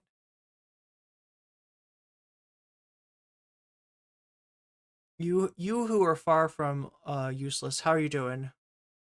I got a little chance to catch up with you. I never do this enough. I'm always like on to the next segment. Now I'm gonna stop and Anna's going full Brianna Wu. Does anybody know what's going on with Brianna Wu? Have you all heard this? There's been some news. There's been some talk about Brianna Wu. I don't know if we're gonna get to it today because I just don't know if anybody particularly cares. But if you don't know who I'm talking about, I am talking about the person that runs a political action committee called Progressive Voice, a person who exists somehow both in the Vosh sphere and in the Destiny sphere, and is essentially like seeding money into the streamer community is astroturfing, I would say, the streamer community in order to make herself relevant and cosplay that she's a streamer with clout and influence. All the while stepping into dog shit from time to time. Oh my god, you're getting your bathroom cleaned? That's awesome. That's a good feeling, actually. Always interesting hearing Cenk justify his actions. Didn't he also team up with Brianna? Yeah, wait, can anybody get the deets on that? Wow. Oh my god. Brianna Gate. Yeah, so people are talking about this again. And it's funny, they're people that aren't necessarily like, I'm not like a fan of Chud Logic, not really a fan of President Sunday, but I do think he goes after Brianna Wu in a pretty effective way. Soul Life, thank you for the gift membership to the Half Black Reaper. Half Black Reaper, you now got weaseled. You have the ability to post weasels. You can post those weasels in chat, as can anybody with a membership. That's one of the benefits of the membership, right? That and exclusive content. Isn't Kasperian? Oh wait, what is that called? It's, I think, Kasper. Wait, is it Kasparov? I know what you're talking about. A Russian computer antivirus software, but that guy is sus. That Kasparov dude is the weaseling. The weaseling. The weaseling. The chess guy, but didn't he? Yeah, Kaspersky. It's Kaspersky. Okay, wait, not the chess guy then. Listen, the only chess guys that I care about are ones that use marital aids in order to cheat at chess. I think that's awesome. I think that's awesome. That's the one thing that I respected about Sebastian Gorka, was the fact that he always cheats at Axis and Allies, and he always plays the Germans and minor allies. I wonder why. Marital aids, yeah, like the beads, He uses the beads. Are we the Weaslers? I mean, wait, we've had a like number of different names. Yeah, I'm supposed to like name chat, aren't I? I feel like it's more organic though if chat names themselves. So what are you, chat? What defines you? The weasel left. In our struggle to survive in the present, we must push the future farther away. Weasels and weaselettes, chess community segregates. Oh yeah, God. What is up with the chess community and the weird like transphobia? Like there's been chess organizations like, right? So it's ridiculous when decisions that should properly be made by sporting bodies get politicized, and those sporting bodies get forced to enact transphobic rules to satisfy the mob of chuds out there. It's even more ridiculous when it's a sport like fishing, which I have famously made a banger post, right? My biggest post ever on Twitter was just letting people know that like apparently like trans women can't participate in fishing either. But the chess thing is just like incomprehensible, and it like only gets justified by literal misogyny, right? You have to say that like men have big chess brains and biologically superior at chess, whereas women have a natural disadvantage. Like you have to be a fucking misogynist to believe comment checks. The Mancala community would never post-lawn movement? Weasels equals Weezers? Go back to the cheating at chess thing again. You're interested in the methods, and I do have a video about the method, the best method for cheating at chess, up on my gaming channel, which I should be using more. I will say I did download. Anybody else? One in chat. If you're interested in either you've downloaded or you intend to download or you want to play the reboot of Persona 3. Any Atlas fans in the chat? Any Persona fans? How do you cheat at chess? By using vibrations in a Morse code pattern in order to receive the best moves from somebody that is that is like remote, right? So in other words, they would be like entering in Morse code to tell you what chess moves to make. Atlas VPN. We do not have, unfortunately, I do not have a sponsorship. I played literally 2 video games. I did download Persona 2 and have started playing it. I haven't actually gotten into the actual gameplay. I've gotten through all the story and the exposition, but I thought about playing it on stream, and I just kind of decided I'm a little bit worried about it, right? Because yeah, I mean, you notice how when I say somebody Persona 3s themselves, or like somebody, Persona 3, like, right, the so if you've ever played Persona 5, you know that somebody summons their persona by tearing off their mask, and usually there's a big bloody mess because the mask is like stuck to your face, and it's pretty gruesome, it's pretty visceral, but not nearly what Persona 3 is. Which one is the bad luck one? That's Persona 2 Innocent Sin. Looks like you're campaigning for Cenk. Oh no, I am. Oh no. Oh my god. Oh my god. What should we put up here instead? Because the next thing that I've got to, okay.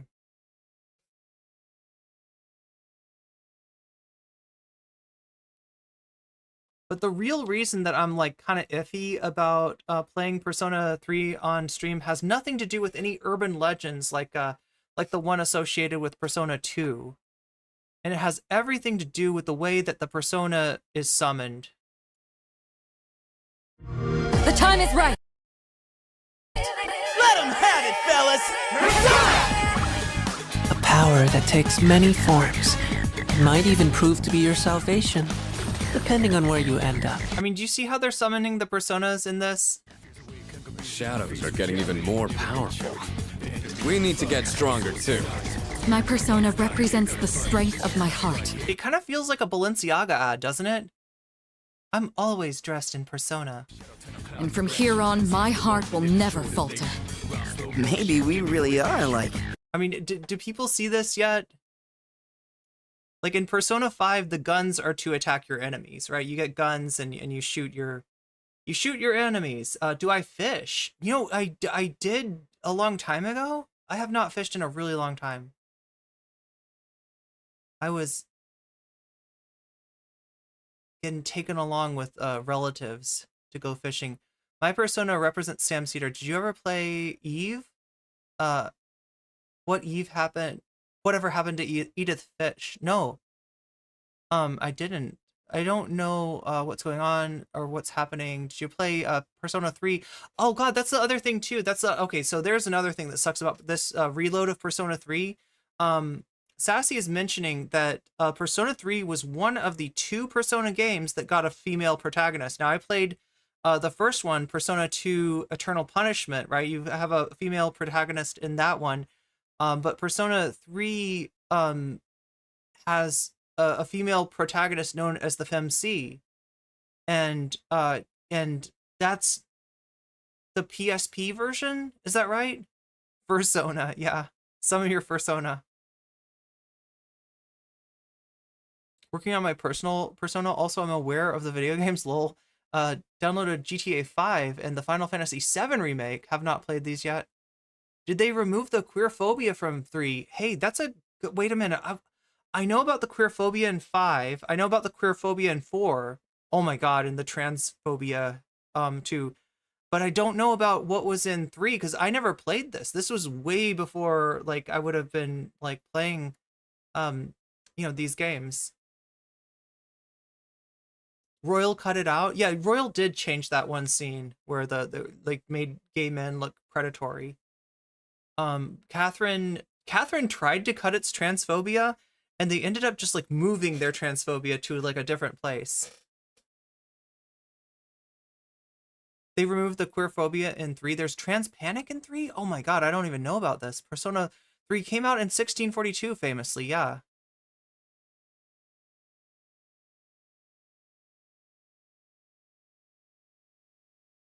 But I mean, has anybody noticed how they're summoning their personas? Like, okay, so understand that this game came out in 2009. Do we know what kind of music was really popular in 2009? Anybody want to call it out? a certain style of music, a certain scene aesthetic. One of the game had a love scene with a bear. Wait, was that Persona 4? Persona 4 has like a bear.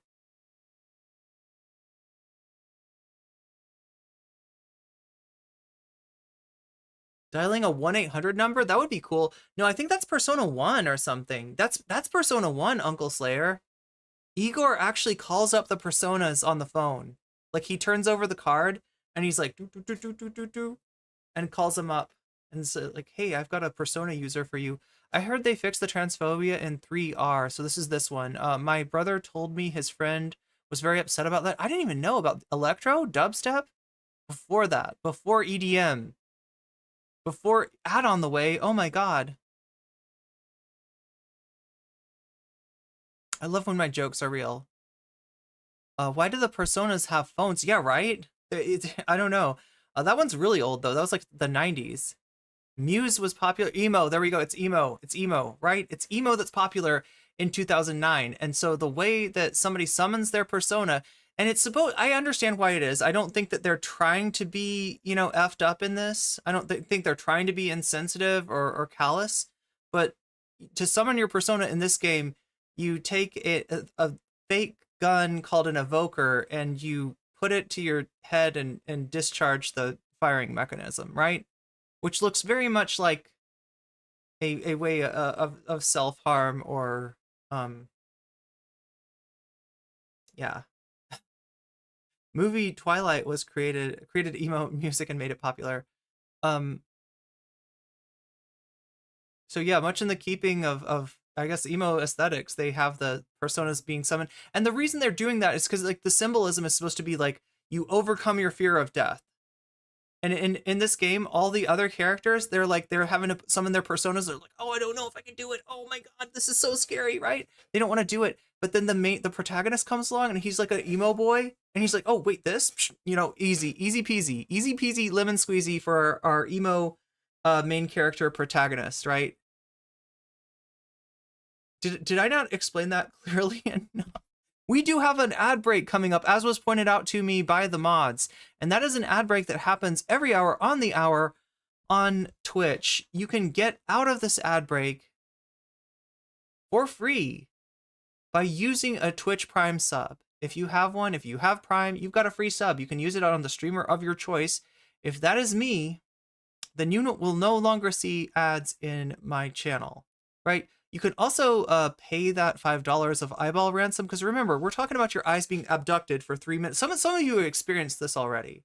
Some of you have already experienced the 3 minute, 3 minutes that feels like 3 hours. I don't know what it is about Twitch ads, but they feel like incredibly long. And you can get out of those 3 minutes for $5, which is a pretty decent price, but I get it if it's more than you really want to handle financially right now. That's totally understandable. If you're in that situation where you neither have Prime nor $5 to pay for a sub for yourself, there is still hope for you. There is still a chance, right? If you can hear the sound of my voice, there is still a chance, remember? But you can, you might be gifted a sub through the generosity of somebody else. Which you shouldn't expect, but which can happen and can happen to you possibly, and is more likely to happen to you if you're active in the chat. There we go. I did it.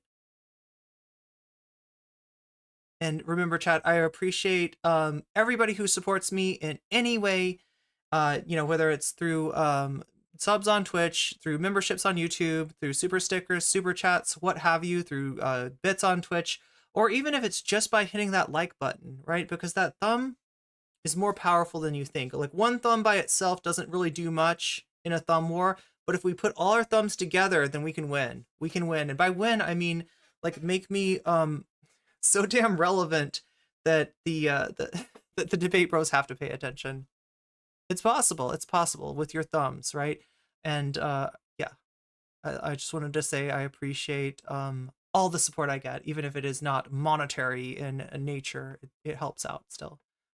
Okay, so we've got one more thing to wait. Oh, I should probably finish this since I'm gonna do this. But heroes of justice. The dark hour is horrifying to think about, isn't it? I mean, I kind of like thinking about the dark hour. What do you think, chat? Persona's awakened, and we're here now. Please, we need your help. We'd like you to lend us your strength. Do you see what they're giving him? Let's go back here. We've prepared an evoker for you. We'd like you to lend us your strength, right? So this is our emo main character. Do you see what they've got in here? It appears to be a firearm, right? That's how you summon your persona. Okay? And that's the issue that I have with this game is like I love I really like Atlas games. I really, I like, role-playing games in general.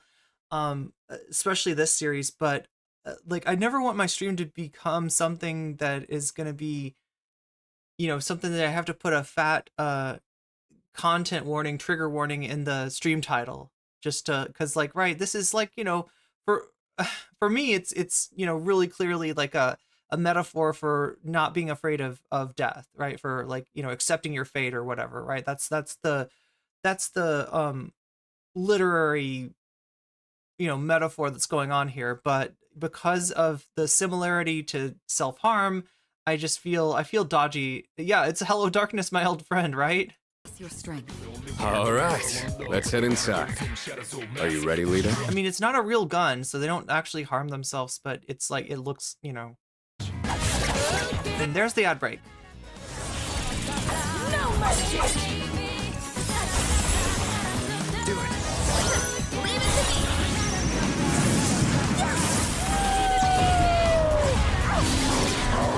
Those who set foot in the Velvet Room are all destined to embark on a journey of self-discovery. Oh my god, even the cards like go through his head.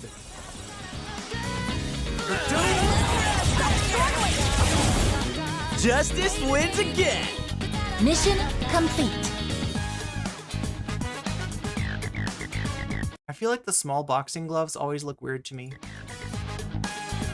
I'm used to really big Muay Thai gloves, right? Anyway, so that's the game. I also wanted to show you, let's see if we can find this. Tim Pool and Kasparian.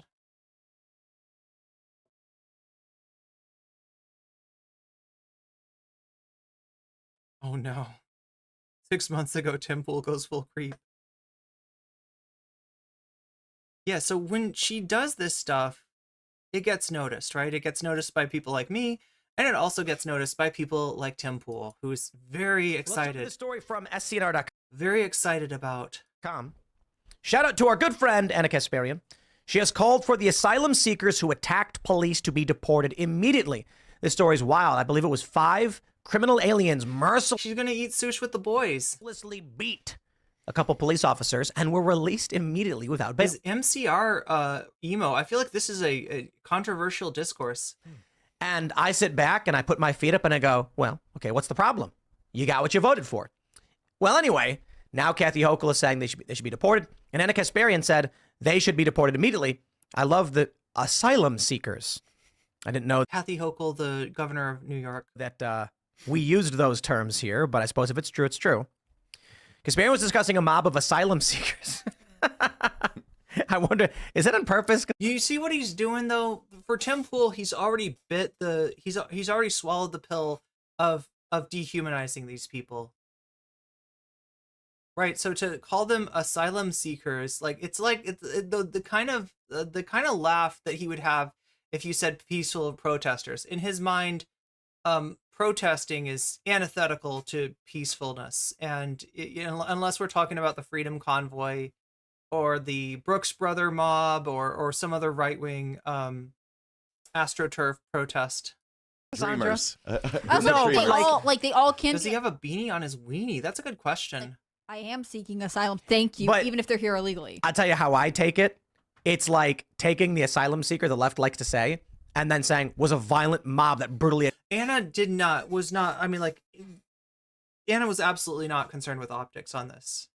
Right? That's attacked police officers, you know what I mean? Anyway, they attacked 2 New York cops in Times Square Saturday night. But again, he's also going with this idea that it's just a random attack. Just we got these cops were just minding their own business, upholding the peace, protecting the innocent like cops always do, and they got attacked. They got attacked by these wild and savage immigrants. That's the pill that he swallowed. 7 were arrested and quickly released without bail. The progressive YouTube personality responded on her show by saying that seeking asylum here is a privilege, not a right. Progressive YouTube personality. That's hilarious. Let's see. We have a clip here. If it's too long, I don't want to play the full thing. If we can even get it to play. Let's do that and open it up on the old X and see if it'll play there. These are not people you need to provide cover for. These are people who are in the country claiming asylum. They don't have a right to be here. It is a privilege to be able to take advantage. One of Tim's things now is to use the phrase criminal aliens. Yes, you see how he's priming his audience? Of our asylum program. And Anna, like, when you do this shit, you're feeding into Tim Pool's dehumanization of these people. You're feeding into the stochastic violence being engendered against these people, right? You are part of this mechanism of stochastic violence when you jump on that dog pile like you do. So the left is now saying it is a right, not a privilege. Anna Kasparian is correct. And I got a couple of things to say. I'll stress, asylum is a privilege. She just doesn't care. I mean, she's making her money. We offer you, and we don't have to. We are nice people. I ain't got no reason to let anybody in my house. If I'm a nice person, I'll try and help them out. The second thing is, congratulations, Anna. You deserve these people because you lie all the time. So have fun. I'll agree with you on the political message. I won't disagree on what you're saying. Ram says, to be fair, Tim's Pool's audience huff paint. I can neither confirm nor deny. Saying. Yeah, it's literally a right. It's literally international law. But like, I don't know. Like, if you're an American exceptionalist, I guess you think that doesn't apply to us. But I'm not gonna provide defense. Mr. Garrick, should we look that up? Newly born kangaroo? For someone like Anna who lies on her show, particularly about me. And when the left... Oh my God, chat. Tim Pool got lied about. Comes and is mad at her. Good. These are your allies. And oh my God, Tim. Your friends. So bend the knee or shut up because I ain't coming to your defense. She's got a point, though. I mean, it's if you're... Once upon a time, when people used to come to our country seeking asylum, it's because they were really running. Oh my God, Soul Life! You just reminded me of the existence of food from something that was like life or death. They were seeking salvation. What if you're Canadian or Mexican? I'm saying if that's the situation you're in, maybe on day one, don't come in the country and start beating up police officers. Yeah, see, like it's up on what doesn't make sense on the story, but it's because he swallowed the dehumanization pill. Like it's perfectly fine for him, right? He wants to look at these people like animals. He wants to look at them as inherently violent, whatever, evil beings bent on the destabilization and the heart, of the American culture or whatever, like poisoning the blood. If you listen to Donald Trump, well, if you're Canadian or Mexican, okay. If you're from Honduras, you go to Mexico? Wait, he looks like a JTHM cosplayer. Wait, who does? Oh, the other guy, not Tim Pool. You're supposed to stop at the next country that can offer you asylum. Instead, they're like, we're just gonna keep going till we get to America. Like, if you're in dire need, you don't just like continue on forever and ever. If I was elected a Supreme Chancellor, the first thing I would do is I would immediately bang the gavel and say, asylum only applies to people who come from countries neighboring the United States. If you flew here, my question is, why did you choose here? Sorry, bye-bye. If you came here from Mexico and you said, here's what's happening, we'll review your case. And I got to tell you this. If everybody who came here came to the border and said, I'm seeking asylum, and they were all Mexican, I'd be willing to actually bring them in and say, okay, you can... Supreme Chancellor, you can go where you want to. Isn't there a song about that? Come in, we'll find you a place. Rome if you want to. We'll set up a date for your hearing. Because they're actually from a country where we understand there are political issues pertaining to cartels, people have been killed, and the number would be substantially less. The problem now is they're coming from Africa. Yeah. They're flying from Africa to Brazil, taking it costs like 10 grand to do. And then they get to the American border and they go, asylum? And it's like, bro, you passed through 17 countries to get here. You're done. You were running from a burglar. Bro, he's 50 miles away. There's people in Yuma talking about paying... they're coming across the border paying people to carry their Louis Vuitton luggage. Yeah, I mean, they're it's flying in. weird. Yeah. Why not Balenciaga? It's very strange. I mean, this is the same thing. People fly into Canada and cross through the northern border. I mean, we did bring in a certain number of asylum seekers after Biden's botched withdrawal from Afghanistan, right? We said these are people who we've now put in danger. Or they worked with our government, and we brought them here. But for me, the issue with asylum, and I want to be as compassionate as possible, is that we are saying ultimately we're allowing you to stay here. We're not saying that we're gonna Texas used to be for a Mexico. couple years, and eventually, when your country stabilizes, you can go back. Ultimately, we're just saying this is a form of immigration that we allow, and I think that's part of the misleading narrative. There's sort of this Her eyes are scary. and like ultimately you'll be reunified with your country, but actually probably not. You're just Like, I always get spooked by the Tim Pool show when they don't have Moonlord on. Like, honestly, like Moonlord is like the only part of the show that she looks like a possessed doll, like a Momo.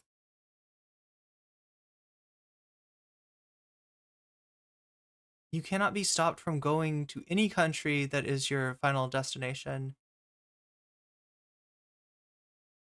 Oh, it messed up your chat?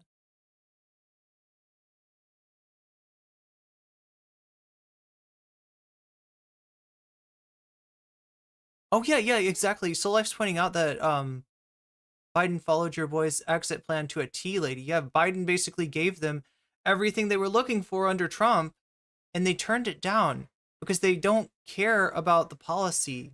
They care about the issue. They care about using this against Biden. This is all about re-electing Trump. This is bringing his signature issue that you know he had a chance to address, I guess, back into prominence, in anticipation of electing Donald Trump. here for good. We need to be more honest about what the things that we are offering the people who come into this country are. I just think it's disloyal. It's not good to mislead the American voters. There are not that many Mexican citizens. Yeah, Moonlord is ironically enough the only grounding force there to all of the other countries. And so if someone comes here and they can make a legitimate, let's just say a preliminary claim, we can say, okay. Right now what's happening is the Biden administration is opening up the gates, destroying state property, and saying, everybody, just whatever, have fun. And they never show up for the asylum. They are not asylum seekers. That is just absolutely not true. Yeah, who could have known bipartisan xenophobia would work? Well, I mean, thank you to Biden for enabling this shit. Thank you for failing to push back on this issue ever and allowing the Republicans to take hold of the narrative and then giving it even more to them with your attempt to cave. And they don't want to help you cave. They don't want to get the issue off the table. They don't want to enact policy. They don't want to do anything like that. They just are going to beat you over the head with this bullshit. And so this is still propaganda.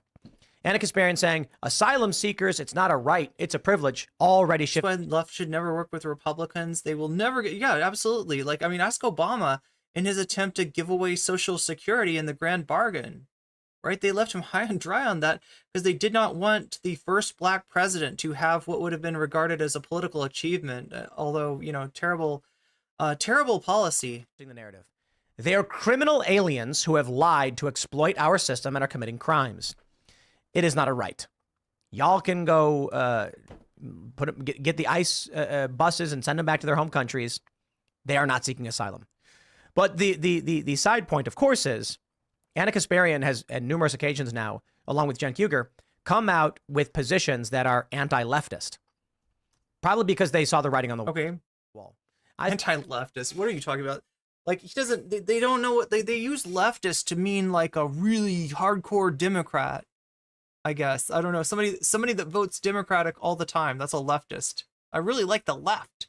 Like, right? Whenever I'm in my car, I always look to make left turns. I don't know. I just like, there's something about left that. I think the Young Turks realize that, you know, even though I'm right-handed, I use left-handed. I use lefty scissors. I'm so left. The immigration issue. What was the other issue that came out on crime? Crime and immigration ain't winning you any friends. Yeah. And so the left. Did these guys call Biden a Marxist-Leninist? That's hilarious. Or are you just saying they would by that? Crime and pro illegal immigration. They are. I'm not trying to exaggerate. They are. They literally make sure to say be gay, do crime. You're not gonna be able to come out and tell me they oppose it. So he just said be gay or do crime. Oh my God. You're gonna lose elections. I think Cenk Uygur and Anna Kasparian want to win power for their political faction. But sorry, you are now, your political faction is cohabitating with far left extremists who want to see the country burn. Has Eric Adams said anything about this yet? Like, I'm curious. I haven't checked today. I just saw Hochul's comment. You know, because he's been like surprisingly open, vocal about the problem with the illegal immigration in New York He's been City. open about it, but also I think, should do more with. Yeah, look, in this political environment, it is beyond parody, beyond ridiculous to think about working with Republicans. Like, this is the party that didn't let Obama nominate a Supreme Court justice when one died, right? This is a party that does not play by the rules that the Democrats say when they go low, we go high. Yeah, and you get your lunch eaten for breakfast. They eat your lunch for breakfast, and then you go to the fridge to look for your lunch, and it's already been eaten. It has a nice note on that says, you know, it was delicious. Thank you. Next time bring ketchup, right? That's the Democrats. Yeah, don't do the gay, be the crime. County surrounding him. So for a while, he was just in the middle of the night busing people to hotels in the surrounding counties, and it was the county commissioners there saying, but yeah, there's not going to be any. There's no partner for like compromise there, and it's like not something that you'd want to compromise with either. If you even give a fuck about the constituencies that put you in power, you got to fight these people tooth and nail, and there's just that's not what Biden wants to do.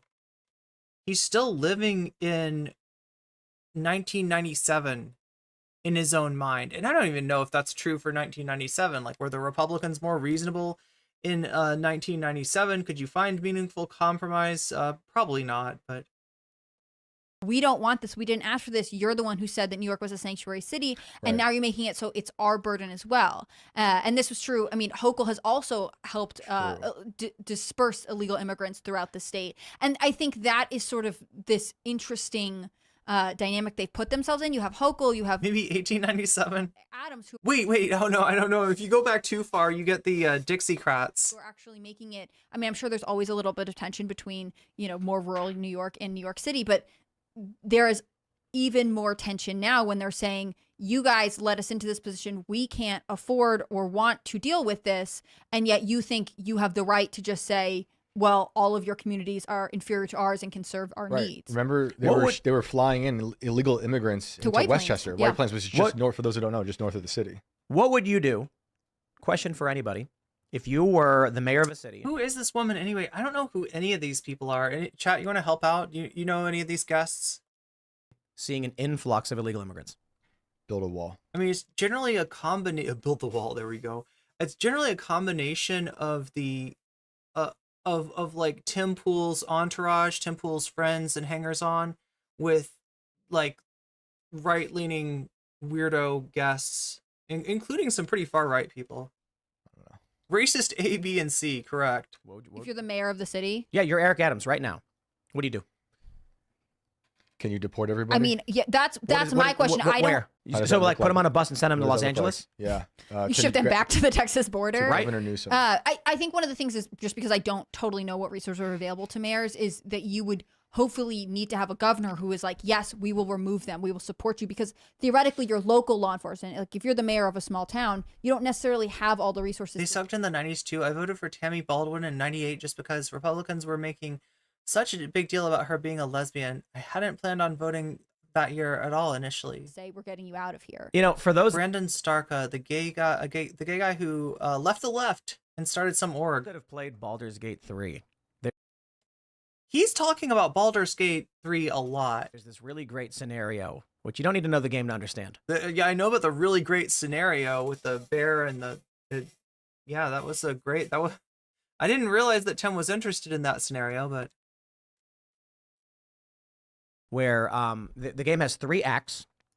In Act 3, you make your way to a city called Baldur's Gate. It's a city, and it is being besieged. There's a war going on. Can anybody, is this right? Is this true? Is this what happens in Baldur's Gate? Refugees are pouring in. And there's right when you get in TJ Kirk's video making fun of Tim Pool's music. The outskirts of the city, which you could describe as the suburbs, I suppose. There's a guy arguing with squatters who are refugees saying your house is empty, it's ours. And you choose who to side with. The guy who owns the house, who is traveling and comes back to Wait, did he just say that refugees are the same thing as squatters? I knew a girl in middle school that kept a Beanie Baby with her, made it tap DMX, made her cookies in cooking class. We dated for almost 2 years. Occupied, or the squatters. It's up to you. There's a character in the game named Minthara. Clinton did hype NAFTA, which originally was Reagan's plan. It was passed under, but it was passed under Bush. Why do I always think that was Clinton? Baldur's Gate is part of Trump's wall. Yeah, apparently. DeSantis already sent immigrants to my hometown of Sacramento, and we took care of them. The whole country should help with the influx of immigrants. I have no idea. I haven't followed the story too close when I watch people streaming it. She is an authoritarian. I guess auth-right, I guess. She's a paladin who thinks like she's just like a... Anyway, I shouldn't joke about the bear thing, considering like how many weirdos on Twitch like so we're not going to get into Brianna Wu. Yeah, we definitely don't have enough time today to get into that or to really get into anything. We'll have to pick it up again on Tuesday. But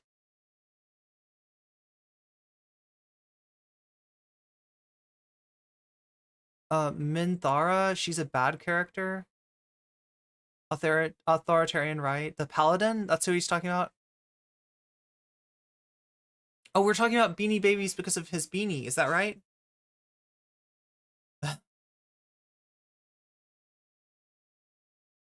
But yeah, we're gonna have to cut stream in a second here. Love your bears, people. Yeah, so like what I was trying to say in terms of Brianna Wu, it kind of ties into what we call Twitch poll. And if you don't know, I'm like technically, I guess, from Twitch poll. I've been called Twitch poll myself. That's generally just means Twitch politics. There was a category, there still is a category called politics for streaming on Twitch. I never use it. I'm always using just chatting. It seems like that category is just like fallen off the cliff, right? It's just nothing I'd want to be part of anymore. But it actually meant back in the day like a server, a Discord server that was run by the same people that run the far right reactionary server that Vosh sometimes takes questions from. The politics Discord. It was called the official Twitch politics Discord. And it was essentially like some right wingers, including our very own apartheid anime girl, Aristocracy, and the Lauren Southern, illustrious editor for Lauren Southern, Samantha Banana, who still has not gotten back to me about our kickboxing match, right? Samantha, you like to threaten people. You like to threaten dough. You know, if you wanted to get in a fight for real, I offered it up to you, but you didn't seem interested.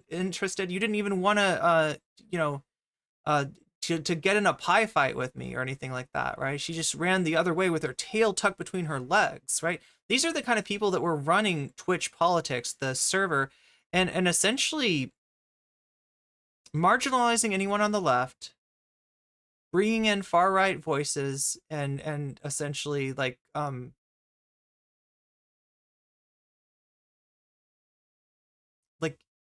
making them less marginal, and effectively move Twitch's political radar effectively to the right, because a lot of people just didn't care.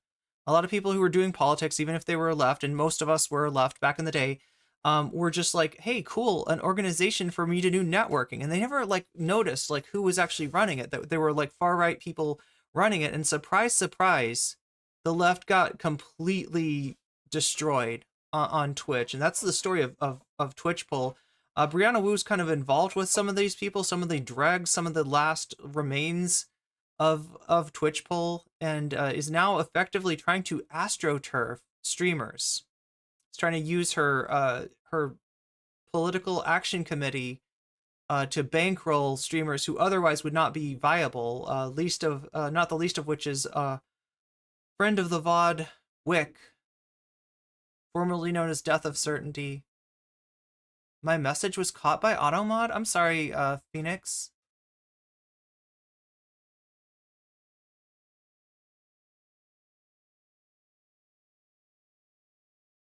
You're trying to drink a fake chocolate. What is a fake chocolate milk? I don't even see like a message getting caught by automod.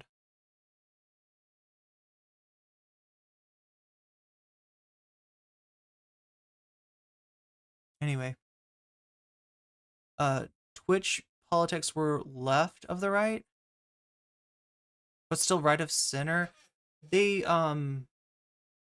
like it was pretty far left, right? If you go back to the kind of like the 2019, 2020, 2021 days, it was essentially what you saw was a spillover of BreadTube, which existed on YouTube, into Twitch. Of course, this was not to the liking of some very powerful people, not the least of which being the proprietor of said far-right Discord server, who did his best, along with Destiny, with a real assist from Destiny, and even people like Dylan Burns. You know, I've talked about you know, the effect of them cultivating a right-wing ecosystem where none actually existed. People like critically thinking veteran, you know, the right-wingers that you see on the hippy dippy, they didn't have an audience. They got platformed and they got made by Dylan. He actually created right-wing streamers, you know, because he needed them for his panel. But yeah, there's a lot of things that went into that. And Brianna Wu is kind of like a weird continuation of that. But she is just such a mess. She's like messy bitch times like 1,000, and really has just like been getting embarrassed. And it's like, it's people like Chud Logic and President Sunday that are actually calling this shit out to a certain degree. Now, I have some issues with like even Sunday's take, although I feel like, you know, he's there to call out Wu, and I agree with what he says about Wu being problematic. I get the feeling when I listen to him and people like Kid Not Ken talk that they think that they could do better if they were in charge, right? That they don't mind the astroturfing of the political space, but they just don't like Wu being the one in charge of it. So yeah, it's just bad memes all around. But unfortunately, I don't think we'll get to that today. We will try again, maybe on Tuesday. There's always something that upstages that. So. And we are swiftly yeah, we're pretty far into the stream.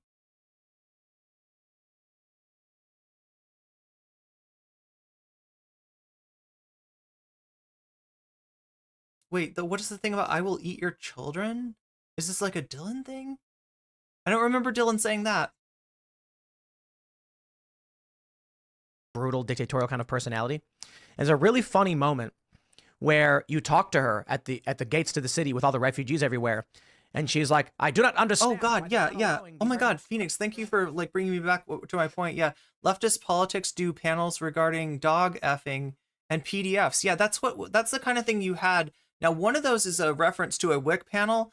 The other one was somebody else's panel that I think WIC was involved with. But they do these kind of panels about like ridiculous stuff. Like there was a content creator named Mr. Girl whose claim to fame was a music video that he made that was literally called "I'm a," and then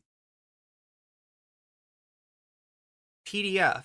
Like, right? That's literally the name of his song. Right? And the Destiny community was fascinated by this guy. Now, credit where credit's due. When he debated Vosh, when he talked to Vosh hung up on him after he said something really sussy and fucked up. Like, right, he was talking about like, I don't even want to repeat what he was talking about, but Vosh actually had the good sense to hang up on this guy. But the Destiny fandom and Destiny himself really like kind of platformed this guy, made him a big deal, and you know, got him to a place of prominence. And he was only deplatformed, strangely enough, by Groypers. Right? It was Destiny's other best friend, Nick Fuentes, that actually took out Mr. Girl, not Destiny and his community. So, but yeah, I mean, it was Prime Kai was part of the debate crew. True, yeah. I mean, still is, as far as I know. And that's the weird thing about people like Prime is like, I don't think that like I vastly disagree with him on politics, but he is such a tool for the right on Twitch. If you see him in this Destiny debate that he's participated in, I mean, he's feeding, right? It's like it's what Vivian used to do. It's what a lot of people do, and you know, think that they're helping, but they're just kind of getting used, and there's nothing in it for them either. Like all they do is make like make a bunch of Destiny fans like hate their guts and provide entertainment for these people. So not a fan of that. Not a fan of that. Prime was a friend of mine though, like way back in the day, way before his scandal, in terms of acting inappropriately with his employees and all that other, and Dylan turning that into a drama stream and all the other shit show that went on with that. Like back in the day, like yeah, I was friends with Prime. But God, I'm kind of glad I never got closer to. I don't know what would have happened, but yeah. Was just an edgy troll? No, Mr. I don't know. I honestly think that, what is that phrase? When somebody tells you who they are, believe them. And Mr. Grohl has told us who the fuck he is, like, more than once. We do. I watched a deep dive, like what is it called? An iceberg on him last night, and I seriously did not realize like how bad it was. I didn't realize the other part of the content, or like the other, fucked up kind of content that Mr. Girl would do would be to act abusively towards his towards his partner, like on stream, like for entertainment. And people like, I mean, you hear from the Destiny community, yeah, I mean, like, he's a piece of shit and he's gross and he sounds dangerous and he's like sus as fuck, but you know what? He's morally consistent. He's morally consistent. He bites the bullet. I don't know, they just liked his honesty. Like when that honesty was like, yeah, I'm a piece of shit. I'm a piece of shit, and here are the different ways I'm a piece of shit. Here's how much of a piece of shit I am. And they were like,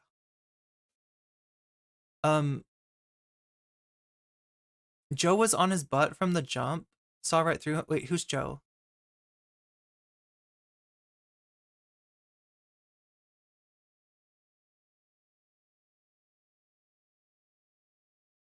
They were is that, I don't even know, like, yeah, he did have a falling out with Destiny, and I don't know if it was because of like the abuse claims were substantiated. I thought they were pretty obvious just from his content, but people wanted to think that this was some kind of a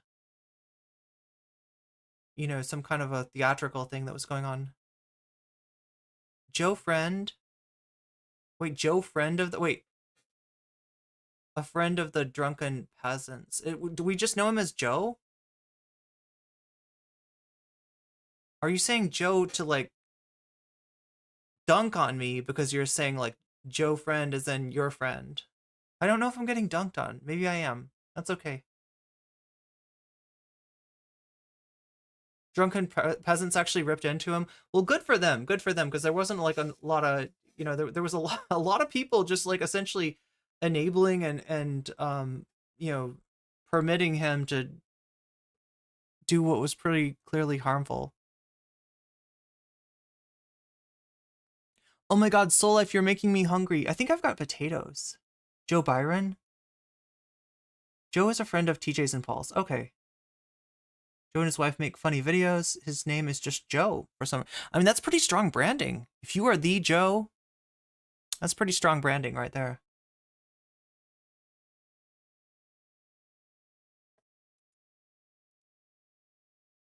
Just into the city. And then you can respond like, wow, I didn't think you of all people would help refugees. And just help them. We can use the labor. And it makes me think like, it's something like that. I'm paraphrasing, but it's really funny. And I'm kind of like, I don't see anything wrong with that. What is wrong with someone coming to this country and saying, please help me, I need asylum? And our response being, I gotta be honest, I don't know or care if you need asylum. You come here, we put you to work. What's the moral failing of that? Tim Pool's labor camp. You're going to put him to work on the skate ranch?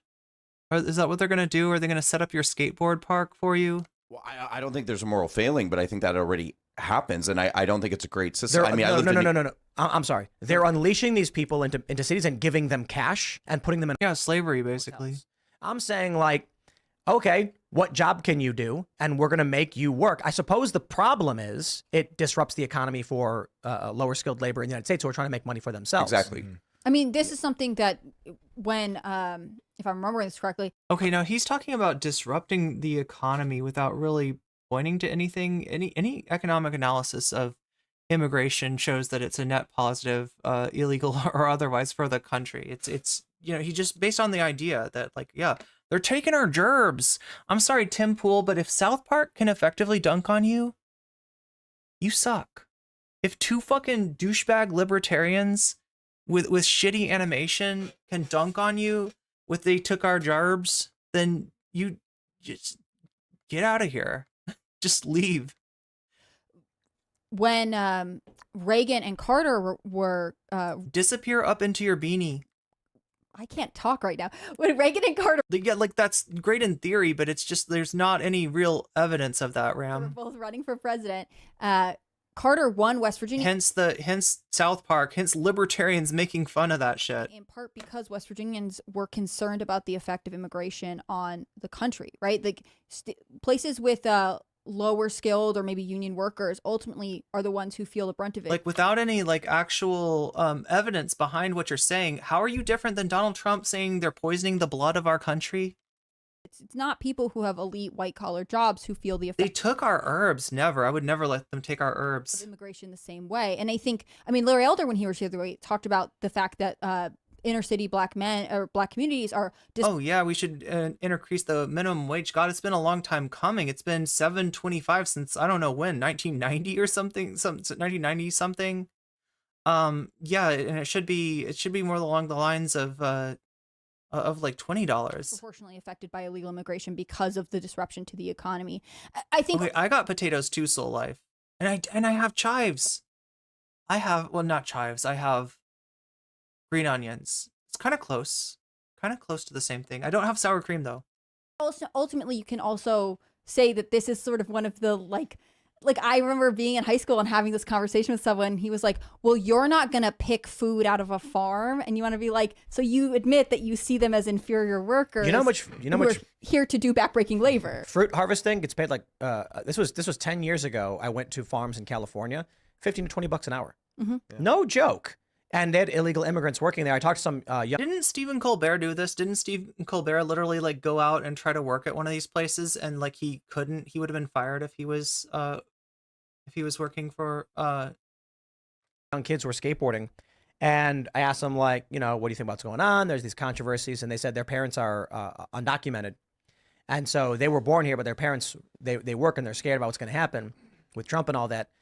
And I was like, how much do you guys make picking fruit here? And they're like, oh, like $15 starting, but if you've been here for a while, it's like $20 an hour. And I'm like, I know a lot of Americans who would love to make $20 an hour just picking fruit. The other thing is that undocumented workers or undocumented minors who come across the border, if they're teenagers or whatever, are often the people who will work undetected. You'll see these cases where it's like big manufacturing plant or whatever gets busted for child labor, and then typically you can find out in the release that the children are actually undocumented in some capacity because they're not necessarily expected to be in school or whatever else because they're not registered in the same way that American citizens are, meaning that they're not protected from some of the abuses we wouldn't subject our own children to. I got it. If I was the mayor of New York, I'd be doing, or Chicago, I'd build a pyramid. Like the Bass Pro Shop pyramid?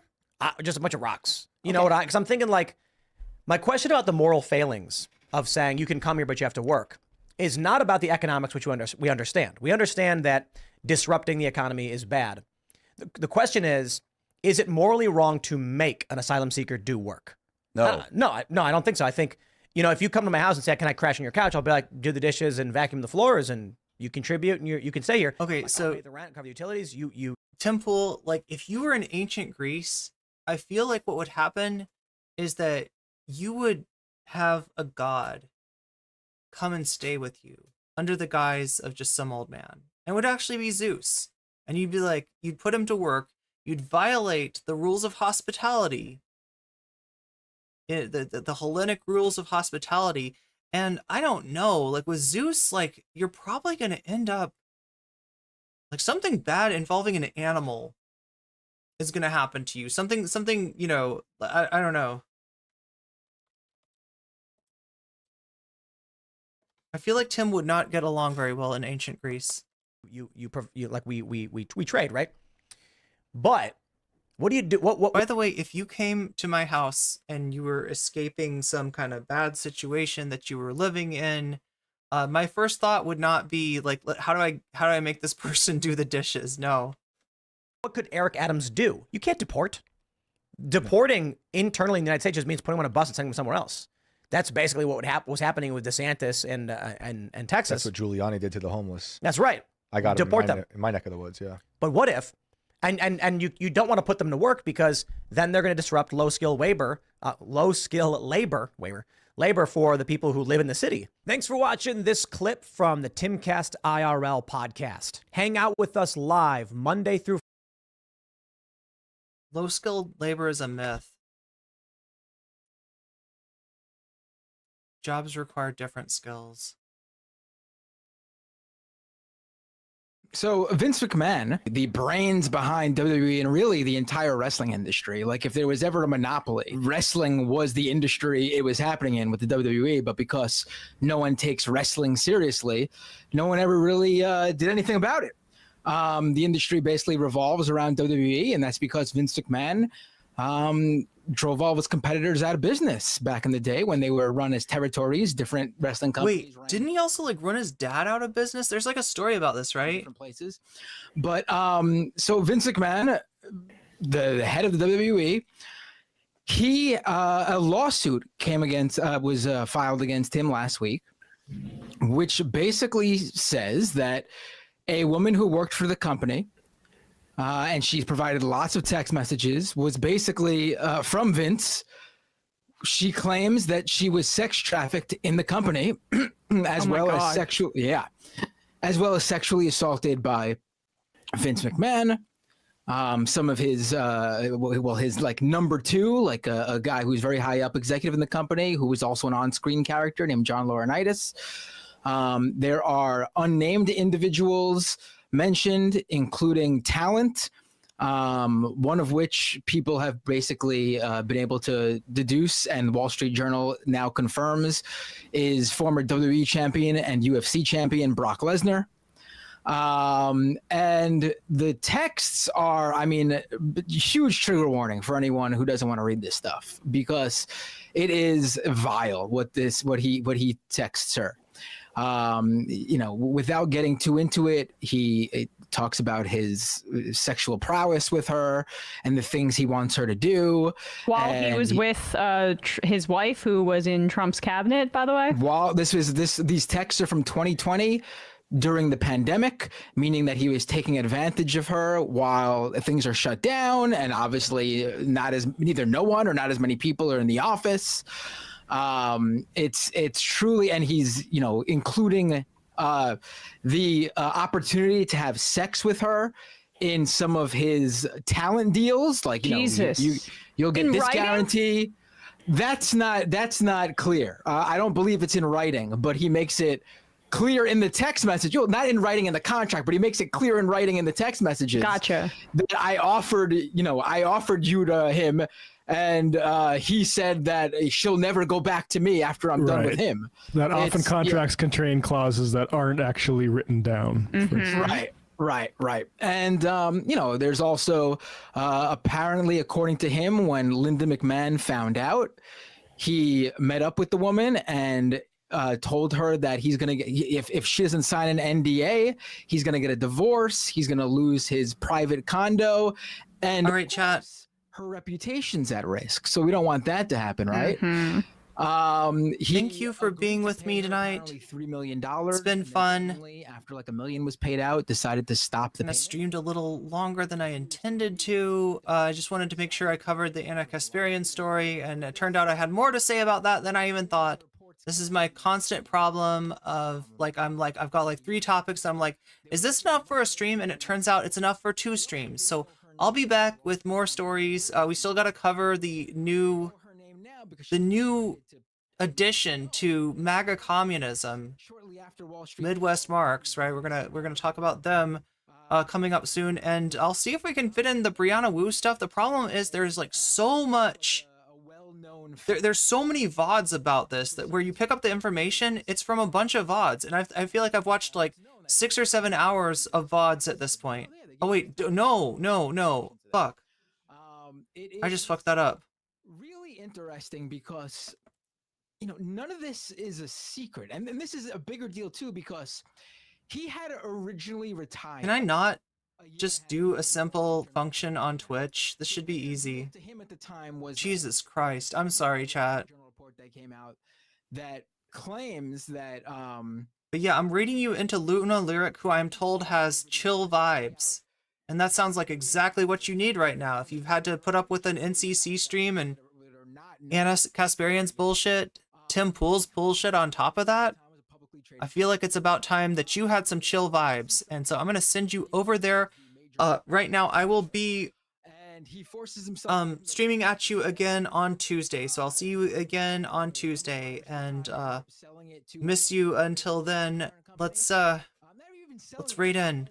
merging UFC and WWE into a new company called TKO, with Endeavor holding the majority. Thanks everybody for being here. I appreciate all your support, whether it comes in the form of membership, super chat, super stickers, or the like, or even if you support me on Patreon. Even if all you can do to support me is hit that like button on your way out, that is a like that I very much appreciate, and that helps me out quite a bit.